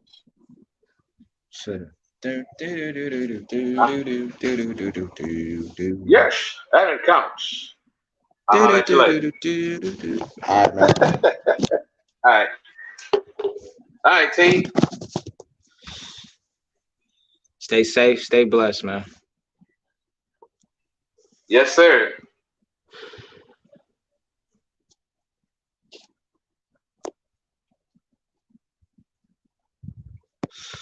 Shout out to the chat. Shout out Big Worm. Matt Moses, appreciate you, man. To the chat, everybody. Salute. Respect. Appreciate it. You know, it's all respect. You know. All respect, man. Appreciate y'all.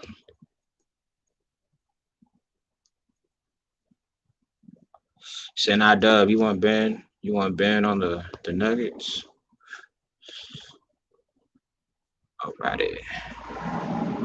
I ain't fighting you on that.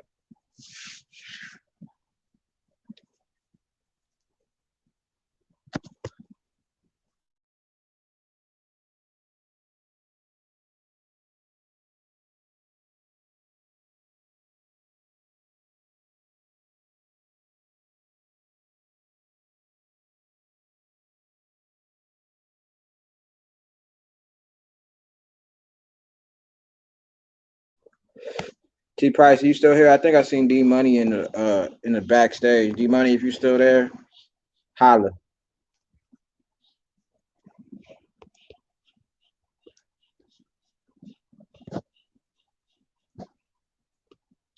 Matt Moses, get up into the panel, man. If you ain't doing nothing, you want to chop it up, you know. I'm here chilling, man. I damn near might as well. I'm gonna be here all day, you know. Pretty much. Hey, Sinai, I ain't fighting you, bro. I'm a believer. I'm a believer in Ben. As soon as I said that, I know people gonna be like, "Man, you crazy, crazy as hell." He don't shoot. I already know I'm gonna get that. He don't shoot, Sean. Why you want him on your team, Sean? That's in Lou voice. Why you want him on your team? Yeah, he can't shoot.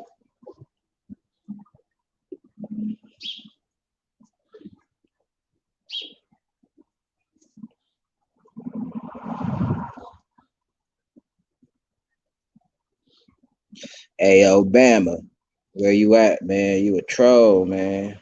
Where you at, Bama? Marcus, Corey.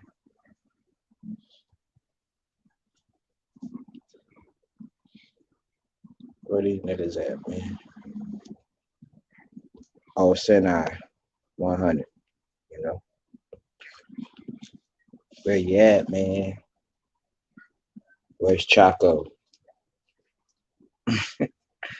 I need to hear Chaco and Bama go at it. That'd be hilarious.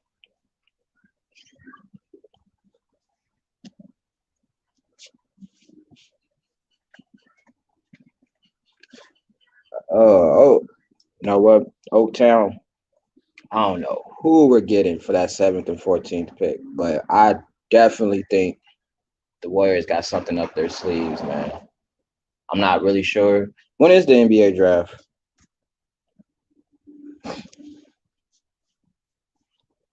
It would have been nice to get that little 5th pick, though. That 5th or 4th pick. I wish we would have got the look. I wish we at least got the 5th or 4th pick.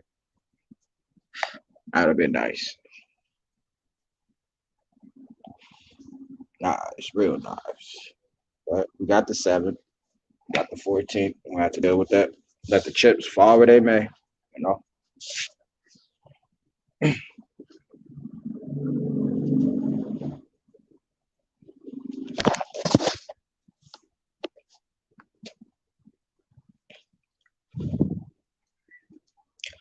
Yeah, bro. I think we definitely have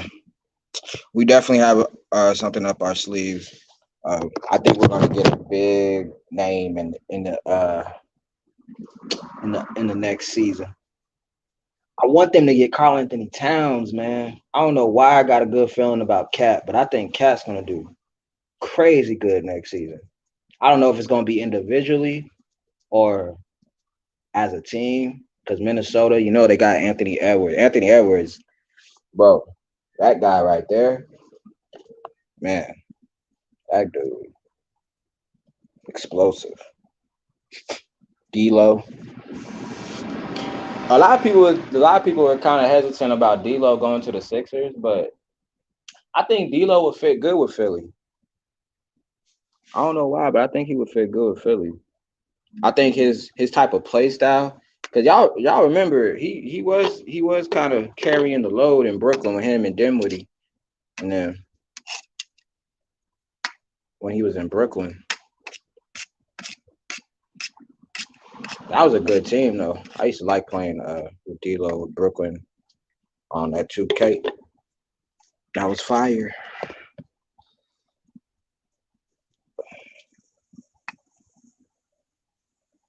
Yeah, I know, man.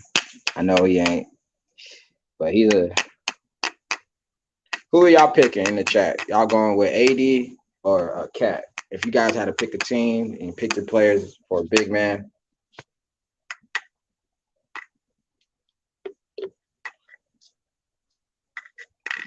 because AD is a hell of a player too when he's healthy. When AD is healthy, dude is unstoppable.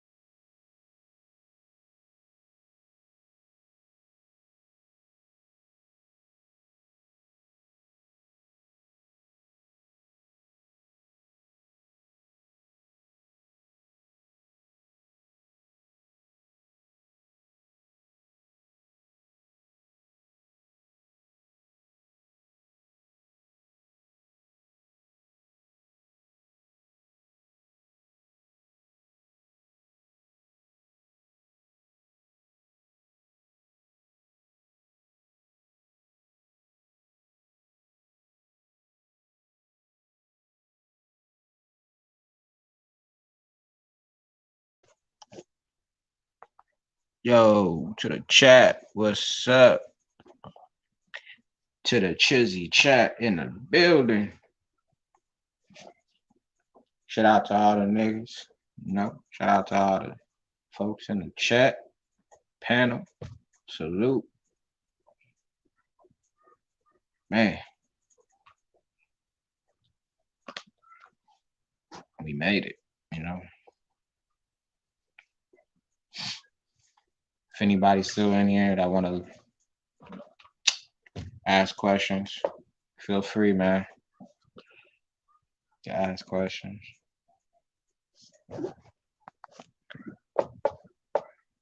D-Money. D-Money. D-Money. Hey, D-Money, I was thinking something. I was thinking of doing something for your stream, but I don't know. I was thinking of doing something for your stream, but yeah, man. I was thinking, I don't know if I want to wait till you get on the panel or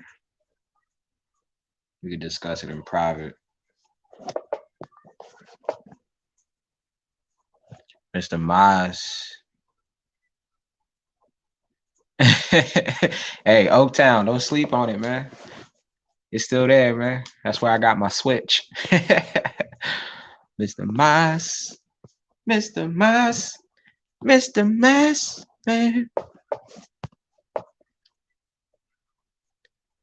Mr. Mize be killing me when he say that. Hey, fellas. He a trip. Oaktown crazy, man.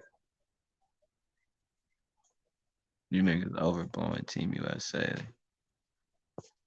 Oh, shit. Well, D-Money already got a hot take.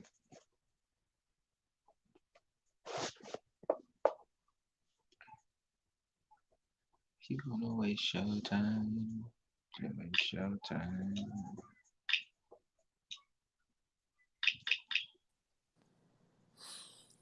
Yeah, what's up?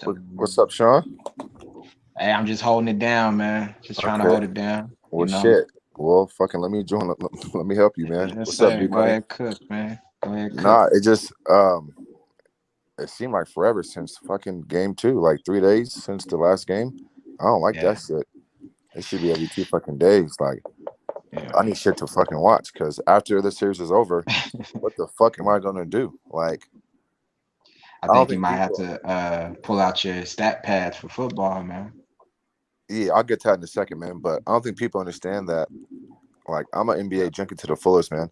Like, I watch this shit every fucking day, all day, and like everything I do evolves around NBA basketball to a certain extent, of course. I mean, I still do my thing and work and make sure the family's cool and shit, man. But like, for me, just to function, like, I need NBA basketball. And it doesn't really matter who's playing. Now, as far as football goes, I'm not as passionate about football than I am basketball. I watch it, I follow it, I know what's going on, I know who's doing what, I know the players. I mean, shit, I can talk football with the best of them. I can break the shit down. But my passion for football ain't really like it is for basketball. Yeah. To be honest, man, I'm like, other than NBA basketball, bro, my second favorite sport is boxing. Actually, yeah, but that's yeah, a good sport. Boxing's a good sport. Yeah, that's my second. What's up, D Money? Yeah, so I was. I think for a lot of us hardcore basketball fans, after the NBA finals end, and then we kind of get into a little bit of baseball and then football. That's like our little drought period. But you know what, too, though? I guess since the Olympics are starting too, so that'll kind of hold us over. Yeah, very true. As well. But then again, though, matter of fact, nigga, I was gonna say shit, but fuck it. I'm gonna chime in real quick about this NBA USA shit. I don't like it. Other than Kevin Durant, I don't like it, bro. Listen, they're not putting the best players out there. You feel me? I don't want to see Draymond Green. I don't want to see fucking Chris Middleton. Well, I take that back. Chris Middleton, I mean, he's a decent mid-range shooter. He got skill. But there's just certain guys that I feel like should not be on the team representing the USA from a basketball standpoint. Only because a lot of our players nowadays come from overseas, and they've caught up with us just a little bit, enough to where they will compete And if you're not on your fucking P's and Q's, nigga, you will fucking lose. You know what I'm saying? Yeah. KD just can't carry the load. Like, why isn't like James Harden? Well, James was probably hurt still, but James, you know, I wish PG was on the squad. You know, Kawhi Leonard. You know, who else? Fucking trying to think of like American-born players, but yeah, man. It's like, Salute. I'm sorry, y'all. I told y'all I was going. I'm back and I'm home. Salute to you, Pride. I had to make my runs and all that stuff. But Sean, I appreciate y'all holding it down, you and Jacob, man, and everybody else, man. Salute, man. Hey, I'm gonna do another stream, but I ain't gonna do it right now. I'm gonna do it probably about 4 o'clock. We're gonna still cook on here for right now. Go ahead, though. Okay, cool. What I was saying was I don't like the selection process for this year's or the current year's USA team. I don't think it's a good selection. I don't think the players warrant to be on the team. Some of it's not their fault because they're just being selected and they're playing basketball. But man, it's like these players don't want to represent their country. Okay, that's cool. But let me just say this and I'm gonna drop it. And I gotta say this shit. Even though I said what I just said, Sean, I can understand why some players don't want to represent this country because this country don't represent them. And so this whole Olympic gold shit that people talk about, represent your country and you need a gold medal. Well, why in the fuck would I fight? Why would I go to the military for a country or go represent a country in the Olympics on a sport who don't represent me? Right. Where I come home to my fucking home grounds and I don't get the proper respect and the proper treatment in my home country. But you want me to go fucking use my talent that God gave me just to say the USA won a fucking gold medal? So I see why motherfuckers don't want to play for the Olympic team. I get it, and I'm cool with that. I'm 100%. I'm 100% with you on that. Yeah, I'm cool with that, 100%. man. I see what you're Shit. saying with that. The fuck? Yeah. Oh yeah, we found out who that person was that was doing the show this little Wavos. What? Yeah, AT, I heard about that shit, man. That shit, that's wild, bro. Hey, you know what? It was crazy because I was talking to myself and I was just like, man, I don't want to do it. And then a couple of people messaged me, and then my homies out here was like, man, you gonna do a stream today? I'm like, dude, I'm just not even move for it, man. And then everything was going good, and that shit just happened. I was like, I know it comes with the territory, but you know, my first reaction was, how do I delete this video ASAP? Right. Yeah. Right. Exactly. Yeah. Did YouTube flag it or? No, I deleted it. I got no. I do my shit on stream, y'all. I don't do it on YouTube. Okay, gotcha. Because that's totally inappropriate, man. That was totally. I didn't see it, but I heard about it, and it was totally inappropriate, man. Wow. I didn't even know that went down like that, T. Yeah, because Andy K was like, and it's little, you know, black people, man. We and, you know, especially black queens, man. They're gonna emphasize it. That's why I used to tell my homeboys all the time, like, hey, I'm going down south, man. Give me a southern girl. Like, nigga, you can't go down there, my bro, talking that nigga this and nigga that, bro. You gotta be like, hey, lady, excuse me, queen, and how you doing? You can't be doing all this and that. You can't be acting the way, disrespecting. Put your hands on them girls down south that grow up with them but brothers, nigga. They brothers ain't gotta touch them. She's gonna reach out and touch you. Right, man. Yeah, absolutely. Well, I'm glad you deleted that shit, man, and moved on. That's crazy. That job messed me up, man. I was thinking about that job. Woke up this morning, I was like, because nobody did it. Normally, when I get up in the morning, that's the first thing after I read, you know, get on my knees, pray, read my Bible, shit like that. After I do that, man, I'll be like, man, I'll go ahead and do a stream. You know, and I was like, man, I just that just dawned on me. I was like, you know what? I just prayed about it, left it alone. I know it comes with it. I know what comes with it. Devil comes, try to steal your joy in all many kind of ways, but I'm still gonna keep pushing my movement. Yeah, that's all it is, T. Price. You know what I'm saying? Listen, man, when we try to do something good, the devil always want to try to intervene and stop your flow, man. But like you just said, man, let go, let God. God got it, bro. Listen, man. Look, just let me say this real quick, man. Your platform, bro, your stream, bro. I come on here because you carry yourself a certain type of way. And you know, so I respect that, man. So you doing good shit over here, bro. So I'm always gonna support you, man, and I'm gonna come on and fucking do what I do. And the main thing is I'm always gonna respect your channel and shit, man. Right. I know everybody had their little nicks and picks. You know, everybody always got that one person that they argue with. I ain't perfect. I might slip up here and there. It comes with the territory. That's all. I'll be tripping. You know what I mean? Yeah. But it's like I tell people, if I'm there from the beginning, then maybe I can. If I'm there from the beginning, okay. But I've seen the times where I've been there from the beginning and end, and you know I couldn't stop it. You know it's going left. You know, Right. but Yeah. one thing I learned is to do let the people just talk it out. Eventually, somebody gonna have to be quiet. You know what I mean? Yeah. That's the one thing about StreamYard. I think all of us. Well, I met you guys through the ticket stream, of course, and I feel like all of us are kind of like a family, like brothers and sisters in a way. Like we know our triggers, we know what triggers us. Certain people like to troll certain people. But it's at the end of the day, we all respect each other. At the end of the day, it's no kind of ill will or hatred. We may fall off the wagon and may not speak to one another for like a day or two or maybe a week, depending on how the argument sets off, the energy sets off in that moment. But at the end of the day, I'm assuming we all could say that we all have respect for each other. And well, yeah, I respect everybody. You know what I'm saying? I respect it. That's just me in general. I'm a respectful person anyway. If you don't respect yourself, I'm sorry. I mean, ain't nothing for me to do. But one thing I'm not going to do is kiss your ass. I'm not going to do that. I don't even kiss my mama. God rest them, my pops, or anybody else that know me. I don't kiss no ass for anything. I go out there and get it myself.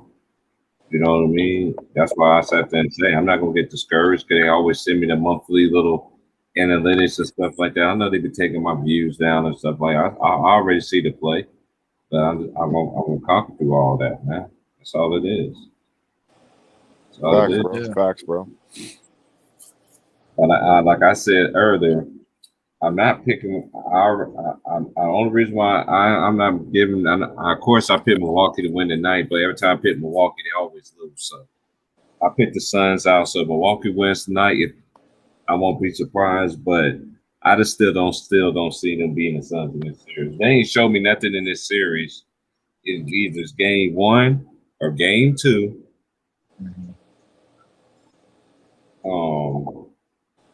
If they wanted to win this series. Hey, Mons. Hey, bro. Yeah. Hey, man. You mess with rum? That what? You drink rum? Oh, nah, not really, man. I if I do drink, man, and I got a house full of shit, there's probably some vodka, some soda water, mint and lime. I keep it simple, man. But yeah, same here. Yeah. Chill vibe. That's a chill kind of drink. like a mojito type shit, man. Yeah, because I hear all the brown liquor, and I never know all the brown stuff is like getting crazy high, bro. Like out here too, man. Looking, I mean, like all that cognac and whiskey and shit. Mm-hmm. The prices have jumped up, man. But what I do is, man, I go to Costco, man, out here, and get on my liquor from there and shit, man. But I'm not into all that sugary drinks and shit. One thing I can't drink is tequila. I can't drink tequila. Yeah, I can't do tequila. Yeah. Tequila makes me nauseous, man. I can't drink that. Yeah, me neither. I'm not a big tequila guy, man. It makes me feel like I got another set of chest hairs on my right. chest, and I don't even have chest hairs. Just saying. Yeah, but I got this. I had it before. What you got? It's called Puzan. Oh, okay. Black cherry rum. Yeah, it was cheap, $13.11. I'm about to taste it. You just drink it like straight, like on the rocks? Yeah, I put a little lime in it too. Okay. I already got my cup in my little thing. Feel like, because being in the culinary field, you learn how to bartend too. A lot of people don't do that. Yeah, of course, yeah, all that shit. Oh, man, of course, yeah, definitely. Yeah, man, yeah. I got like a whole like little indoor bar at my house, man. So I got like mixers, all kinds of shit, man.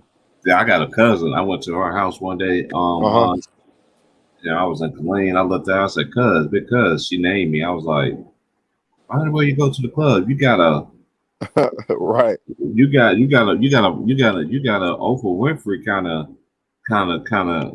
bar thing going on in your thing, man. We used to play. That's how I learned how to play Phase 10. Okay, drinking shot games. It's like I told my cousin, I play with y'all. I don't play with every people I don't know. Man, no, Nick, because you could get me drunk. You can do anything. I'm gonna watch you. See, when I that's why I never like house parties. Cause I never house parties. Right.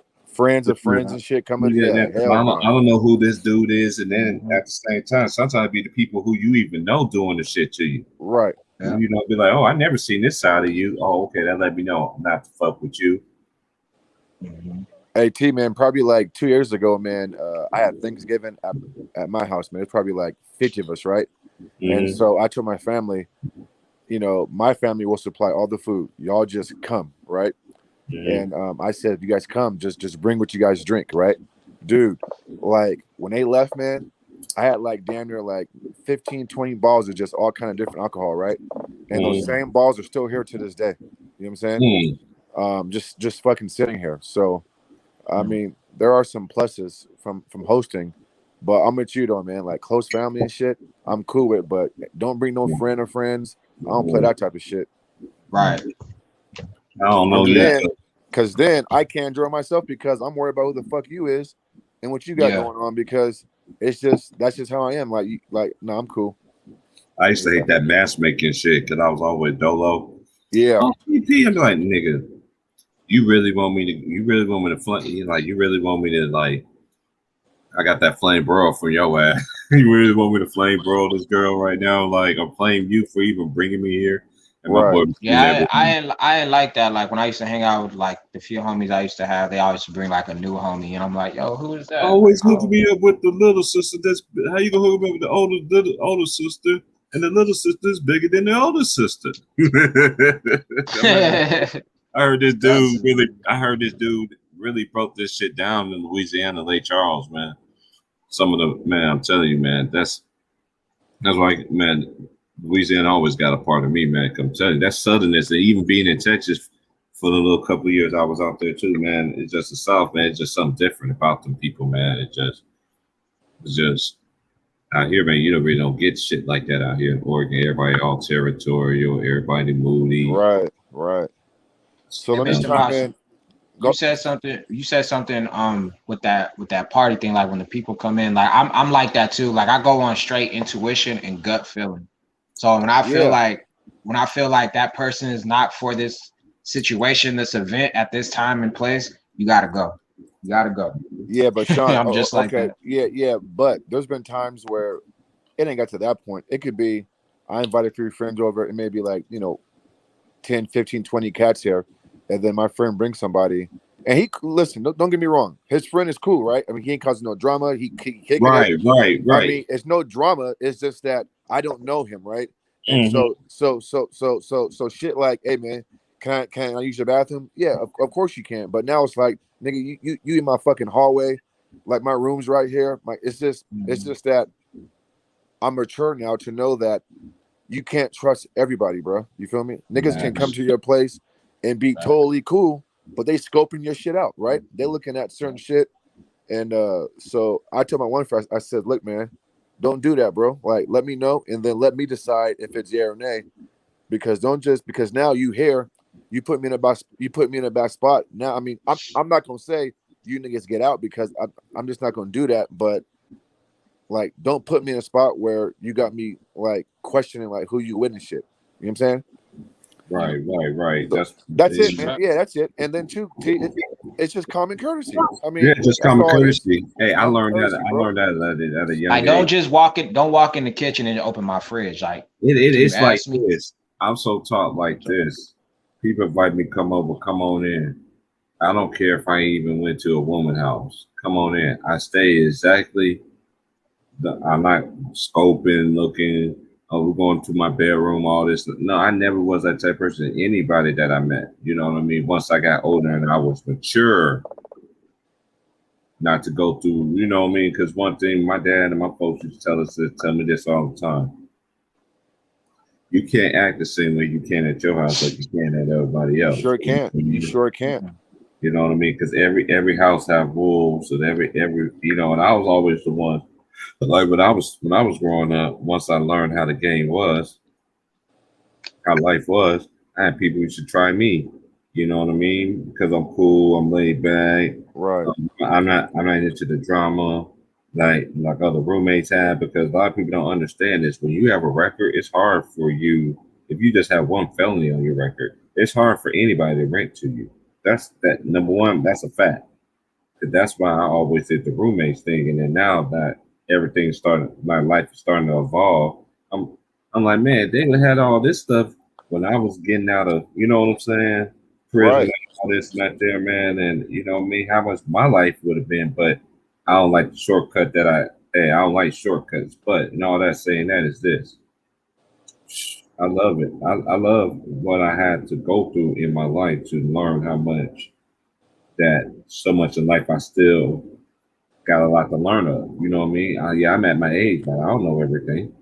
Right, You know, man. Right, bro. T Price, man. Those trials and tribulations that we go through, you know, it could be multiple different variety of situations like that. That's gonna mold you into who you are today.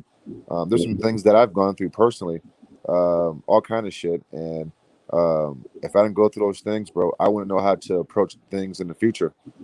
So, you know, like falling down in your life, going through trials and shit, that's not necessarily a bad thing. That's how you learn. You know what I'm saying?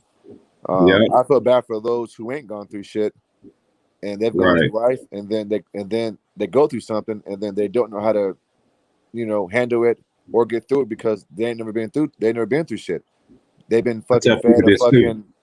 fucking silver spoon. I tell people this all the time, even family. I'm like, man, it's hard for anybody to relate to me if y'all ain't never been through it. So y'all Right. can give the answers and everything and aspects and everything like that. I get all that, but I this is why I really I tell I ain't even told my best friend this. Even my bestest friends, we don't talk like that. The reason why we don't talk like number one, I know they all got families and I don't. That's number one. But I always was one that always had to reach out to them, check on them. Then I still got some friends that no matter how long we be friends, whoever they dating, believe we had sex, believe we bang. And I ain't never slept with any of my female friends. We was friends, we was friends. And trust me, I had some of the baddest friends in the land. Some of the baddest friends in the land. And they'll tell you straight up, and their kids even tell you, Terrence, they never came at them like that. Never. Never. Disrespect. You know what I'm saying? If a woman can't trust you and a family person can't trust you and respect you, man, that's bad, bro. Then you got some that's unwarranted because they judge you from your past. You Right. ain't Well, been we all around got it. a past. Shit. Yeah, that's why I tell people. I'm like, yeah, we all got a past, y'all. But at the same time, your past and my past is that's one thing I don't like what people do too.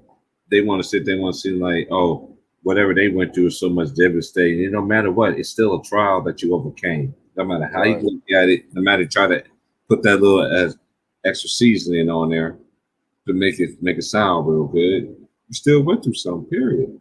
Yeah. Right. And you overcame it. Like, what's wrong with you for saying that? You ain't Nothing's gonna wrong with make that, it, bro. man. Come on, man. Yeah. That's why I'm more than a Who are we to couple. judge people, man? Who You am I know to what, judge man? somebody?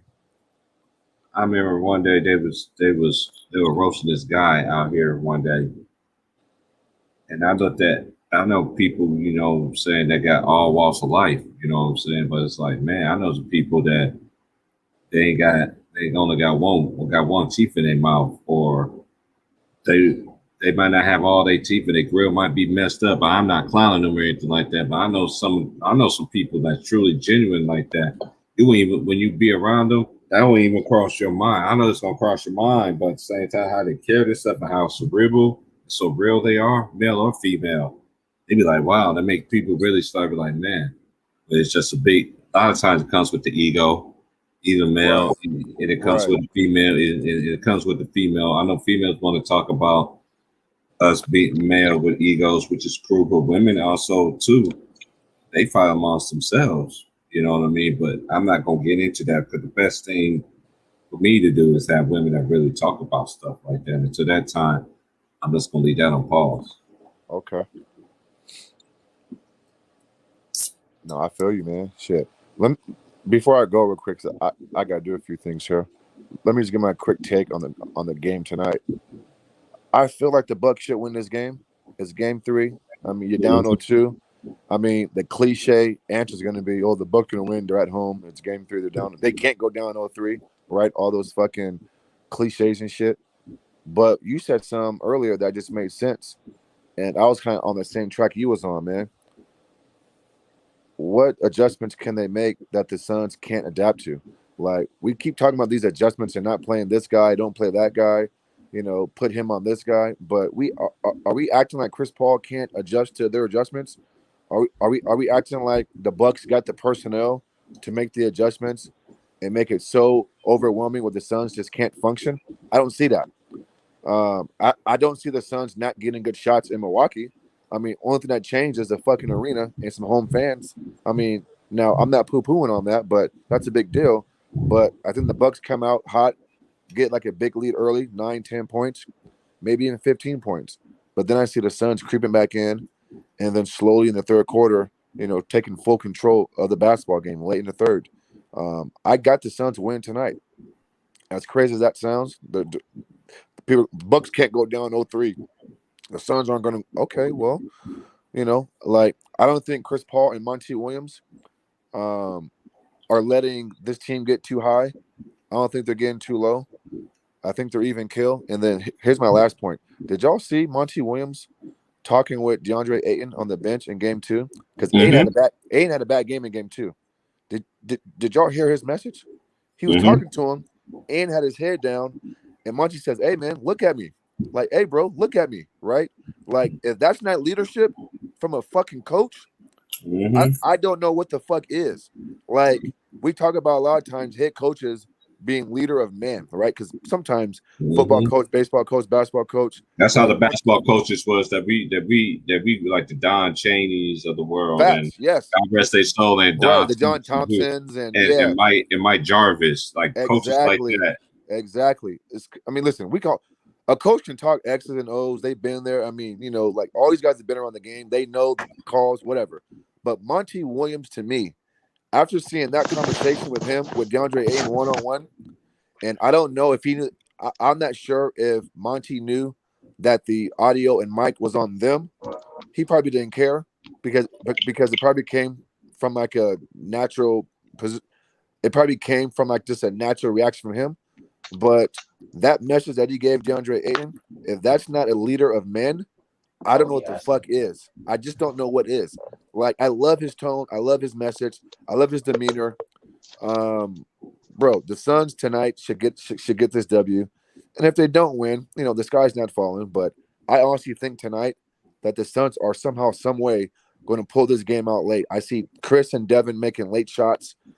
I mean, I think the Suns are just a better team. And I mean, I can't see how anybody can argue different from that.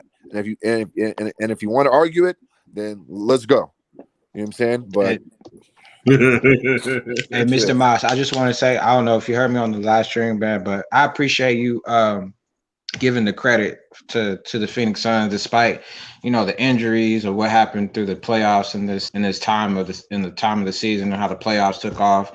It's unfortunate that these players were being hurt. It would have been interesting to see these teams play players and teams healthy, but I just appreciate you and respect you for putting Phoenix Suns on that caliber, because you did say in the beginning of the season, I do see Phoenix in the finals, and you were right on the money with Sean, that. They're always my sleeper team, right? And I'll be honest though, I mean, I thought the Clippers at full strength would get to the finals, but I always said the Suns were my sleeper team.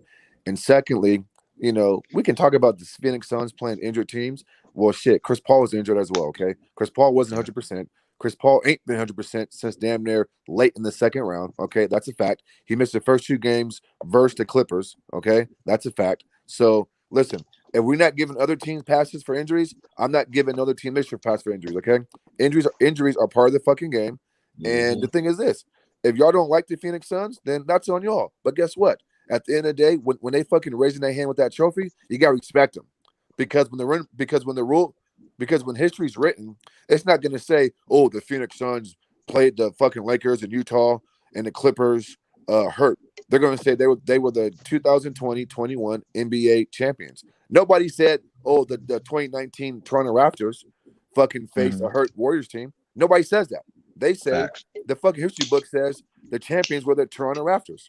You know what I'm saying? Nobody says the 2015 Warriors beat a fucking hurt Cavs team. They just say the Warriors won the championship. So I don't give a fuck what nobody say. All right, I don't give a fuck if they say the Suns ain't the best team. All that shit. All I'm telling you is this: I got two eyes. I know basketball, and with my two fucking eyes, the Phoenix Suns check all the boxes. When you talk about a championship caliber team, they have no weakness. What's their weakness? They don't have any. They play defense. They have offense. They're an elite shooting team. They have an elite floor general. They have a pretty damn good coach. They have an elite two guard, and they have a big man who can finish around the rim and pick and pop. And they got role players who can stretch your floor. So what are we talking about here? The Phoenix Suns are a championship caliber team. What's the argument here? So Sean, to your point, man, that shit don't work on me, bro. I know basketball. The Phoenix Suns, in my eyes, are getting credit. They're gonna get credit. Job's not done yet, though. Job's not done yet. But when they do finish the job, hopefully, they're gonna get full credit from me. Period. Right. I'll come back in Not later only on. that, and not only that, and I'm gonna be on later though. Okay. Come through, man. Okay. Yeah, always, bro. Hey, Sean, I'm just gonna say this too, and that's always tell people on Ticket Channel, man, all the time, man. You guys give people their credit, man. Y'all can't. Y'all, hey, I understand injuries is part of the game. Like y'all can't. You just can't do that because if it comes down to your team, you want somebody to give you your full credit too. Right. Well, that's how I feel, T Price, with the bubble, right? Because even though the bubble, to me, basketball is basketball. A gymnasium with the basketball hoop, you still got to go out there. You still got to play 48 minutes a game of basketball. When the Lakers won, I didn't strip the Lakers of winning that ring. People like to say and make fun of and troll and be like, oh, well, it's a bubble ring. It's a ring. But at the end of the day, this team won. Because I'm pretty sure if one of your guys' favorite teams won in that bubble, you guys would be celebrating like the LeBron Laker fans would be celebrating. So we gotta actually kind of take that in consideration too.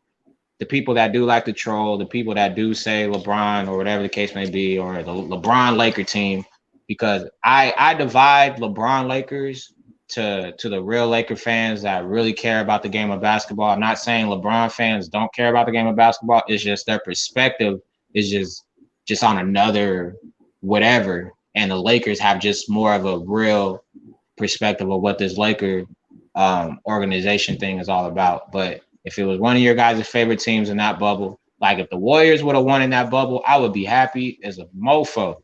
You know, if Clipper fans won in that bubble, Clipper fans would be happier than kids getting Happy Meals at McDonald's. I'm just gonna say this, and I'm just gonna say this too. I'm so tired. Look, just because we make a prediction and we wrong, don't hey, ain't nobody gonna be perfect out here, man. Y'all gotta be better at that, man. Oh, you didn't pick my team, so you said this team is gonna beat my team, but the team that you picked did okay, that's fine. It happens. Okay. It's no shoot. Right. It's a prediction. I mean, and what did Pop say to Craig on Friday? You win some, you lose some, but you live to fight another day. Rest in peace to John Witherspoon. A lot of a quote that should be everyone's mentality. And I've been saying this, and I'm just gonna say this about the heavyweights this year. Let's say for the Nuggets, I've been said this year, I think the Nuggets gonna be good, but I didn't think they was going to get advanced because they team too much changed to me. You know what I'm saying? They lost their defensive prowess. I know what you're going to get another bag. I know Michael Porter Jr. Everybody's raving, but I know my homeboy who stays in Denver now. He said they should already been unleashed Porter, but he ain't knocking it the way that they did. But that's just my opinion. You know what I mean? But they had a great run. I'm sorry that injury just happened. Now the Lakers, I've been said the Lakers wasn't going anywhere. I've been said I ain't give a care who they gonna get. I don't care they're gonna get last year. Everybody else gonna get better too. Y'all like y'all two on the motherfuckers gonna get somebody. Right. Exactly. I don't like people like that. I don't like the stories and all this other stuff. The Lakers now you get to be I ain't going into that. I already pulled my stance on that, and I mean that shit. Every year the roster look different. It has literally looked different every single year. Yep. Every single year, it never was the same. I mean, look at this season. Most Lakers championships count unity. They played together for a while. They end up getting a couple players from the free agency. Boom. That's how. Boom. Next thing you know, 3 peats. You see what I'm saying? Yep. I mean, look how this season panned out. Everybody thought it was Brooklyn versus Clippers, but it didn't turn out that way. It turned out to be Milwaukee and Phoenix. So we don't know what's going to happen in this next season. Anything can happen. The teams that people are not getting talked about end up being in the finals. This season showed so much of what people's takes can be. They can say whatever they can say. At the end of the day, basketball speaks for itself. I remember having a conversation with a friend of mine, and we were talking about that. And I told this person, look, man, basketball speaks for itself. People can say whatever they want to say about what they feel or might think is going to happen, but the basketball game is like music. It speaks for itself. It has its own way of speaking for itself. There was a reason why they said Kobe Bryant was poetry in motion. He was speaking words on that basketball court without people even knowing he was speaking words on basketball, which is why his career panned out of being, now he's getting awards for, he's getting Academy Awards for things that he worked on his craft. He's been always crafting his game of what he knew what he was going to be in the future. That's what basketball is. Basketball, when it's live action, when that tip-off goes on and 48 minutes starts running on that court, opinions and feelings and emotions, it doesn't matter at that point. It matters about who got the most points in that basket, who's going to be able to get that outcome in the end of the expectations that the people are saying, and the pressure, the amount of pressure that these players have, that forget a number one draft pick, just being the player, just a superstar player. If you're a superstar player and you have these expectations, and then the one thing I don't like, T Price, is I don't like, in this era of basketball, I don't like the fans that watch this era of basketball and not all fans, but there's a few crowd of fans that be like, well, he's just a complete failure because he failed one season. And I just think that's just like, I just think it's an insult. It's just a disrespect to the art, the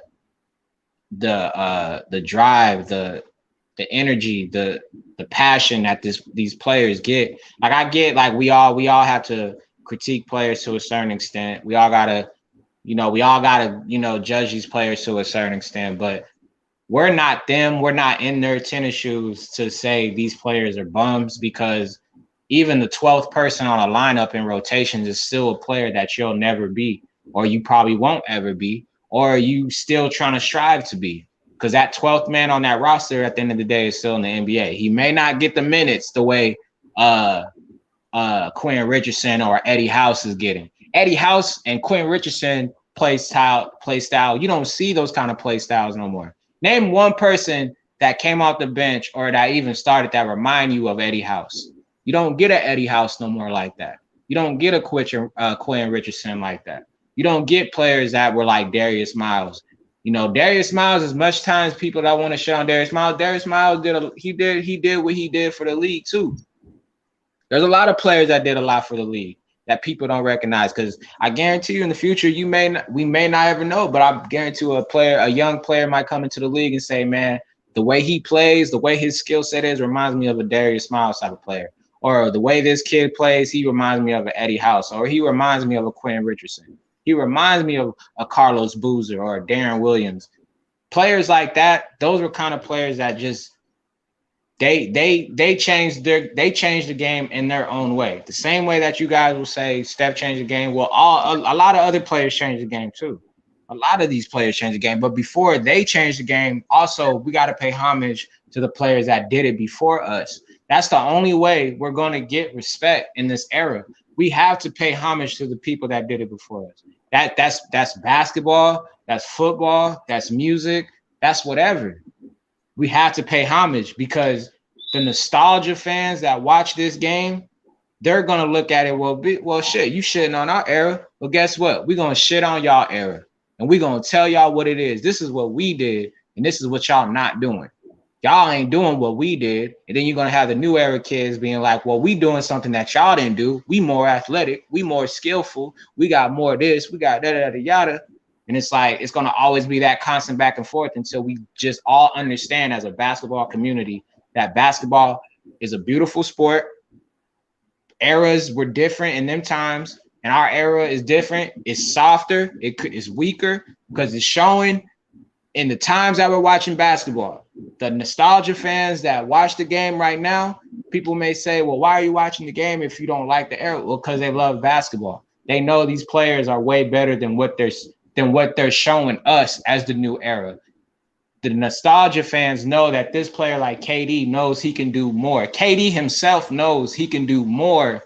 He knows he can dig deeper than what he's showing us. Why do you think development exists? Why do you think all this stuff exists? Why do you think teams have development coaches? You're not going to see the same KD that you seen last season. You're not going to see the same Kyrie that you seen last season or the year before or prior to that. You're not going to see the same thing that we seen in these times of the players that we watch.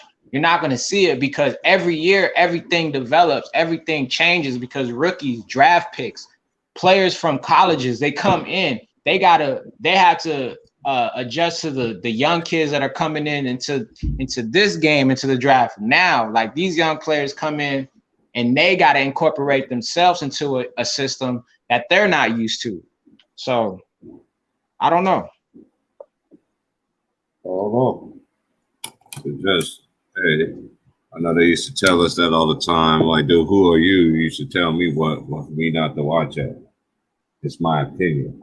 That's what people fail to realize. Like what they say, like it's like, for instance, sometimes we have conversations about anything in general on here.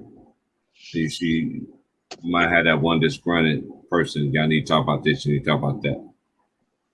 You know what I'm saying? It's people gonna be disgruntled, but at the same time, I ain't gotta listen to you. Mm-hmm.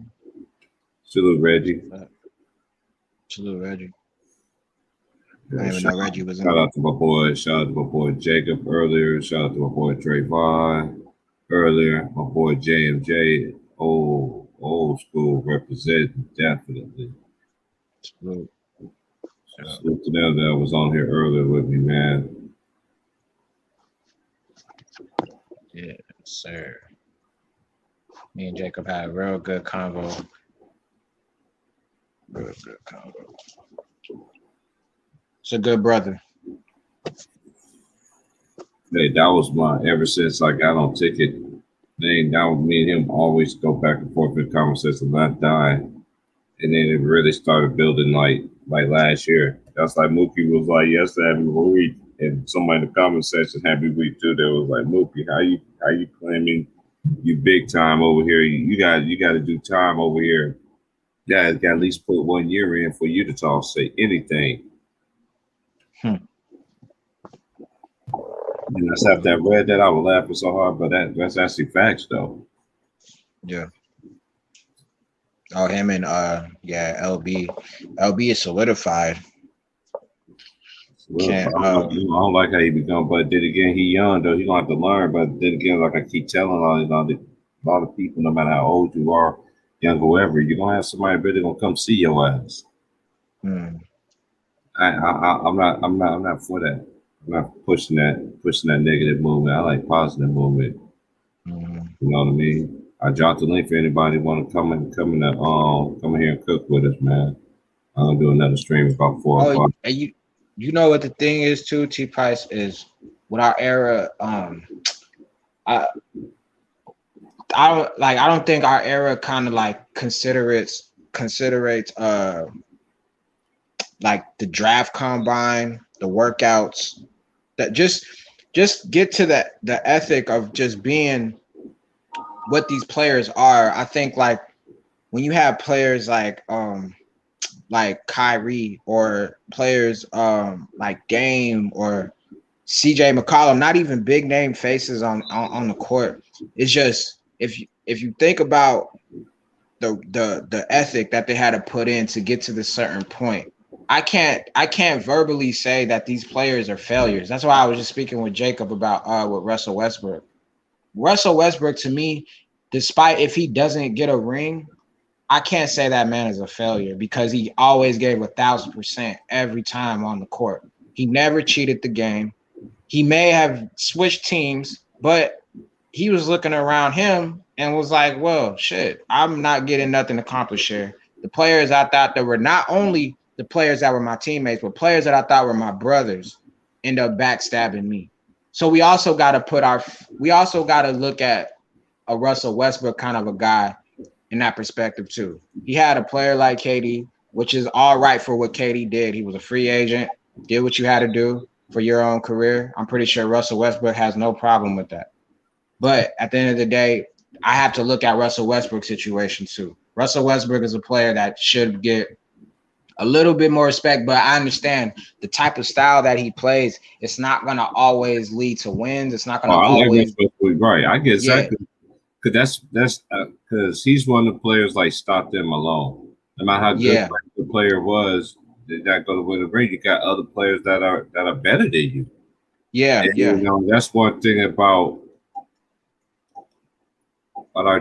this generation. They always want to put big emphasis on everything, but then in losing, this is one thing. They always say a big thing of not getting a ring and losing and all this and that there. But come on, man. Y'all got to be better than that. Y'all, like I said, they don't keep the same energy. That's why I don't entertain talks no more about LeBron is better than Kobe. There's no fucking way. I don't care what kind of thing you are. Yeah, just the determination that Kobe brought to the game. Man, me and Jacob, we were talking that you were busy, T Price. Me and Jacob were talking about that Kobe situation, because Kobe set a standard and an integrity for the league that people either were going to try to compete with it, or they were just like, Kobe's just a different breed. So Kobe for me was just a definition of any young kid that had to strive, that if you felt a player, like, because we could put like a situation like Ben Simmons, right? Let's say somebody on the outside that's looking at Ben Simmons, that probably looks up to Ben Simmons in the world. Somebody in this world looks up to this player, Ben Simmons. But this person that looks up to him knows he can do way more than what this kid is doing. And he's taking advantage of his platform to the point where it seems you only care about the money, you only care about partying, you only care about going around being this stubborn kid that doesn't want to listen, that can improve yourself as a player. But there's a kid out there that can do anything that you can do on the court, but probably do it way better than you can do it. It's just like somebody that was out there that people would say, man, I knew there was somebody better than that was Michael Jordan. But at the end of the day, you can't be that dude, because Michael Jordan put in the ethic, he put in the work, he put in the practice, he put in the drills, the person that players are watching. Michael Jordan set himself up for that moment, because he was getting doubted since the time that before he even came to the league. No one even believed in Michael Jordan like that when he came into the league, because everything was so predicated on big men. So he had to prove a different level just based off of that, and also just branding his name and branding him as himself as a basketball player, because nobody was saying, oh, this kid, he's green, he doesn't know where, he doesn't know what he may possibly do on the court. He doesn't know what he's doing. We never had a player like Michael Jordan to do what he's doing. Michael Jordan had to prove that. Kobe Bryant had to prove the doubters. When he had that whole thing going on with that case he was dealing with, he also had to prove the doubters. He had to convince his family, he had to convince his daughters that the thing that they're broadcasting on TV is not the man. Like, think about being Kobe, going home, and his daughters are asking him, what is this all about? What is this going on? Maybe they're not that age that like literally communicate that, but the wife of him asking that. Kobe having to fight through that. Kobe having to fight through obstacles. Kobe having to fight through anything. Like, people may say like, oh yeah, LeBron James, that he go through media obstacles. He may go through all this or whatever, but he ain't have to go through the shit that Kobe had to go through. Everything that Kobe went through was a mentality for real. Kobe went through a mentality on and off the court. Kobe pushed himself and strived himself to be the player that he is. Now, I'm not saying, God forbid, if LeBron goes, we're gonna look at his legacy. We're just gonna look at his legacy for what his legacy was or what he did for the league. A lot of these players did that, almost similar, did that same thing. But if we're gonna look at LeBron's legacy like that, we're gonna look at Baron Davis's legacy like that, because Baron Davis also changed the game for point guards too. Jason Williams also changed the game for point guards too. Jason Kidd, Steve Nash, all these players changed the game for something. Ben Gordon changed the game of what a scoring guard may have looked like too at his time, in his place, and when he was playing. You know, players like I'm just going off the top of the head with that, just to show, just to give the example that there's not just one player that influences the league. There's a lot of players in this league that influence the game of what we're seeing today.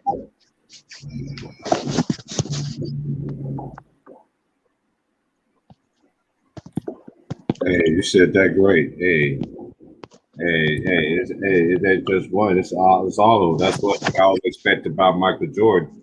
He said, "I'm not the best ever." There's other players just before me that, when I heard him say that, that let me know, like, yeah, it ain't just me.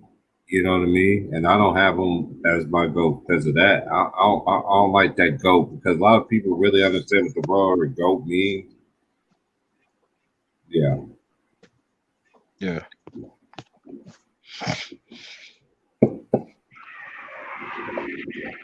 You know, I'll be right back, T Price. Yeah. When they use that word the GOAT, man, I don't see nobody as the GOAT. Because it's every time you say somebody better, it's always gonna be somebody come up behind probably 10 times better. Right. So to me, there's no real GOAT. Because who knows? It may be somebody come in the near future and in the future break all LeBron James records. Are we gonna be calling him the GOAT next? That's what they're gonna be doing.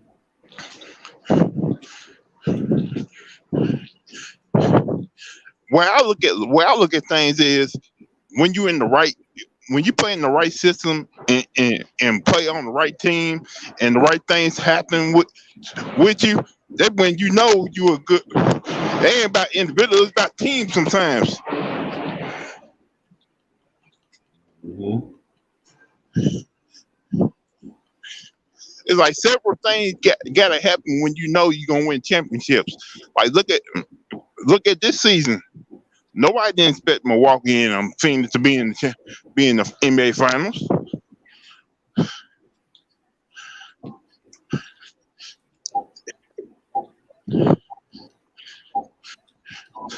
It's just sometimes the ball bounces your certain ways. Certain things happen.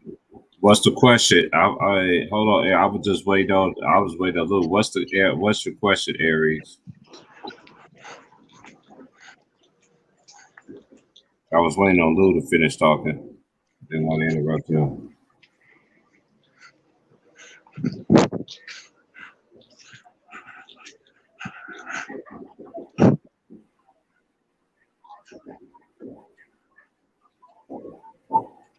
Who you got winning tonight? I got Milwaukee winning tonight. I think with that crowd and the crowd outside and the hype around them playing in another NBA Finals at their home arena for the first time in years, I wouldn't be proud that Milwaukee end up winning by at least 10 to 15 points.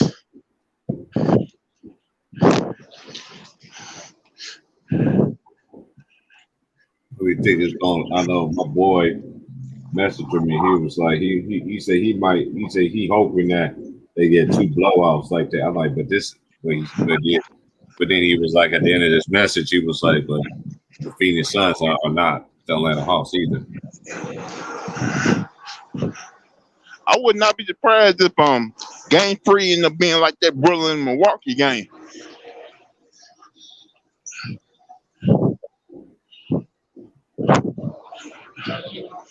But if Phoenix do pull off that victory, I think it's over. Mm-hmm.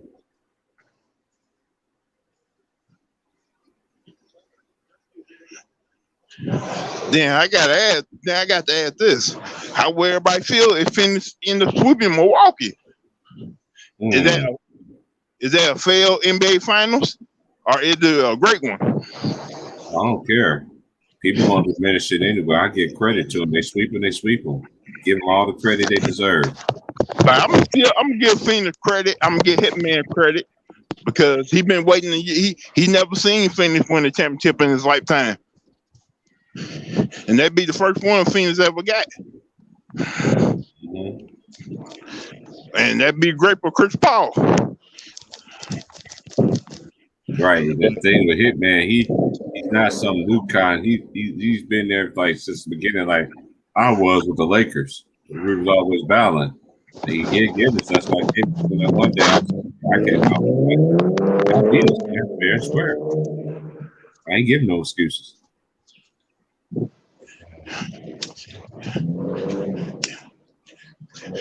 And Hitman went through it for his whole life, hearing like, "Oh, Phoenix ain't great. Phoenix ain't all that." Yeah, he said he's been a fan for 20 years. Mm-hmm. Yeah.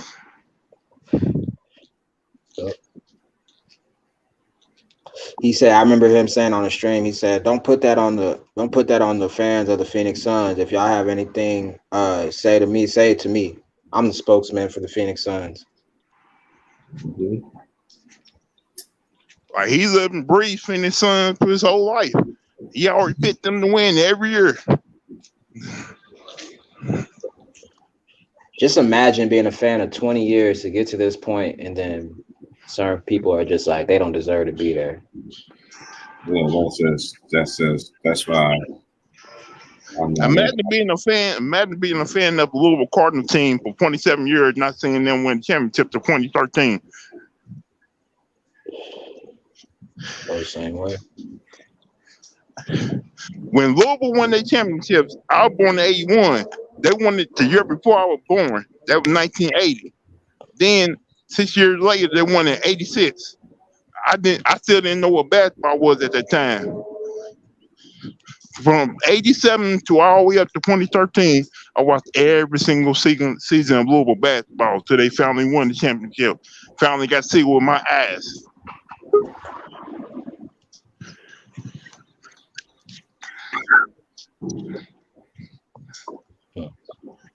Then the NCAA wanted to turn around, act like it never happened.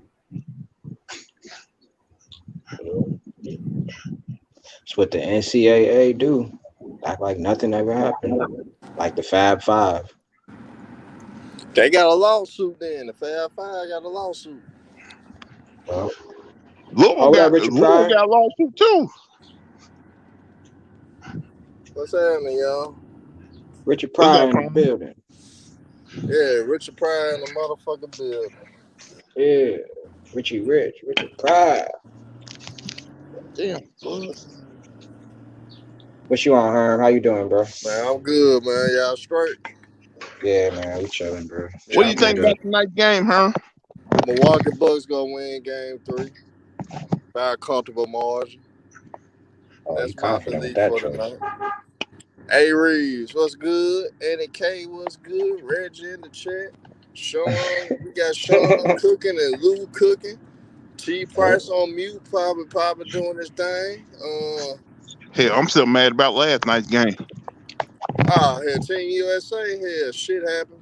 This is new age. This ain't like how shit used to be. And y'all, I finna go on a rant right now. And y'all, I got the perfect meme just for you too, bro. Hey, and these pussy motherfuckers got the nerve to talk about this era better than the golden era, which is the 80s and the 90s and the early 2000s. And y'all got the nerve to say these players better than our era players. Y'all out y'all fucking minds. Last night showed the shit. And y'all pussy ass nigga got the nerve to talk about this era is better than all the other eras. These new age players. Man, y'all that Last night show how important defense really is in NBA. And none of them motherfuckers play defense. None of them motherfuckers. And the Clippers, y'all gonna be some stupid motherfuckers. Y'all trade most of y'all team to get Dame Dollar. Y'all be some damn fools. I like Dame Dollar, but y'all better not trade for Clippers. I never understood why she wore that thing around her neck in this movie. I don't understand women that actually wear. The only ones I know that wear necks around like that are like.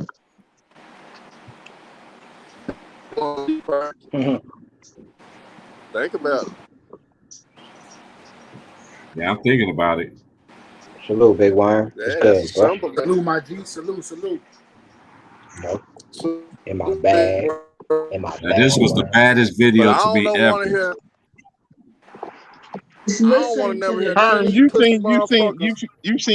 Herm, you seen forget that's the same Clipper team that traded away half their team for Paul George They better not and trade half the draft team to picks. get Dame Dollar so y'all can have a big three, and then all y'all Thanks. Hey, provide this is fans hey, Sean, this how they shit feel up when they be because talking he about got you a behind super your back. team too. Oh, here. Debo. Hey, big word, Kwame cooked a month bitch ass too. Yeah, I was just watching his live. I just happened to click on Yeah. Kwame's live. Yeah, I watch Kwame, Kwame every day, bro. Today Kwame I told didn't him. comment in there though. What the Kwame told hell, him that man? Kwame told him he was pushing an agenda and kicked him off. Mm-hmm. What the hell? All these damn bugs keep landing on my ass. Oh my gosh, it's meeting everywhere. Nate, dog. Always in my face, talking The this and Project that. Pat. God, I had to buy some rings. I'm any pussy motherfucker. I'm going there right now. Go talk about this era better than the previous eras. Y'all let y'all fucking mind, and I'll be ashamed of Man, yourselves. they Y'all smoking don't know angel dust. fucking They basketball. smoking angel dust, Holmes.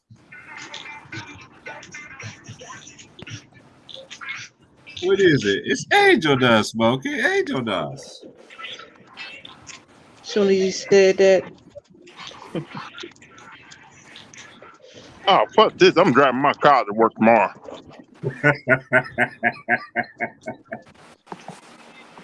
Stop trying to steal your fucking soul for the bag, man. Go for your ass too. None of these niggas getting spared no more. Shit, my doctor told my ass to That's start all you walking. doing. My doctor told my ass to start walking to work so I can get my ass back in shape. But hell, fuck this. See, all these damn bugs keep flying on me. Feel like they have a meeting when they see a black person, bro. I'm trying to tell you. Kentucky, Especially in the nigga, that's South. why. Hey, especially down south, bro. I ain't gonna lie. Hey, out here, and man, you don't have to worry about that, bro. That's one thing, man. But I know when I eventually go back, man, the Northwest, I ain't seen a roach in 4 years out here, bro. Ah, shit. There you go. Cause Nigga they be slacking spraying that shit yourself. up, man. They go. Nigga be No, smacking. Nigga be smacking yourself when one people my be talking about like this poor baby just smacking himself all across the face. Oh shit. One flew in my ass. Shit. Damn, nigga.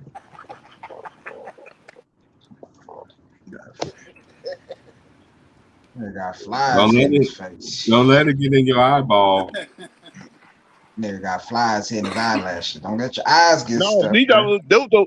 these are the little tiny bugs though. Oh, them gnats. Or the little gnats and shit. Ah, man, I hate fucking gnats. Nasty ass, ugly ass things.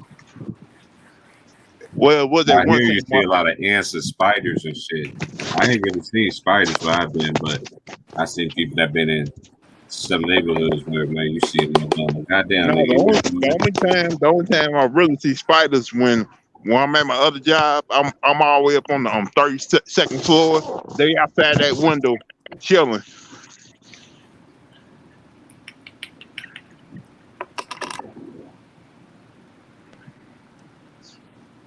Hell, that's summertime for you though. Wintertime, you don't see no damn bugs.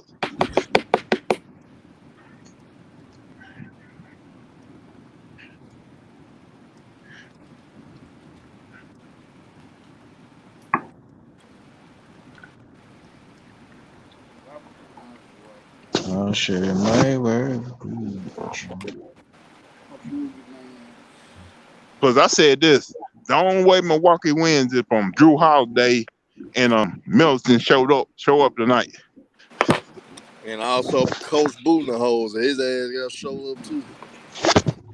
He ain't showed up none yet. Shit, the Suns get this win. There's a Brooke wrap. Lopez is killing them out there, man. You can't guard. Fuck. He can't guard nobody.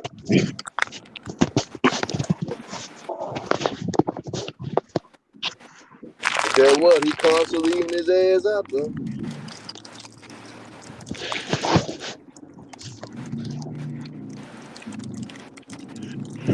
You talking about somebody make some moves? You may see Milwaukee probably get a big man that can actually guard people.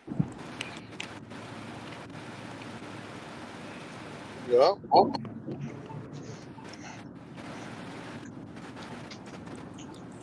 Unless they add Dwight Howard to their team. Yeah. At least you know he's gonna protect the rim.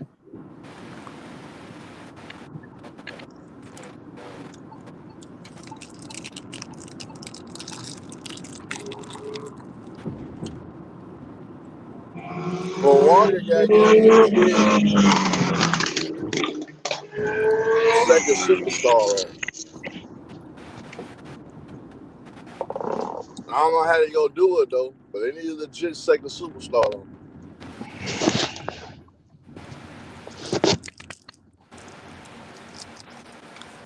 I bet you Middleton had 30, but he just so fucking consistent, man. It used to be me in the summertime riding motorcycles. Time going slow today.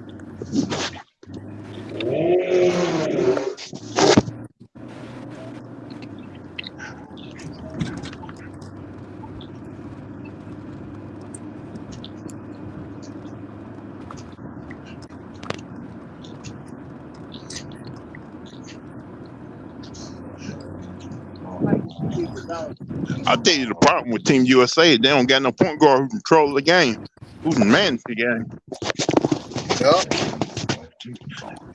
I didn't watch the game, so I wouldn't know what happened yesterday. I didn't even know They there don't was got a no game. big. They don't got no big men down low. Who can, like, what you gonna do if Bam Adebayo get in foul trouble? Well, you gonna put Kevin Durant? You gonna put Kevin Durant, Kevin Love, or something? SOL. Help. Call that shit out of luck.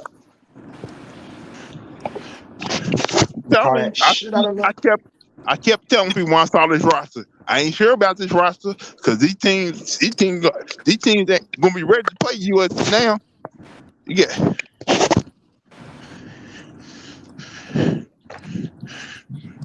Yo, Lou, you good over there, bro? You all right? Yeah. It's hot. It's like 97 degrees outside right now. Man, you bring a water bottle, man. Anywho, hi Herm. I bring like What's 2 good, water baby? bottles. At least 3. Maybe I'm even all right. 4. Just watching snowfall. Yeah, that's a good show. I'm on the last episode of the season. Y'all gotta watch that movie Fatherhood with Kevin Hart. It's a good movie. Fuck Kevin Hart. Yeah, Hey, Herm, ain't nobody asked you for your criticism. I seen that movie, man. You I gotta seen watch that. People, I seen that Don't be movie, so quick. man. Don't be so quick to criticize, man. That's what it is. I think that's what it is. I seen that Nah, movie. it ain't got nothing to do watch. with Philly. You gotta It ain't watch got the nothing to do Personal with Philly. Friends with your hard-headed ass. It ain't got nothing to do with Philly though. Yes, it do. No, it don't. Cause I fuck with like AI, my favorite player. He played with the Sixers. Was one That's of my North favorite Philly. players. He's part of North Philly. And then Beans and them were bumping. Benny Siegel and them, they were bumping back then. State property and them. But I Black did see Thought. Black Thought the hardest rapper to come out of Philly. Black Yeah. Thought is a legend. He a mogul. Black Trying Thought to the plead your hardest. case now. Nah, I'm Yeah, just Mo. telling you. I'm just telling you that, man. That I know some shit. He So I said, got a man, little fuck ranking Kevin and Hart. shit. Yeah. About time his ass made a good move. It's pretty good. It's pretty decent. It's pretty decent, Herm. It's pretty decent, man. Got a little. It's Has a okay. good It's okay, beginning. Herm, to say Middle that you and don't the like end. the people from You know what Philly. I'm It's okay to say that. It's okay. I just don't care for Kevin Hart, period, though. It ain't got nothing to do where he from. Why he be beefing with Cat Williams like that? Like, what's wrong with that? Because he a Why hater. he be? He a hater. Or devil's advocate is why is Cat Williams?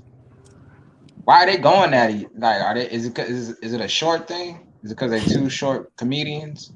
You know, like what is it? I'm sorry, it but Cat because- Williams more funny than Kevin Hart. you ain't got nothing to apologize about. It's the truth. Yeah, that's Cat Williams is funnier than Kevin Hart. Mhm. Kevin Hart's more funnier to me in his movies than he is in his stand-ups. Because he just talks more family material, and after a while, He it played get old. He played the same characters in his movie all the time. Yeah. Soul Plane. What about that? What y'all know about Soul Plane? I love Soul Plane. That You was talking my about that movie. movie where he kissed the rock in the mouth? I got grass. Okay, I don't know about that one. Yeah, I don't know about that part. Talk about that. I don't know about it. Yeah, all I Hey, know what is that about Will? nigga's from the Didn't same Will city I'm Smith? from. Didn't So Will that's all I Smith know. fucking character ass kiss a man like all that too? Will Smith think he Muhammad Ali. He think he Hitch. Will Smith think he a bad boy. Will Smith think he everybody. Same with Jamie Foxx. Jamie Foxx thinks he's Mike Tyson, Ray Charles. He think he everybody, man. Look, he's He still was a big Rhonda too. mocking people's voices, so that's all He was good. Rhonda. Hey, T Price. Even he was trying to be that nigga in Shark Tale. I was like, Oh what my the god. fuck? The Oscar the fish. Oh my god! You see how that fish girl Man, was I giving thought him, it was giving that man buying that him suck. Krispy Kreme donuts. Y'all a mess. That fish girl was buying Will Smith, the Oscar the fish, some donuts. Hey, Herb, did you hear what happened yesterday? And the dude showed his little Crazy. Wavos yesterday. What happened? A nigga showed His his little dick on Wavos live. yesterday. Say that again. A dude showed his little Wavos. His dick, Herm. His dick. Yeah. Showed his huevitos. Yes. Because Wow. you wasn't Huevitos. understanding. You wasn't understanding. Nah, I just couldn't hear it all the way. Nah. I don't think he wanted to hear it all the way, to be honest with you. Wow. Yeah, I was there. I didn't was on even the know what panel. happened. I wasn't even on the stream, man. I just heard about it. Wow. I was like, wow. Yeah, bro. I was like, what the hell? And then just saw it, and I was like, oh, okay. Niggas is taking StreamYard to another level. Like, hold on, How it niggas, stay there started for though? How all that crazy shit started? Yeah, like what gave him the influence to just I don't know. Darius and Corey and I were having the conversation, and then he just popped. I think T Price had added him in because I guess he wanted. I don't know if he was new to the channel or something. And then he just popped in, and showed his thing. It showed his dick, and then that was it. I guess he was trying to nigga, get this your ain't attention or something. nigga. Don't ever show yourself on this platform again, nigga. I don't This want to ain't see 1-800 that. hotline. He was Nigga. small. I don't want to see that. Hey, D Money, is that you? Let these niggas know, bro. Niggas ain't doing Hey, 1-800 hey, the nigga, I bet you won't show your face no more. I didn't see this shit, but that shit was You wild. I know hearing T this Price mad shit? as fuck. Hey, fuck, nigga. If you hearing this shit, the nigga that showed himself, disposed himself, I bet your ass won't show your face now, homeboy. Andy K gonna remember your bitch ass. I don't want to. That's the thing. It's probably hostile. I bet you won't show your face no more. Hey, he came back. He was on here earlier, but I already booted him out.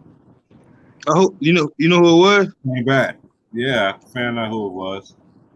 You want to share his name? Nope. That shit crazy. He a troll, man. He a troll. I'm just saying, I bet that fuck nigga ain't gonna show his face no more though. And the crazy thing is, hey, what if it was an accident? That should have been. It's even funny. No, that did not look like no accident. No, it was intentional. That was intentional. That was intentional. He tried to get Andy K attention, man. No, stop! Don't do that. Yuck. Don't do that. And my Pusha T voice, yuck. Yeah, Do not do that. It's Andy K right now. You should remember. You should remember that voice had Pusha T dominated Drake ass. You should. Oh my remember God! Nigga, please. He gonna bring that up. Negro, please. You should remember Pusha T. Hey. That's the Okay, only thing I where's remember Pusha T him at, for. Herm? Huh? He's relevant Where's in Pusha what? T at right now?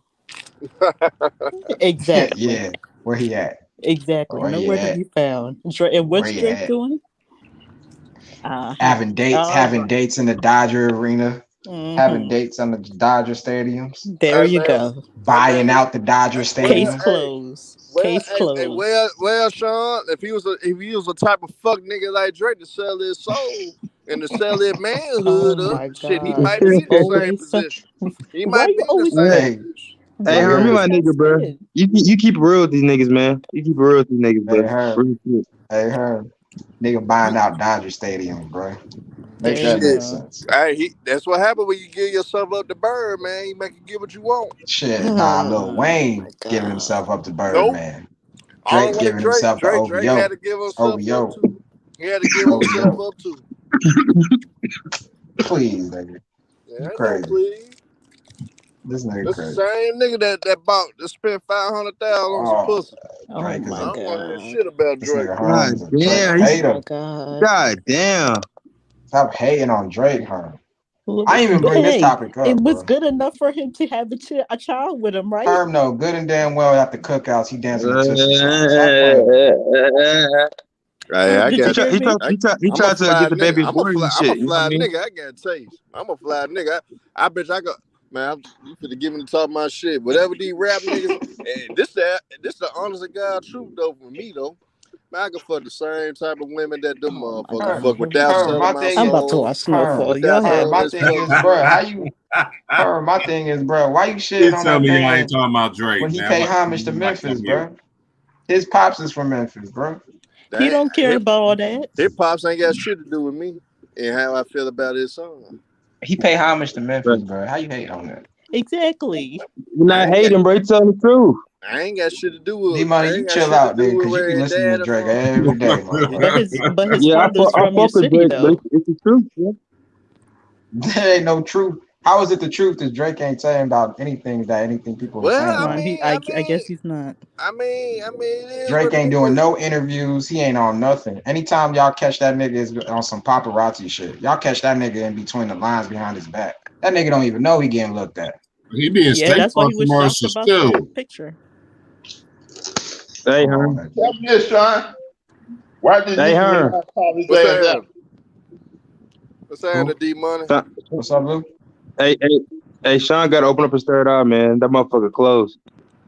What do I need to open my third eye for? Hey, I mean, you know, it is Y'all what it niggas is, just be D-Money, man. y'all niggas. Well, not y'all, get but mad at my Herm boy. and D Money is acting like there's a conspiracy with everything. Well, D Money conspiracy brother over here, always fucking Shit, it ain't thinking there's a conspiracy when it's conspiracy. true. See, What is true? It ain't conspiracy when it's true. All we know is this nigga Degrassi. This nigga was in Degrassi, took over the game, and niggas is mad. All right, who we signed with? Lil Wayne and Birdman. Oh, Young All Money. right, what He's Birdman trying to known cash for? money. What Birdman Cash. known to do? Okay, but you think Birdman did that So to fuck Drake? these artists Fuck in out of the here. my bad, I can't say it on here.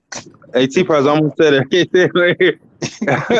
Y'all Hey, said that. hey, we all know how Birdman get down. So Oh God. Okay, Here we but go. Birdman and Drake, man, you crazy, bro. Y'all crazy. Y'all assumptions are through the wall, bro. I mean, you know. It's If you really want not to that believe far that, fetched when you it's think about it. okay. It's okay to believe that. I ain't gonna knock you trolling. I ain't gonna knock you for feeling the way you feel. No, I just listen to his music. That's all. I just listen to the music. all you gotta do, There all you you gotta go. do, Sean, I all you just gotta do, listen to the Sean, music. is look how Drake walked now. What are you talking about? To who? To what? What are you talking about? What's up? Now we done get to the point where we looking at how he walks. Yeah, I know I'm what you're saying. confused. That's I know what you're saying, Lou, but oh all right, shit. bro. That's crazy. Drake is really the LeBron James of this music shit, bro. That shit crazy. Well, Hey, that make that's it crazy. that make it even worse. Hey, Yeah. Herm, that make more sense than what he Yeah, I knew, ain't don't watching it? no nigga walk, man. Fuck you That watching make no more nigga sense than walk. he even Yeah, knows. that's why I'm confused on See, my that thing part. is with I'm Herm act moving like on. Drake don't be spitting in bars. You act like he No, don't Drake spit do in be spitting them bars. bars. Someone write Drake got some for him Thank though. you. Somebody write for him though. So I mean, I Nah, don't Drake. count it. The I only mean, nigga we Drake that write know wrote his for that, him is Herm. shit. who? Quentin That's Miller. not What about breaking the So how news. you spitting Herm, bars what if about the somebody writing artist? them bars Herm, for what you? about the artist Okay, that there's a he's lot of wrote for? artists who do the How same about the thing. artist that he wrote for? Because you got to remember, Drake's mom is a creative writing teacher, bro. You don't think she was teaching this nigga how to Already write some did. shit?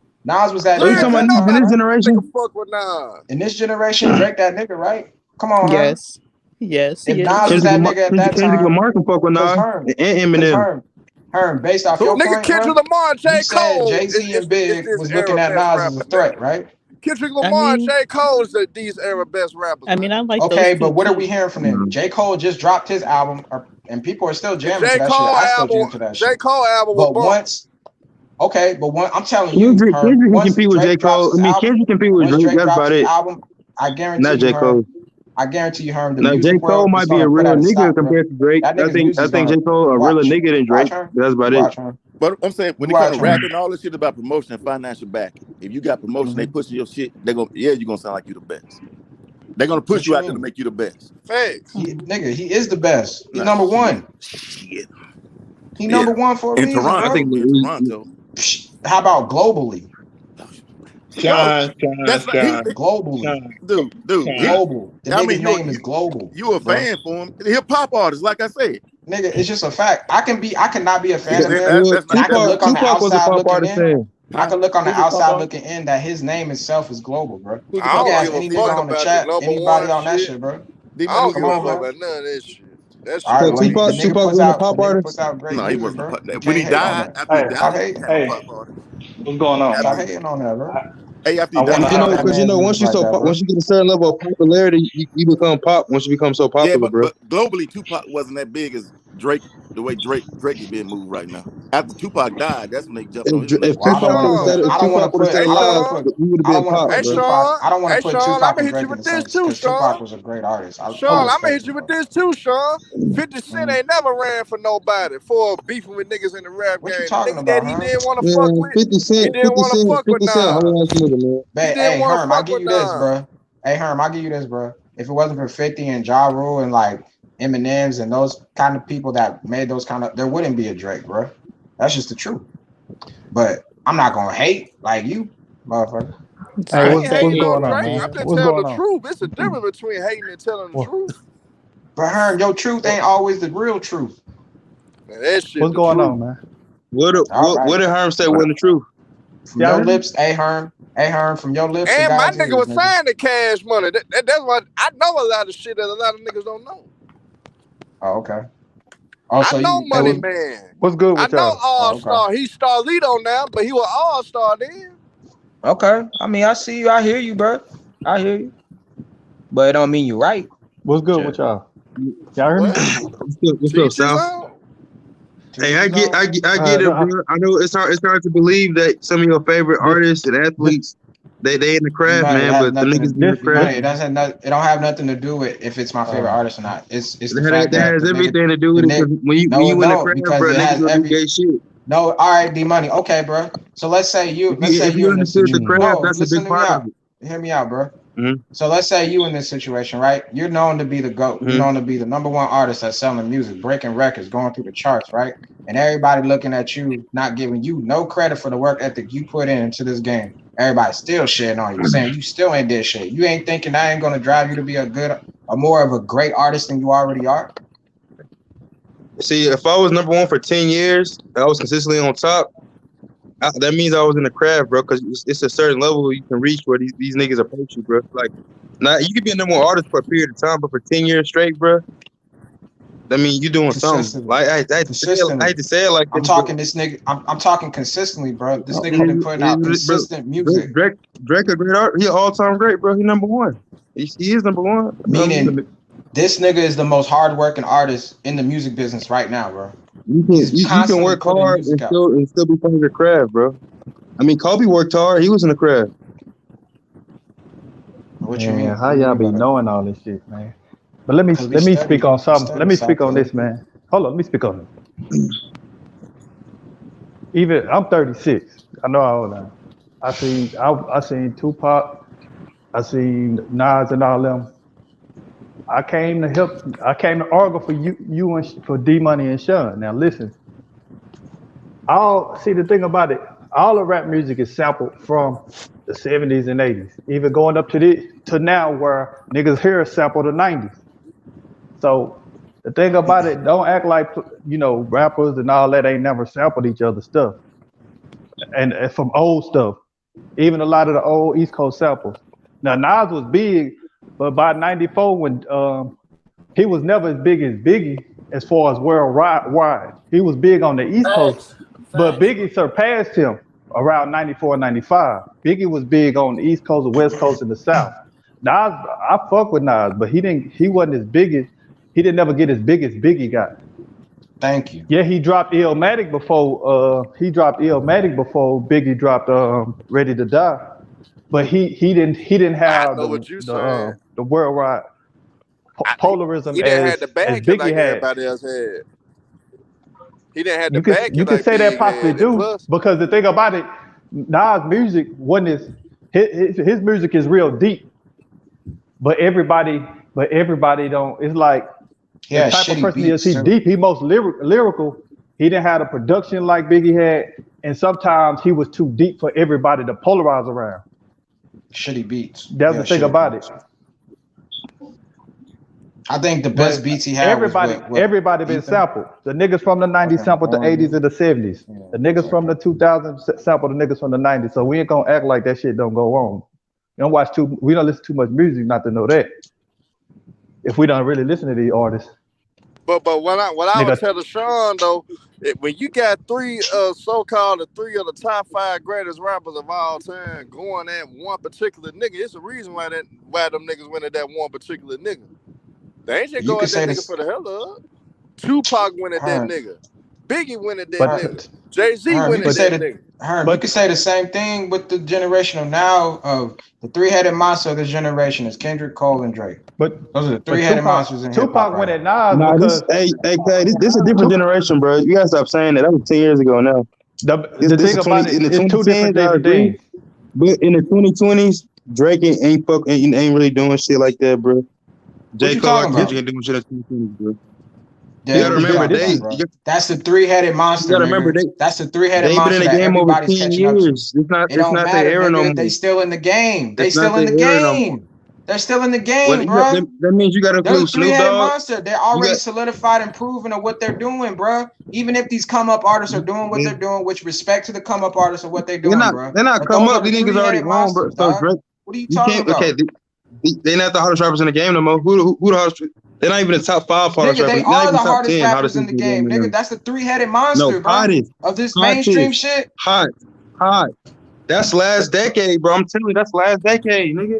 Drake All right, right so now, you about name me. 16-year-old niggas in his old school. You name Drake me is gonna be an old school artist, name bro. me 5 What you artists. talking You about? name me 5 artists right now that are hot right now.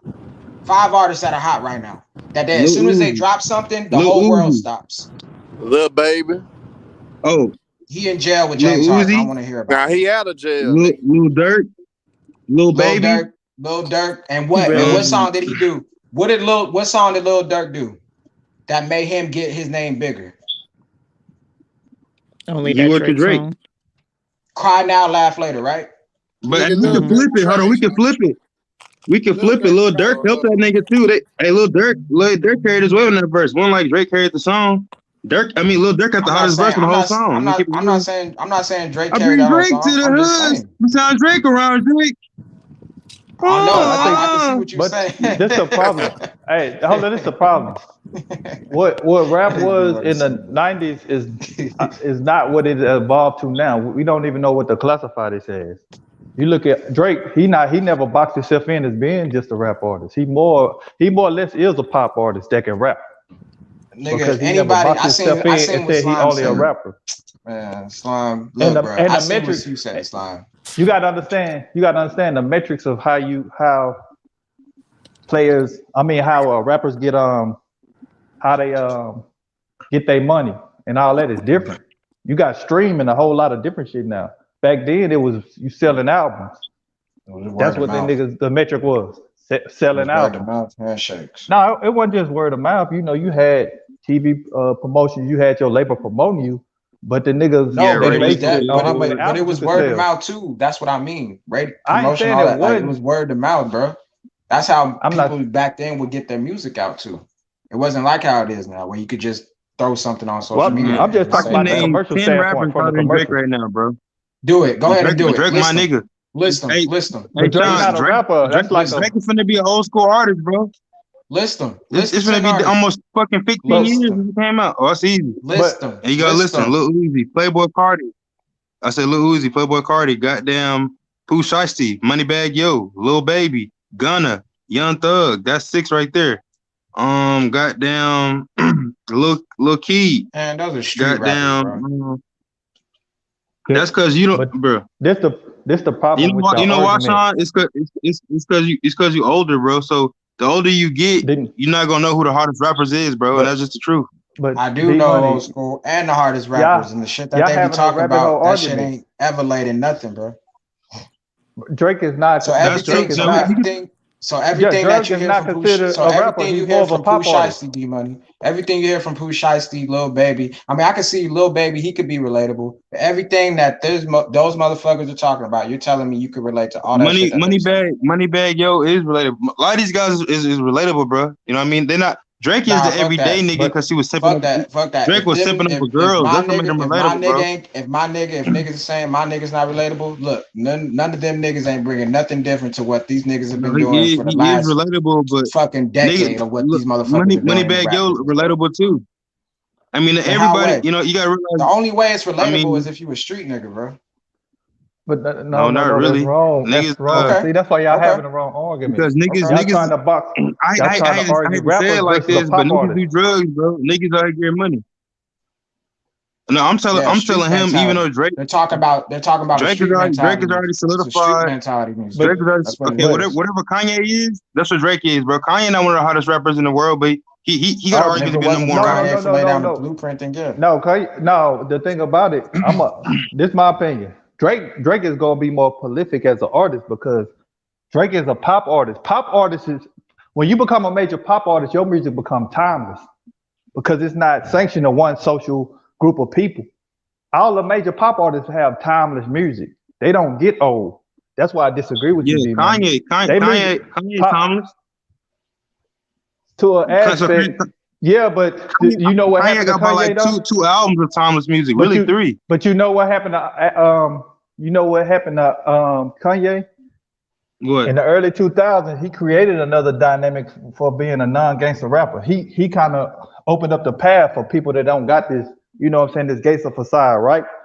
But as time went on, it's like he tried so much stuff to where his creativity kind of elapsed to where shit started to seem weird what he was creating. You know what I'm saying? He could never duplicate. You know, most artists can't duplicate their first couple of albums or their first album because when his shit came out, it was something different. Yeah, I'm saying, but they're not the same person. They're in a different place. But the impact they had on people, they can't replicate that. Really, right now, Kanye becoming more polarizing from his shoes. You know what I'm saying? He got them shoes. That's another dynamic he has. Like he's selling shoes more than goddamn Jordans. You know what I'm saying? But his opinion is shaking up the world too. But my point is with Kanye and Drake. Yeah, my point is Drake is an all-time great. But once you've been in the game for 10 years and you've been great, at a certain point you move like Drake is a pop artist now. But my point is he's like his era was last decade. He been on since goddamn 07, like from like 07 or 08, still 09. doing it consistently, better than what these niggas are doing. But he's not one of the hottest rappers in the game no more, bro. But you know what I mean? This is what I'm saying. All right, bro. A great pop artist. Chop it up, bro. Pop artist really don't crazy, get old bro. like a great rapper. Right. That's what I'm telling you. But what D Money's saying, he's saying Drake has a fan base, so they're still gonna follow him. But at this point in time, he's not that dude. Most rappers don't stay on top no more than 5 years. He had a long run. Most of them don't get that 10. Shit, I won't even say that long. Yeah, most of them don't get like for example, it's hard to. I'm trying to compare it to the NBA. It's kind of like okay, LeBron is the most popular. He's already a certified fucking nigga in the game. But you see how crazy Bleacher Report going over LaMelo Ball. Yep. You know what I'm saying? So it's hard because NBA different. Like people look at shit different, but it's kind of like if it was compared to rap, I'd be like, bro, LaMelo and Anthony Davis are the hottest niggas in the game right now. And Drake and Sean kind of saying, no, LeBron is, but back comparison because NBA different. But I hope I see what I'm saying. What, D-Money? Come on, man. Y'all niggas are crazy. But the thing is, y'all trying to make Drake might not still have to appeal to his rap audience, but the nigga got fans all over the world. Yeah, he do. You know what I'm saying? Who have more streams? Who's doing more numbers than him? Thank you. Nobody. Nobody. You can't just compare him to a rapper. He's not just a rapper. Damn. He a That's pop why I say he's a artist. pop Tell these artist. I said he was niggas. a pop artist. Yeah. Sean got mad Pop when I said he was artists, a pop pop artist. artists don't get old. Even if he I stop get doing there's. music, he I not know gonna he a get pop old. artist, He not bro. gonna get old. He said it Rappers in get his old. song, bro. Yeah, rappers Rappers can don't get last. old. Drake Yeah. is Drake is a pop artist. Like he's Yeah. like He openly admitted to say he was a pop artist. if he go to Everything Japan, this nigga has said, he's done said it in his music and his interviews. The nigga ain't changed up, bro. I don't He care. the You ain't only got nigga that stayed the same in his interviews to say, I just been a kid from Degrassi to take over shit. And that's what niggas is mad at. I don't Wheelchair care. Jimmy took over But a rap dude music. like Kanye opened the door for Drake. A person like Drake. Kanye opened the door for the people like Drake. And the J. Cole's and certain That's people that true. don't really put on a Jay-Z certain too. image. Yeah. I mean, I ain't saying they put on an image, but don't have a certain type of image that people polarize to. Yeah, everybody. I don't listen to a lot of that shoot 'em up shit. I ain't never like that. I used to like that Tribe Called Quest type shit. So It is what it is, Because man. he really turned everything. When you remember when 50 tried to go at him for record sales back in the early 2000s, said, you remember they had a bet who would outsell each other, and they Yeah. dropped it, and Kanye killed him. That was like the changing of the hands.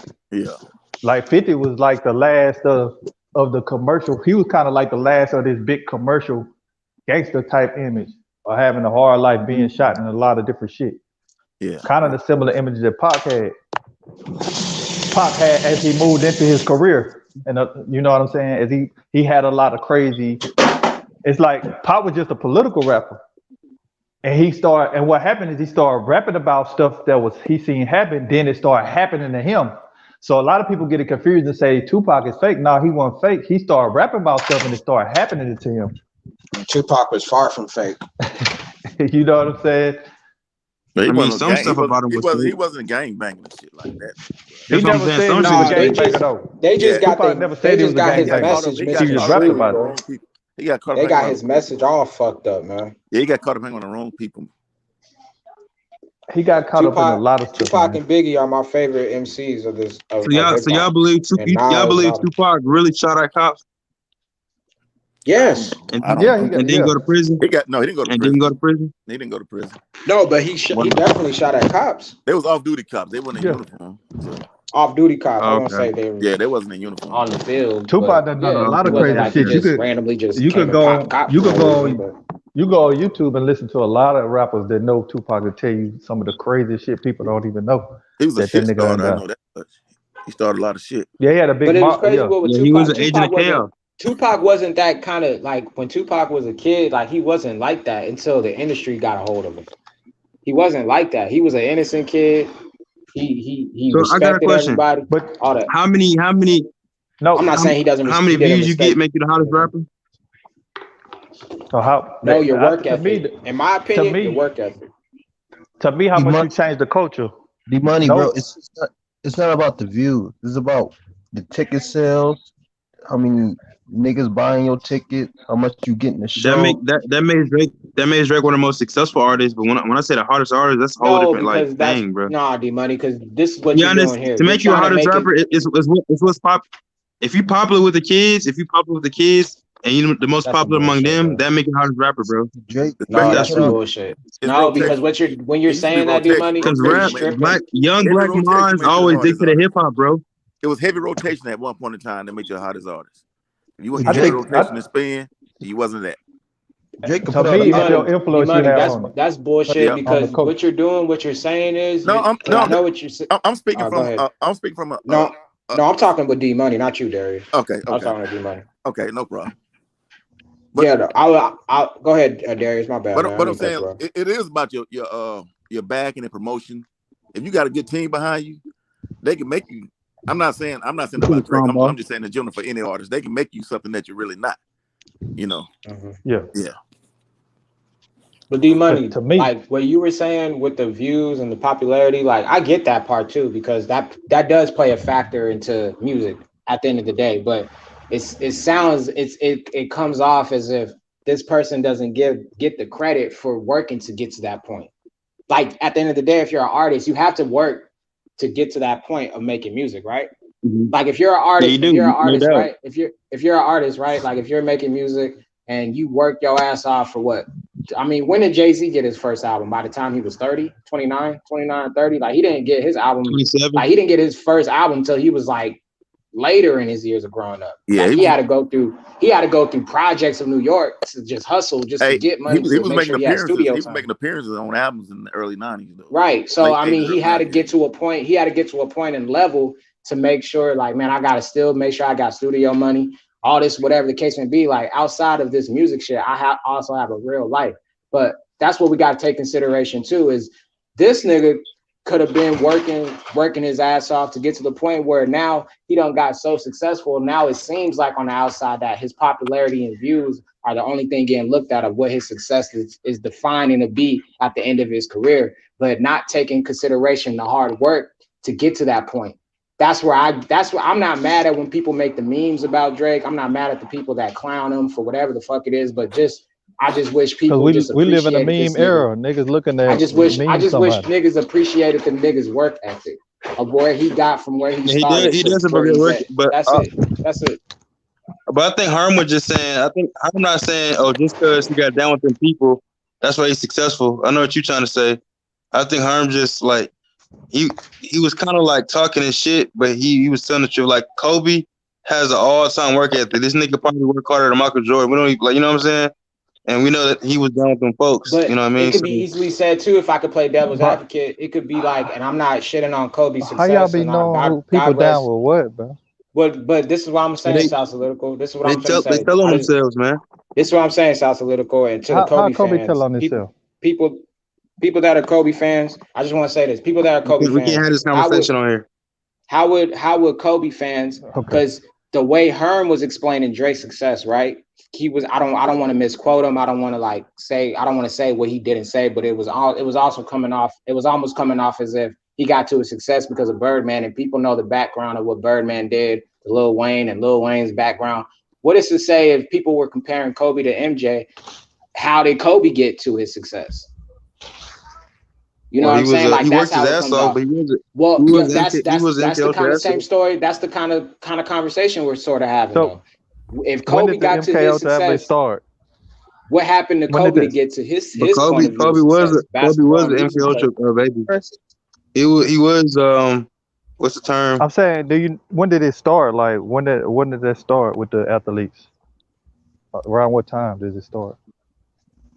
What been MK Ultra? Yeah, athlete. Like when did it? Some of them born into it, and some of them happen like when you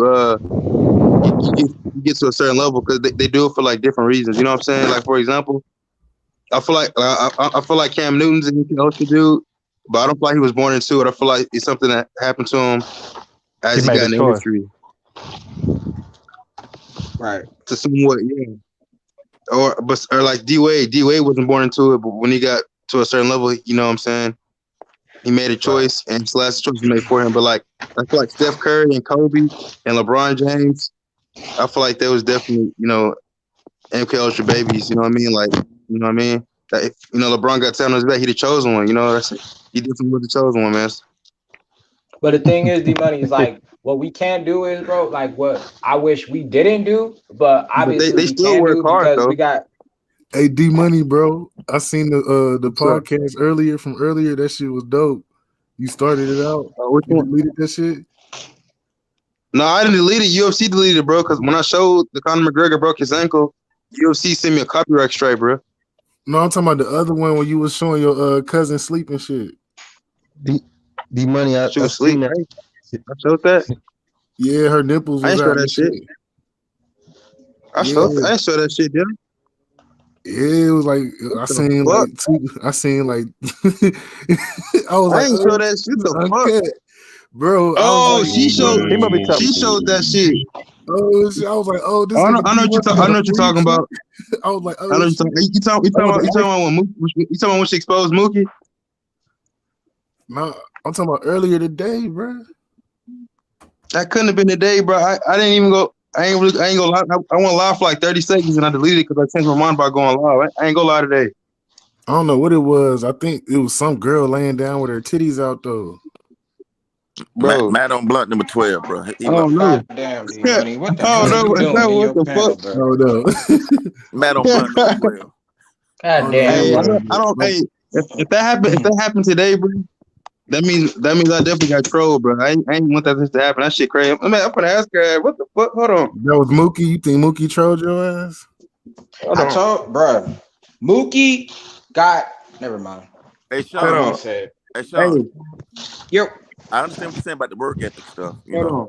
about those. Yeah. Yeah, he worked hard. I'm not gonna take that away from Got him. what? You don't get that way by just being He got an a lazy STD dude. from You got Kawhi. to work hard, Right, man. like it's saying like it's just like one of them things, Darius, is like you don't get to that point in your success, like for anything in your career. Like if you're an electrician, right? If you do, you know, that kind of job and that success, and somebody's coming to you like, man, you fucking cheated the process. It's like, no, you weren't even there when I was, you know, doing the little things that mattered to get to this point. It's like I wasn't the name out of the hat at everybody just picking the name and randomly I just get picked out and I become a lottery winner. You know what I'm saying? Like it don't work out like that. I feel like you got at some point, like with any career you have, with basketball, music, whatever the fuck your career is or what you're destined to be in your life, bro. Hey, Matt Moses, I know what you're talking about now, bro. There has to be steps and takes of what you're doing to get to that point. Yeah, Now, when you we know talk what I'm talking about, bro? Matt Moses, that wasn't my cousin titties, bro. That was somebody else's titties, man. Oh shit, I didn't know who's it. Like, They oh work for that, shit. Sean. I feel the same way about athletes, like you said. They work for it. That's not given. Yeah. It's Got the you melon. know when somebody says, "Oh, Michael Jordan and Kobe are the most overrated players in the league." It's like, nah, they're not really overrated. It's just you don't understand the game.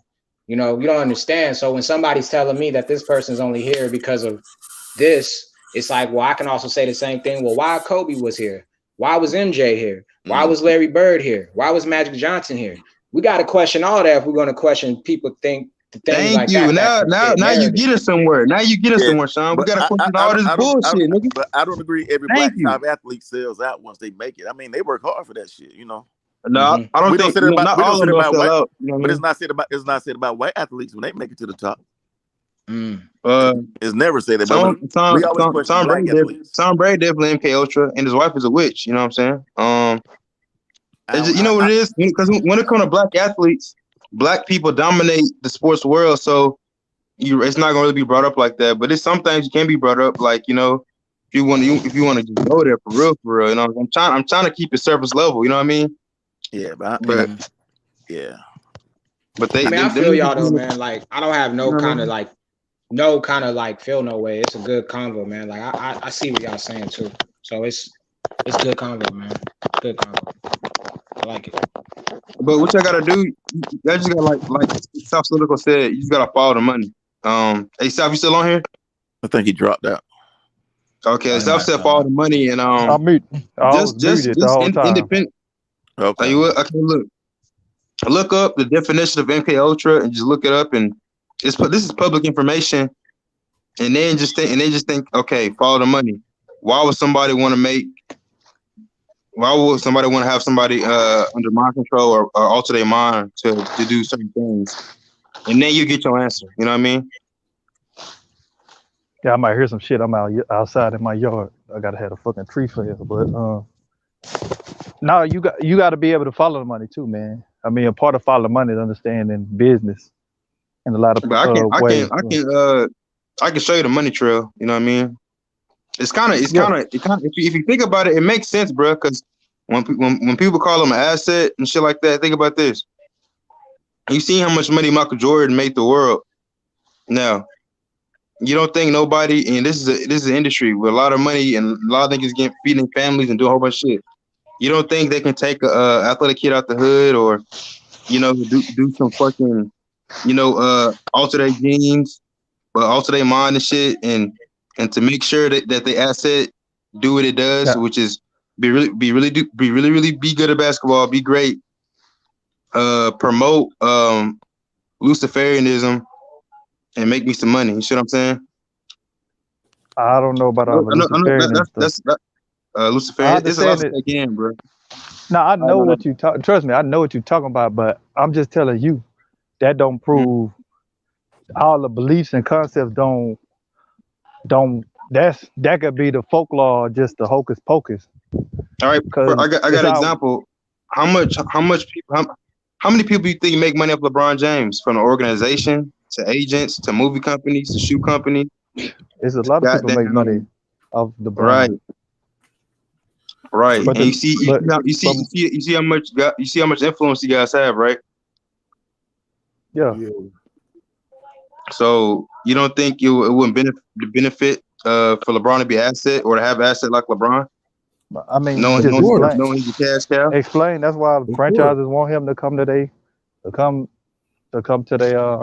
franchises want him to come to their organization because he bring more money. He increase your All right, chance so to I'm win. gonna Any superstar does. tell you this is a theory, this is hypothetical, and I ain't trying to talk down. I'm open to discussion. I could be wrong here on some things. You know what I mean? I don't want to sound like an idiot. So this is a theory, right?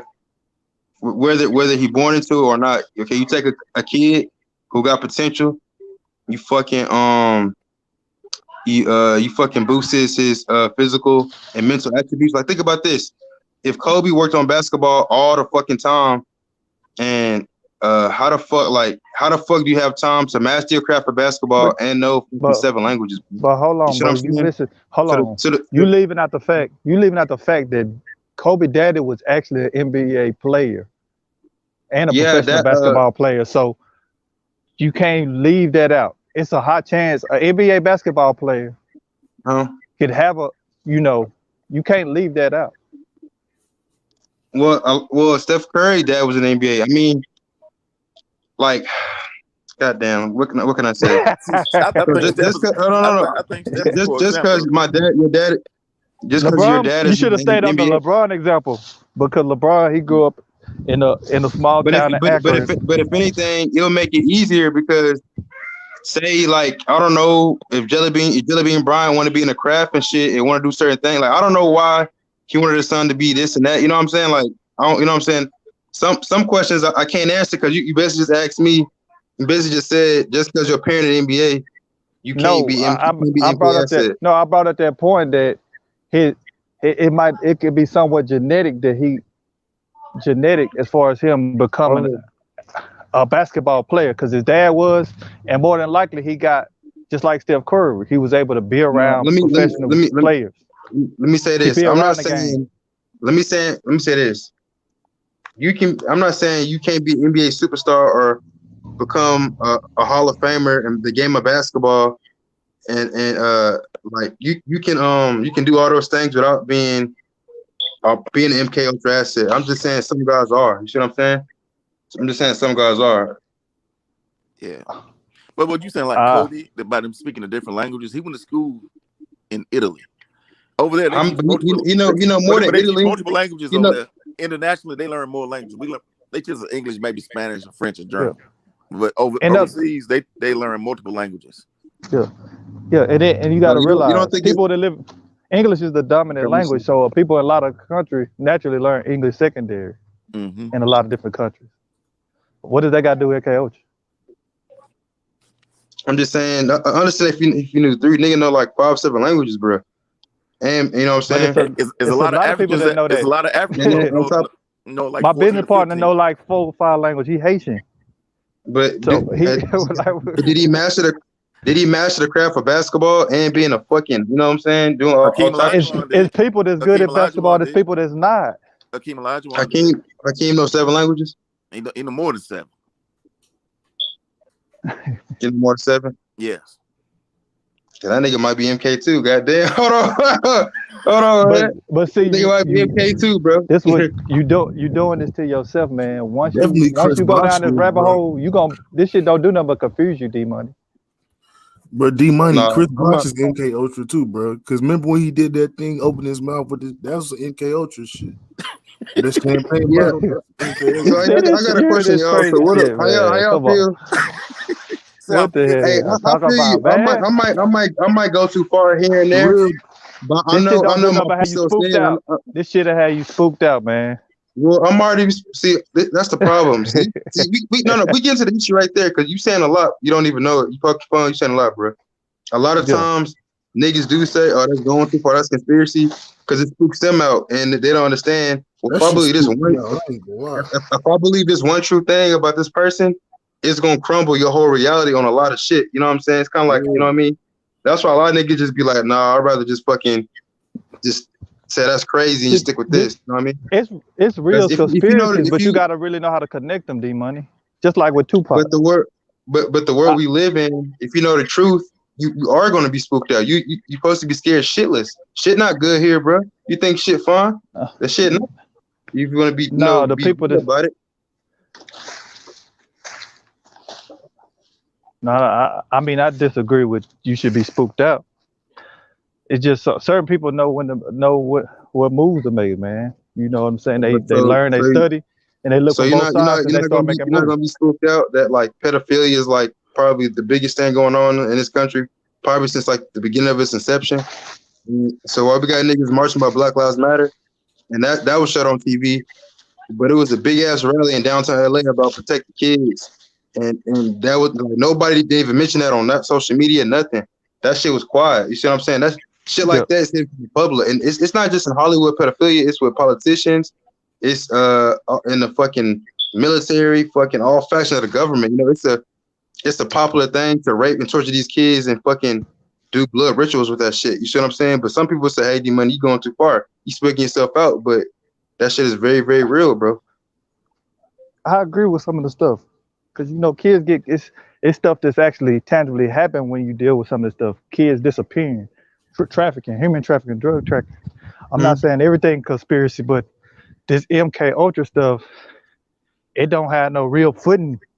Because the thing about it, like we know since our history, if you look through this timeline, any entertainer, black entertainer, athlete, or so forth, is people that will put money behind them and invest in them. So We know that. So you see where I'm going. So people invest in you, right?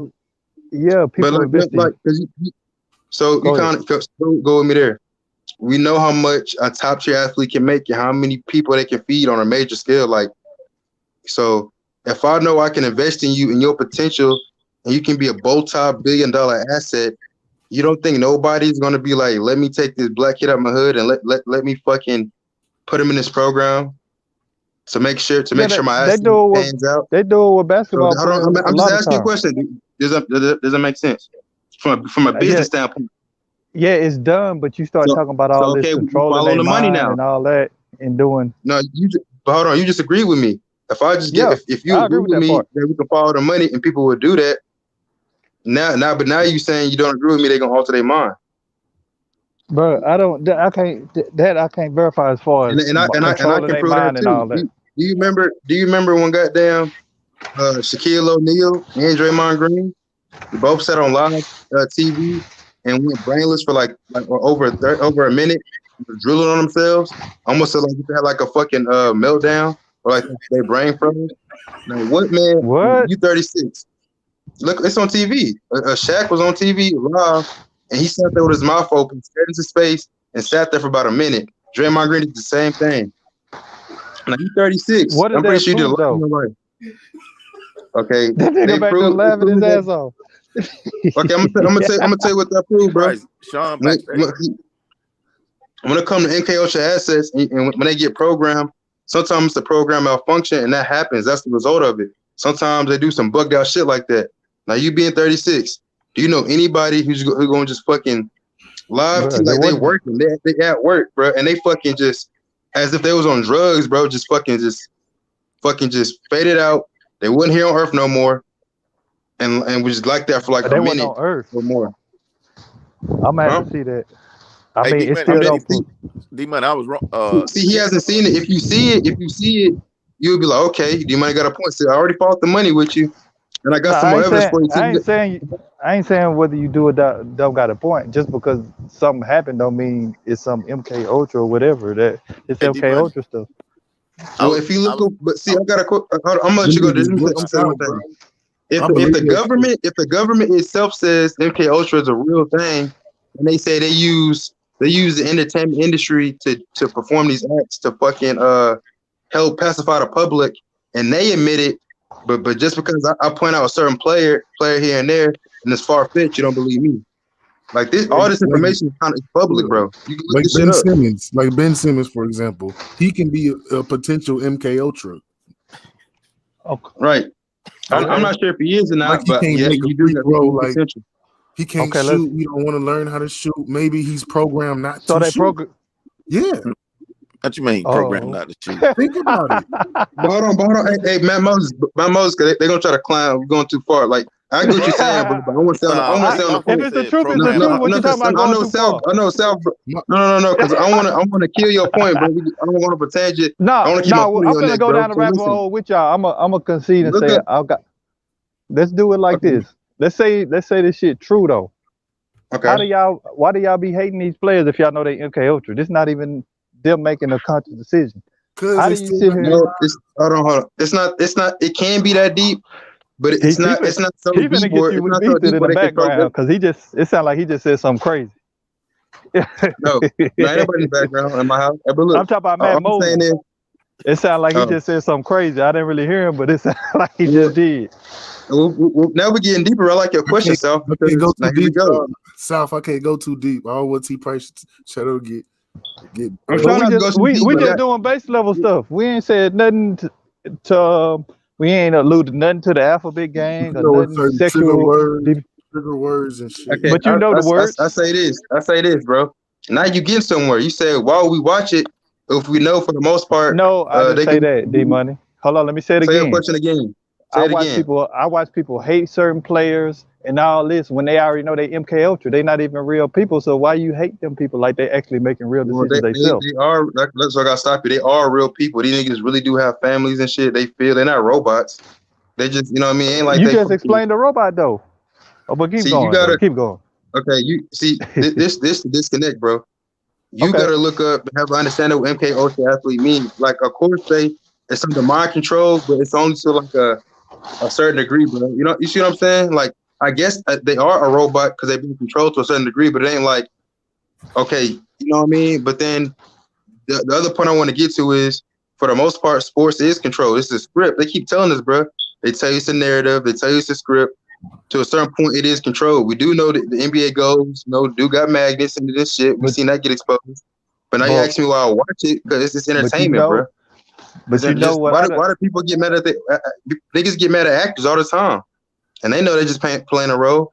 You know, niggas right now be like, well, I just don't like him ever since he played that role. Still can't stand him. You know what I mean? But you know I done spoke on this before. If this shit scripted, how we know how good these players are? Any player. How do we know if they're good or not? Any fucking player, even your favorite players. Nah, that's a good How do we question know? because I'm gonna tell you this: we really don't know. If you want to keep it a bean, bro, we really don't know. You asking a good question. What are you talking about, brother? Hey, South, bro, I fuck with you, bro. Cause look. Hey, South asking good questions. Hey, look, you asking good questions, but look, we don't know. I got something to say, y'all. Shout out to the homie that Kwame Brown had on his show, man. He has an all black website, man, that he actually against YouTube, and it's legit, man. You can post what you want to post and everything like that, man. But shout out to the homie, man.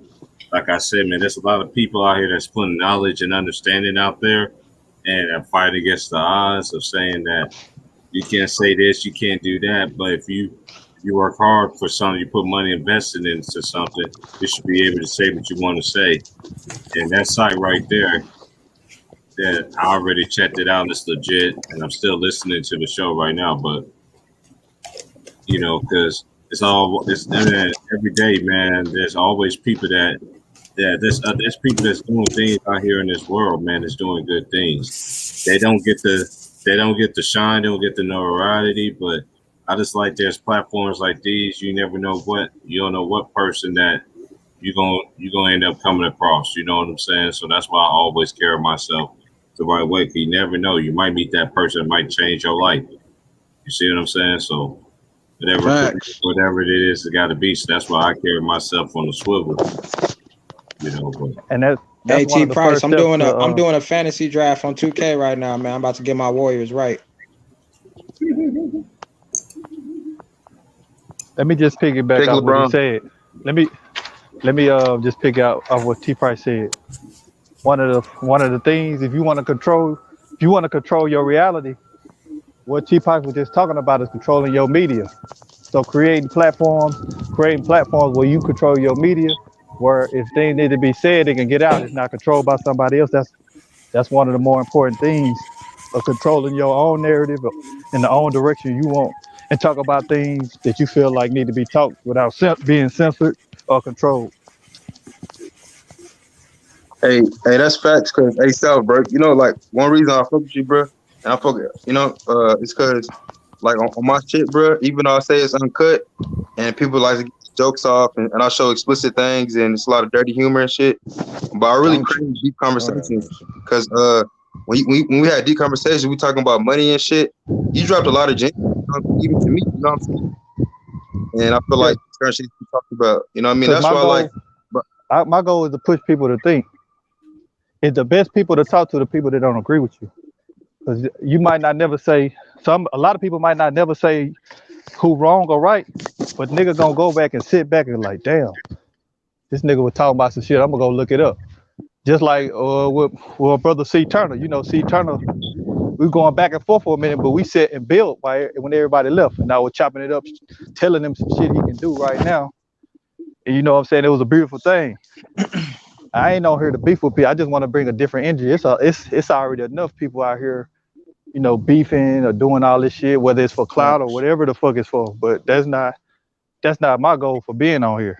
You know, I want to drop jewels on people, get them information, and them as well. You know, I've learned Hey, something from younger hey, people, South. young and older than me. Hey, South. That's a fact because I remember when me and you we had a combo. I don't know. I think it was probably like the first time we had a combo, and we were kind of just, you know, talking and getting real insightful about the things that maybe people didn't want to hear, or maybe they feel they know everything, stuff like that. Yeah. But once we started talking, we kind of were getting an understanding where both of us were coming from, and I think that's where the perspective to Yeah. come together and to get an understanding of seeing the actual viewpoint and the facts of like, you can have your opinion, you can have you can have what you feel, but if it's a fact, then it's undeniable, and it's also up to you to rebuttal a fact. But in order for you to rebuttal that fact, you got to do your research and your homework to come back And a the day thing about later. it, we all might come from different hoods or the burbs or wherever we grow up. Everybody Right. ain't gonna have everybody don't see life the same. They didn't experience the same thing. They ain't gonna value the same things in certain aspects. So why the fuck I'm gonna sit here and argue and try to force you to change how you feel? I like to go down people. I like to try to see things from people's view. Like, we'll go there. Let's go there. You want to say this? Okay, let's go there. Then I'm gonna try to make it make sense to me. Just like with D Money, that's what I was doing. Make it make sense to me. I'm gonna go down there. Let's say all this is, but you're gonna have to make it make sense to me, and we're gonna build from it. And somebody might, even if he don't see something different from it, somebody that's listening on the panel or in the chat might be like, this nigga, you know what I'm saying? This nigga D Money said this. I need to go look it up. This nigga South said this. I need to go check this shit out and sharpen my shit up. Hey, D Money, I'm doing a fantasy draft on 2K, bro. That nigga Giannis Antetokounmpo went to Dallas. That's funny as shit. Hell no. But D Money, we can get back to this MK Ultra thing, man. Cause I'm still trying to figure it out. You telling me in some aspects people manipulate it, but then they live a regular life at the same time. I mean, how do you distinguish that by the moves they make? What move is an MK Ultra move and what move is just a regular everyday move? To me, it's too subjective to really differentiate. That's why like stuff like this don't really have, I can't really see the true validity of it. I can't sit here and figure out, you know what I mean? But I do agree. It's a lot of manipulation in entertainment. We know that. I'd be a fool not to know that. You know, artists have spoke about that, especially in the 90s. How many groups, singing groups and rap groups and all that got fucked over in contracts? We done seen the interviews. We done seen all that shit. Yep. You know. But as far as how much of somebody's mind manipulated, I don't know that, man. I never know. Just really won't. Whether it's a athlete, a rapper, a singer. And I ain't saying that shit don't got no validity to it, but No, that's a fact, man. I think some of it be true, but you gotta understand, a lot of these people with this information, they take a little truth and then they exaggerate it to a nigga just spooked out. Yeah. And don't know how to even assess things. Hey, do y'all think? Oh, go ahead, man. Go ahead, sorry. Because I feel like a lot of this shit spook niggas to feel like they can't obtain nothing to do nothing. Because if they do, they're gonna be a part of, you know what I'm saying? They're a part of something. Just you done got successful. You got to be part of some bullshit. Especially a black man. Yeah. Every black athlete is part of some that top 5 or whatever. They're part of Yeah. some secret society or Illuminati, bootleg. I'm like, nah, you got to give them guys credit for But you doing don't their see job. you don't see other groups of people doing this to their people, whether it's true or not. Yeah, I Like just this said shit, that shit don't even matter to them. Yeah, we stuck on the conspiracy theory stuff, and that's holding us back because we saying this person's that and this person's doing something else. So that holds us back too, because that's a big argument once you start that. Yeah. Mm-hmm. And at the end of the day, it don't really have no equity in the conversation. No. It don't. I think if you point out conspiracies, it don't matter. It ain't gonna make you no more money. I think the point you bring it up is like, hey man, these guys and like, okay, it's kind of like the point of bringing it up is just to say all this is a big distraction, bro. None of this shit is real. So just focus on what really matters. All this basketball shit, all this championship, all the scoring, all the assists, it don't really matter. Like, it don't matter. None of it matters. It's all for entertainment. So I think that's why niggas bring it up. And because niggas be idolizing certain people. So like, hey man, don't fucking idolize these guys, man. You know what I mean? Because these guys, if you idolize them, they push certain narratives on you. Like, because you get paid to play. Like, think about it. They got that one song. Who made that song? Like, bag that ass up. But they're saying bag that ass up. They say get a vaccine or some shit. That's juvenile. So he said back who the fuck is paying juvenile to get vaccinated, bro? So yeah, if somebody can pay juvenile, vaccine up or some shit. Like he made a whole song like about we know somebody paid the nigga to do that, and they paid him because he got a certain amount of influence on the black community, and they know the black community is not getting vaccinated enough. You should to them. So you just got to be careful who we idolize and shit because these niggas ain't who they said he is. I mean, this nigga fucking LeBron James read a Malcolm X book, and he still promote the Democratic Party. Like that's fucking hypocritical itself. That's like me saying I'm a Muslim, but I love fucking baby back ribs. You know what I mean? Yeah, it don't work like that. That's a good point. And I don't like some of the views that LeBron lined himself with. But I just appreciate what he done on the court. You know what I'm saying? I appreciate how he represented himself as far as being a family man. And do I know if he ever cheated or nothing like that? Nope, he might have. But any black man that represents himself in the capacity and show a young black youth that you can be a athlete and marry your high school wife and be successful, I can't knock that. Other people might hate other stuff or don't like that, but that's just me. Hey, I can't knock that. South Political, the one thing, man, you being a LeBron fan, he's the kind of fan that we had to grow to appreciate people like him because he's gonna give the objectivity of LeBron James. You know what I'm saying? Like he gonna. This one of the things. I just don't want people to have this aesthetic. Since I like LeBron, I only like LeBron and everything revolves around LeBron. Right. You know, that's that flag that people give, like, oh, you're a LeBron fan, so everything just no, man.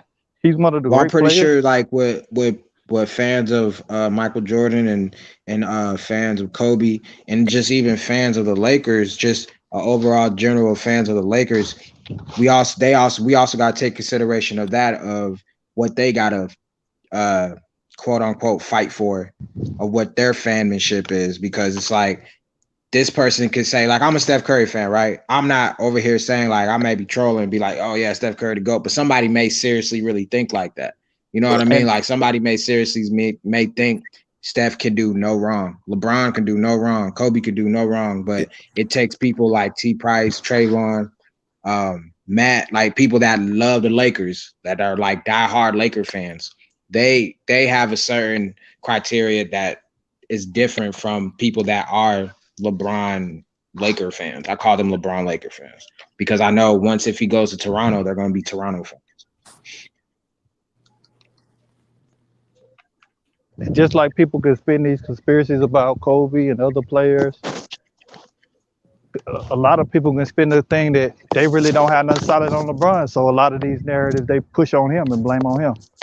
He has no really serious off the court issue that other players have had, whether it was Jordan with gambling, whether it was the alleged situation with Kobe. He don't have nothing big on his resume like that. So it's always they can find other stuff the media can push. You know what I mean? Yeah, he's pretty much out of sight, out of mind in off season. You don't hear nothing for about right now. For right now. Yeah, not just for the last 18 years, pretty much. Yeah. But you know how sometimes with the league, sometimes the league could try to they'll find something. Yeah. If you're not doing what there's, I mean, Allen Iverson said it so perfect in that Stephen A. Smith interview when he was talking about that. I don't wish nothing bad on what none of these players. LeBron, like once your career is done, I hope you're able to come with these players know what they're doing. They know how to they know what they're doing as far as their career, as far as their success goes. And at the end of the day, they come with a clean slate and they have facts of that. They have a resume of having a clean slate. And then the NBA will still try to find a way to get something from under the rug. At the end of the day, bro, as long as you know that you're good and innocent, you don't have nothing to feel guilty about.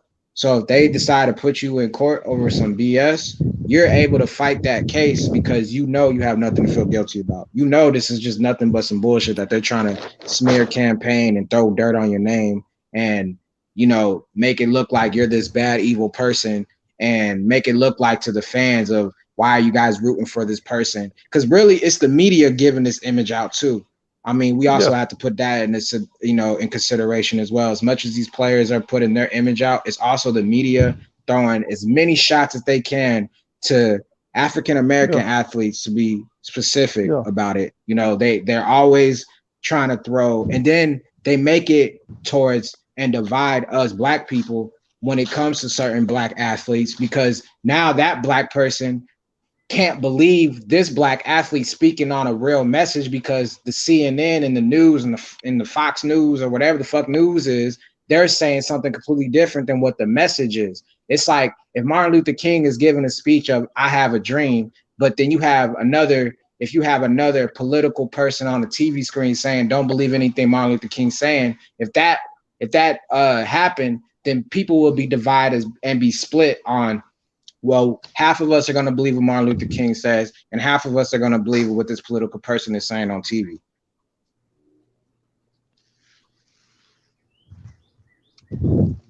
Yeah, it's the thing about it. We live in a time now where we feel like we know more than we really do because there's so much information put out there. Mm-hmm. We think we know what athlete controls what any news that come out of an athlete is sealed and proof and verification. You know what I'm saying? Like, I don't think it's that simple, man. I don't really, to me, you know what I'm saying? All these athletes for sure had their faults, you know what I mean? Mm-hmm. And I think at some point when you're a certain caliber black athlete, we know, I will say this, we know these people come to find stuff. It's nothing conspiratory about that. They want to find something to nitpick you at. They've done it with every great athlete. Yeah. Every great black athlete. But that starts from your rookie year. They go back vetting from the time you're a first grader. They come to your neighborhood before the draft. They look for red flags and you just see that in the NFL draft all the time, Sal. You know that. So they're looking for a reason not to sign you, not to give you that money. So when you're out there, You got to conduct yourself in a certain manner when you're in a position like that as well. Some of these guys act like James Harden right now in particular. Would you want to pay that guy $200 million on his next contract? The way he's carrying himself right now? No. See, I've been telling people. Remember, Sean, a couple of weeks ago, I was like, the Nets in trouble. Everybody think I'm saying that because I'm a LeBron guy. I'm like, look, bro, they got three guys. They great talents, but they have some intangible concerns to me. None of those guys really show true leaderships in comparison to the value and talent that they bring to a team. That's why you could see a team like a USA team lose to a Nigeria. Who is their leader? And that's one of the biggest problems I've always had with Durant. Durant is he has the best player in the league type talent, but he don't got the best player in the league type intangibles. As far as leadership, holding players accountable. But I don't know, even that's been my knock on even a Kawhi Leonard. Kawhi Leonard, best player in the league type talent. He has lead by example leadership, but that's not. You got to have a little bit more than that, in my opinion. You got to have a little bit more than that. You know what I mean? And that to me that was really, to see USA lose to Nigeria. I thought that was wild. That was wild to me. And only scored 80 points on a Nigeria team that would had a handful of professionals. But that's my opinion. And we talked about this before, Sean. I said the biggest issue in the league is a lot of the talented players are not leaders. Right. And when they force in their position, it's an unmeasurable position on the court. It's an unmeasurable position to where you hold players accountable when they on the off the court in certain ways. Are you vocal? You like, hey man, you need to be here. You need to be doing this. You wasn't that on the other play. So I was gonna ask you, Darius and South, man, and anybody in that wants to chime in the panel. I wanted to ask you guys, do you guys think the fit for Dame is wishful thinking? It may happen, it may not happen, but just for this scenario and this question, if Dame was to go to the Clippers, right? Do you think that would be a good fit for him, knowing the advice that Kawhi and PG can give him on the defensive end of the court? That's a tough question. I think Dame is a fit a lot of places, in my opinion. He's still a fit for the Clippers. I asked that question because we know that Dame has always had that, not say struggle, because I don't like saying players don't like playing defense.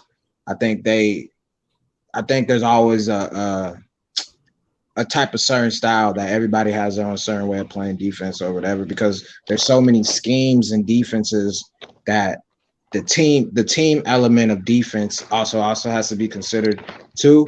But I just think if you put Dame on a Clippers team with a Kawhi Leonard, and it's up to Kawhi to speak up to Dame, and I don't know if he will or if he wouldn't. But I'm gonna let you answer that. I'm gonna let you answer that on the next one. I'm about to go ahead and start my another stream right now. Salute to everybody, man. Hold that question. I'm gonna let him answer that. Okay. In fact, you go ahead and end it now. Go ahead and end that with that answer right there. Then I cut it off. Okay. Yeah. So my question was to South Political and the defense for Dame. Do you think Kawhi and PG would be able to give that defense advice to Dame Lillard? I mean, I don't really see that. I think they'll be obviously a better team. Dame has never been known for defense. I don't think that would be a focal point for him going to the Clippers. But one of the things about the Clippers is they're not a very vocal team. I mean, their best players, that was one of the biggest concerns with bringing in somebody like Rondo. Rondo was supposed to be a leader, a vocal guy, hold people accountable. And it kind of creates an odd pecking order when your best players are not there. And I think that's one of the issues they kind of dealt with it sometimes.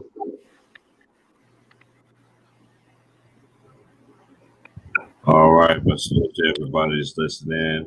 Been chiming in, support me. We're coming right back. NBA Finals is about like an hour and probably about 28 minutes somewhere in there. But we're coming right back.